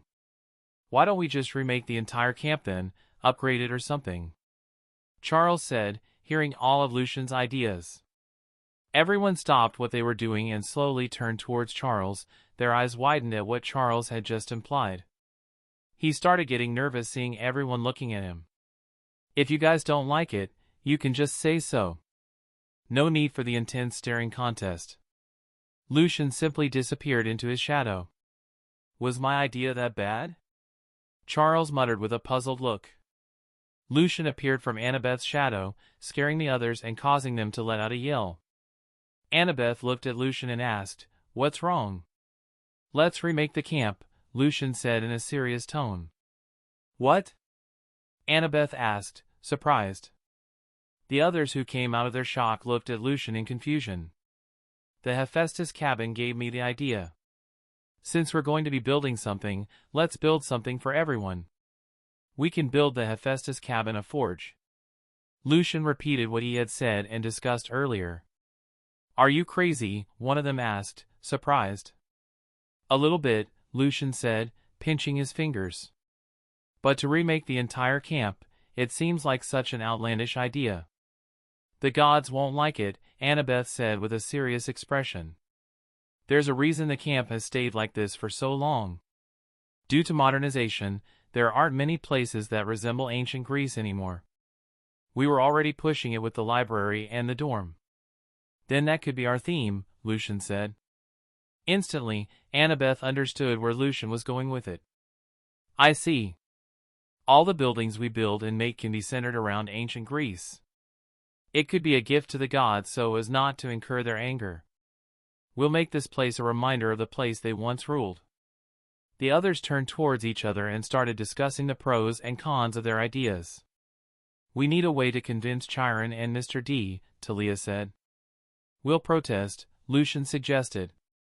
"We can get the others on board with the idea. Since they would be getting benefits, they would most likely agree to join our protest. Plus, this is a gift to the gods. I'm sure Chiron wouldn't be too opposed to the idea," Annabeth added. Although they were both thinking that Annabeth and Lucian had a hidden agenda. "Although I have to digest the librarian potion, this will help me advance quickly with architectural engineering once I do drink it. The gods are going to be the main recipients of my work. With this, my artisan potion should advance nicely." Both Annabeth and Lucian looked into each other's eyes at the same time and smirked as a cunning light flashed between them. Chapter 88. Lucian sat in Chiron's office with a slight pout, accompanied by Annabeth, Talia, and Luke, who looked somewhat embarrassed. Chiron held his forehead and let out a deep sigh. "I expected this from Lucian, and perhaps a bit from Annabeth, but not from you two, Talia and Luke. As the older campers, you are supposed to set a great example for the others to follow. I can't believe you both joined in and became the main instigators of this protest. I must say, I'm impressed that you managed to convince everyone to follow your lead and march through the camp, holding up signs and shouting renovation. Renovation. Camp Half-Blood needs renovation." Annabeth looked offended. "What do you mean you expected this from me? Since when have I ever been a bad influence?" Chiron gave Annabeth a serious look. "Because Lucian is a major role model in your life. I'm sorry to say, but even I can tell you look up to him and follow his lead in everything he does. Lucian has a bit of a negative influence on you." "Oi, old man, I'm right here, you know." "And what do you mean bad influence?" "I bring out the best in people," Lucian said confidently. "That's not entirely true," Annabeth protested, looking at Talia and Luke for support. "Right?" Luke scratched his cheek. "I mean, he isn't completely wrong," Talia muttered under her breath. Feeling betrayed by their responses, Annabeth sat back down and crossed her arms. Lucian smiled in Annabeth's direction. "Ah, Annabeth, I didn't think you would think that highly of me." Lucian was abruptly cut off when Annabeth grabbed a small cushion and smacked him in the face with it. "Shut it." Lucian retaliated by grabbing a nearby cushion and hitting Annabeth back, and soon both of them became quite aggressive. At one point, Annabeth ducked, causing Lucian to swing and accidentally hit Talia in the face, staining the cushion with her makeup. Lightning crackled into Leah's eyes as her hair became more spiky. She snatched Annabeth's cushion and started swinging wildly at Lucian. "I'm sorry," Lucian yelled, jumping off the couch to dodge her attacks. Chiron held his forehead and let out another tired sigh. "Enough," he said firmly, his voice filled with authority. Talia continued to glare at Lucian, who rubbed the back of his head in embarrassment. "Sorry," he apologized.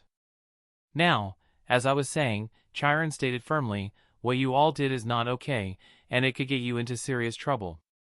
It might even anger the gods to the point of serious consequences." Chiron advised sternly. "We're sorry, Luke," Talia and Annabeth said, feeling ashamed for causing mayhem. Meanwhile, Lucian looked at Chiron with a raised eyebrow. "I didn't hear a no. Actually, talking to you has given me an idea. We could upgrade the training and add new elements to it," Lucian said with a sly smirk. Chiron furrowed his brows slightly before nodding for Lucian to continue. "Just imagine a whole obstacle course where campers can develop more awareness and sense of danger, alongside training their agility and reaction times. Imagine a maze or labyrinth that tests and helps improve critical thinking skills." Lucian's suggestions were like a devil's whisper in Chiron's ear, but what really sold it were Lucian's next words. These ideas could improve the campers to the point where it would reduce the death rate during their missions.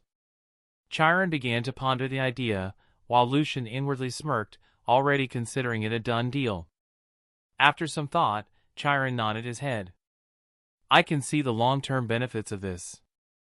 "Very well, we'll go along with the renovations. But once again, I must warn you all for your safety. Be careful not to incur the gods' wrath. They aren't very forgiving when shown disrespect." They all nodded in understanding and agreement. Outside the big house, campers gathered, looking at the door with hopeful gazes, carrying signs as they awaited the verdict. Their eyes grew more expectant as the door finally opened. They watched as Lucian and the others emerged with initially somber expressions, which caused some disappointment among the crowd. However, those who knew Lucian well enough understood not to take his initial reaction at face value. Lucian then spun around and threw two thumbs up. "We have some building plans to make, people. We're renovating the camp." Their disappointed expressions instantly brightened as they began to cheer, throwing their signs into the air in celebration. "You have 3 seconds to shut up or I forbid all of you from doing whatever you're planning," Dionysus said, looking at them with annoyance. They immediately fell silent, though their expressions remained as cheerful as ever. They moved away from the big house so as not to disturb Mr. D. "It'll take a while to plan everything. We'll need to measure up the land, decide how tall we want everything to be, gather the building materials, and much more," Charles said, his hand on his chin, tapping his finger in thought. Lucian, alongside the Hephaestus and Athena cabins, started making the blueprints for everything. They went around the camp, took note of everything, and began planning meticulously. From the design to the measurements, to what each building would receive, even the Aphrodite cabin joined in and helped with the interior and exterior designs. Making everything look pretty and nice was their specialty. All their planning alone took more than a week. Gathering and preparing all the materials took an entire month. By this point, camp had come to an end, and some campers left after the summer, which slightly reduced their workforce. However, Lucian and the rest didn't seem bothered by that much. Another month later, Lucian was hammering away on top of a building, wearing overalls with no shirt and a black construction hat, nails hanging from his lips, until he heard a cry. "Hey, get it off, get it off, get it off." Lucian looked towards where the sound was coming from and saw Annabeth run out from her cabin, screaming and running around, frantically ruffling through her hair. Amused, Lucian took the nails out of his mouth and disappeared from the construction site with the help of Hephaestus' cabin. He reappeared behind Annabeth and reached into her hair, pulling out a toy spider. "Here, look, it's just a toy spider." "No need to be scared," Lucian reassured her. Upon seeing it was a toy, although still nervous, Annabeth's anger overpowered her fear as she immediately knew who was responsible. "Travis and Connor stole. I'll have your heads." They heard snickering near one of the trees, causing Annabeth to snap her head towards their direction. She grabbed her knife from her side and flung it towards them, hitting the tree perfectly between the two brothers of Hermes. Their faces paled upon seeing the knife and Annabeth's angered expression. "We might have messed up, don't you think?" Travis said to Connor. "A little bit," Connor replied. They watched as the knife disappeared and reappeared by Annabeth's side. "Run?" Connor suggested. Travis nodded. "Run." They both started running away, laughing loudly, while Annabeth chased them with a cruel look in her eyes. They let out a yelp as they saw Annabeth gaining on them. They maneuvered through the camp, eventually turning back and heading towards Lucian, seeking refuge behind him. "Lucian! Help us, she's so scary," they pleaded. Peeking from behind Lucian's back, they looked towards Annabeth. "Come on, don't be such a prude," Travis said. Yeah, it's all fun and games," Connor continued. "I'll show you fun and games when I shove my knife right up." "Annabeth," Lucian interrupted, stopping her from continuing. "Don't you dare defend them," Annabeth said, looking at the brothers with a murderous look. "Instead of killing them, why don't you prank them back?" "You're smart, I'm sure you'll get them 10 times worse than they got you," Lucian suggested. The two brothers looked at Lucian in betrayal. "Seriously, dude? Don't be giving her ideas, Annabeth is the crazy smart one. Who knows what she'll come up with?" Connor said. "Yeah, if she won't kill us, she'll torture us," Travis said, looking a bit frightened. Lucian then started walking away, waving his hand dismissively. "You made your bed, now lie in it," he said, disappearing with a poof of black smoke. "The betrayal, man," Connor muttered. Travis put a hand on Connor's shoulder. "Betrayal hurts not because it comes from your enemies, but from those you consider friends."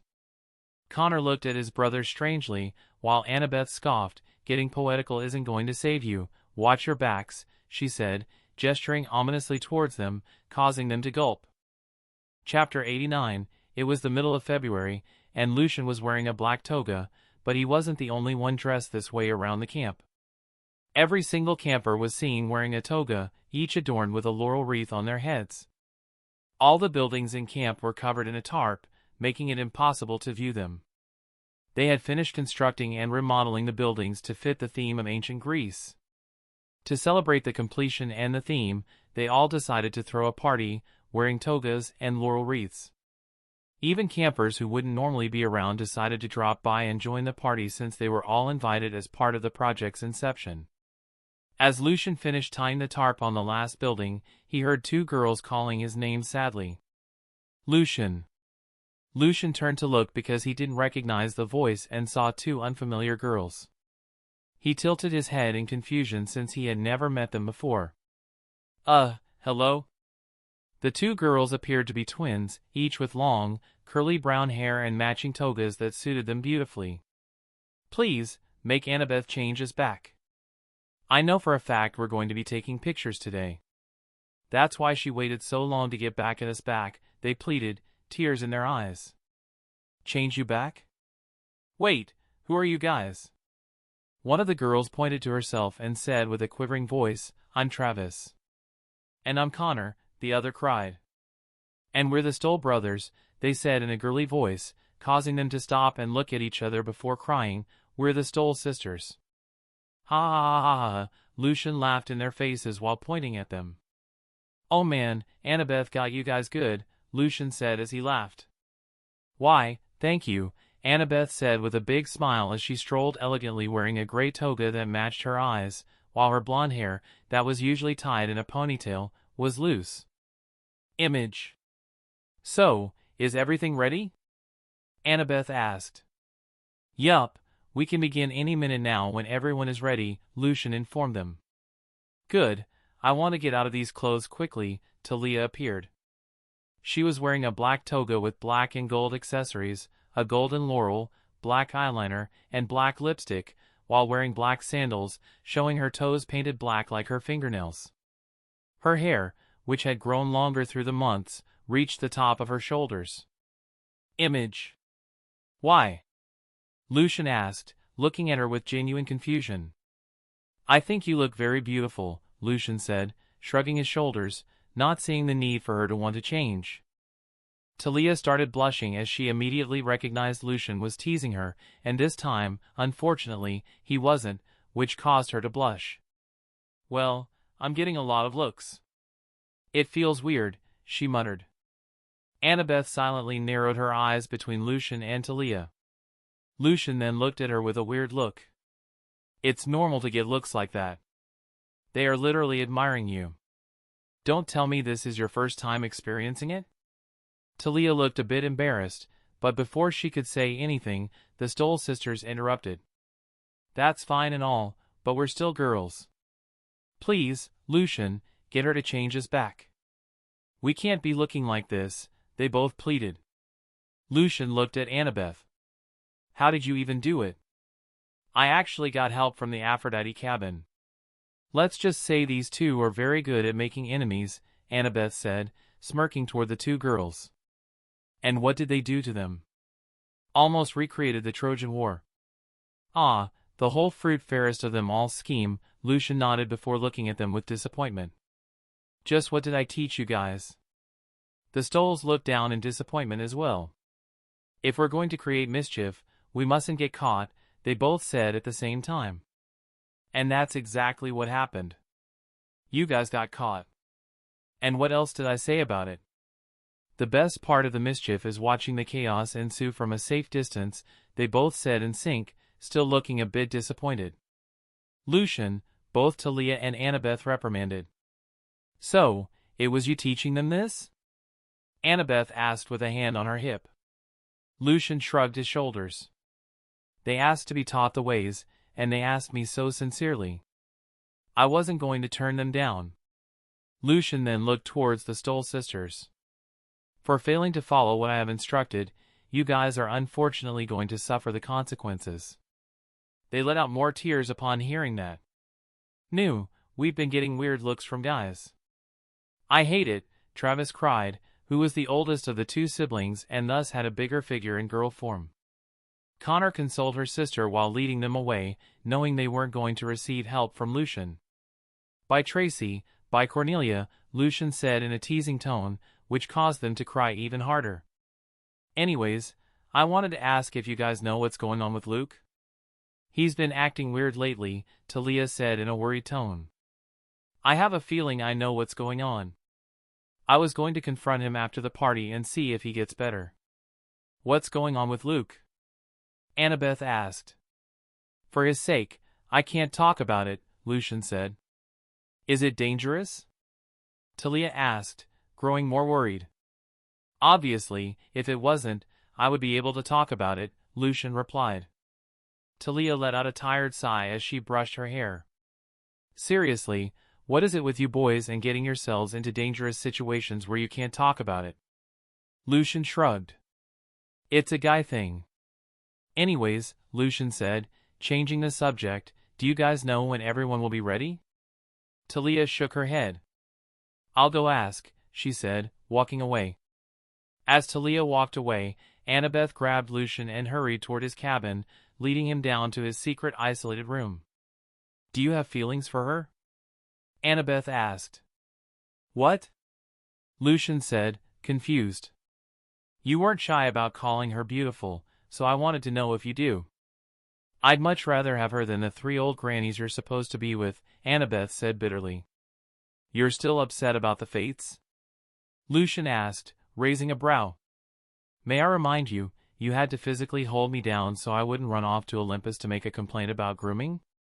So you tell me if I'm still upset about it, Annabeth said angrily. I take it you're still pissed, then? Lucian said, feeling awkward. Annabeth wrapped her arms around Lucian and looked at him with tears in her eyes. Of course, I'm pissed.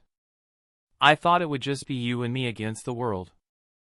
I really don't want to share you with anyone. I want you all to myself. A lot of dark thoughts go through my head when I think about the fates, but I'm powerless against them, she said, burying her head in his chest. Lucian gently rubbed Annabeth's hair, steeling himself before lifting her chin and kissing her on the lips, surprising her since she is normally the one initiating the kissing. As he backed away, he asked, "Better?" "No," she said before pulling him into another kiss. "Now I am. So tell me, do you want her?" "If it's going to be 3 against 1, I would feel much more confident if I had Talia by my side, making it 3 against 2. I haven't even accepted the fates yet." "Why are you speaking like I already have? I could very well reject them." "Oh please, they're the fates. If they're as beautiful as you described, I doubt you would reject them. Not to mention you said they sounded like they really wanted your forgiveness, and when you do forgive them and grow closer, I doubt you'll say no to the prospect of having 3 sisters as wives." Before Lucian had a chance to respond to her statement and deny the accusations, Annabeth interrupted, "Stop trying to change the subject and tell me whether you like her or not." Lucian shrugged. "I think she's beautiful, if that counts." Annabeth nodded before grabbing his hand and exiting the dungeon. "I'll keep that in mind. Now let's go, we have a party to enjoy." Girls are so confusing, Lucian thought to himself, as he and Annabeth walked back outside. Chapter 90, Talia then appeared with Luke, who was wearing a sand-colored toga that matched his hair. "We just asked everyone, and they all said they are ready to start," Luke said. "Good," Lucian replied before looking towards Talia. "I've been meaning to ask, why not wear a white toga? Isn't your dad going to get mad at you? You look like you're representing my dad more than him." Talia shrugged. "I'm not going to wear white. It's just not my color. I already hate wearing the toga, I can only take so much." Lucian teased her with a smile. "Well then, as the unofficial chancellor of the unofficial Hades cabin, I officially welcome you as one of us."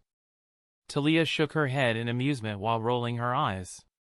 Lucian then became serious as he explained, "Now let's have each cabin hold the respective string for the tarp of their corresponding cabins. We'll do the countdown, revealing all the buildings, and throw a party."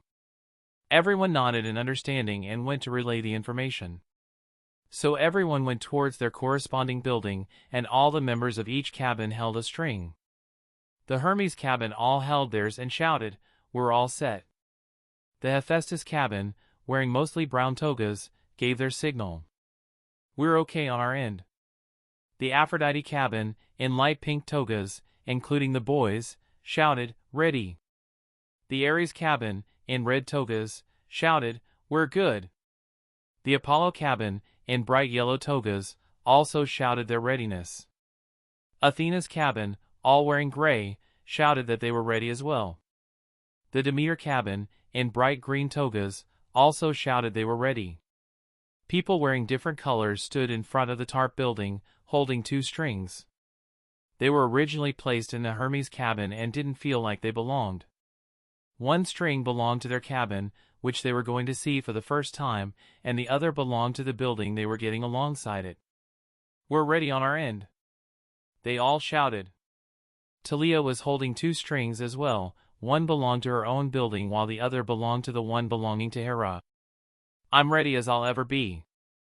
The Dionysus cabin, just 2 boys in purple-colored togas, said, "We're ready," in unison. Meanwhile, Lucian was holding 3 strings, one belonging to his cabin, another to Poseidon, and the last to Artemis. "I'm ready on my end as well," Lucian said. "On the count of 3, we'll all pull, ready." "Yes," they all said, resounding throughout the camp. "You can't possibly be thinking about leading us out of such a reveal," a woman's voice interrupted. It was a voice Lucian recognized. At the entrance of the camp, Artemis appeared alongside her girls, surprising everyone. Artemis, Lucian greeted, inwardly feeling weird seeing her now and knowing they were tied together. It was almost symbolic what Lucian was about to do next.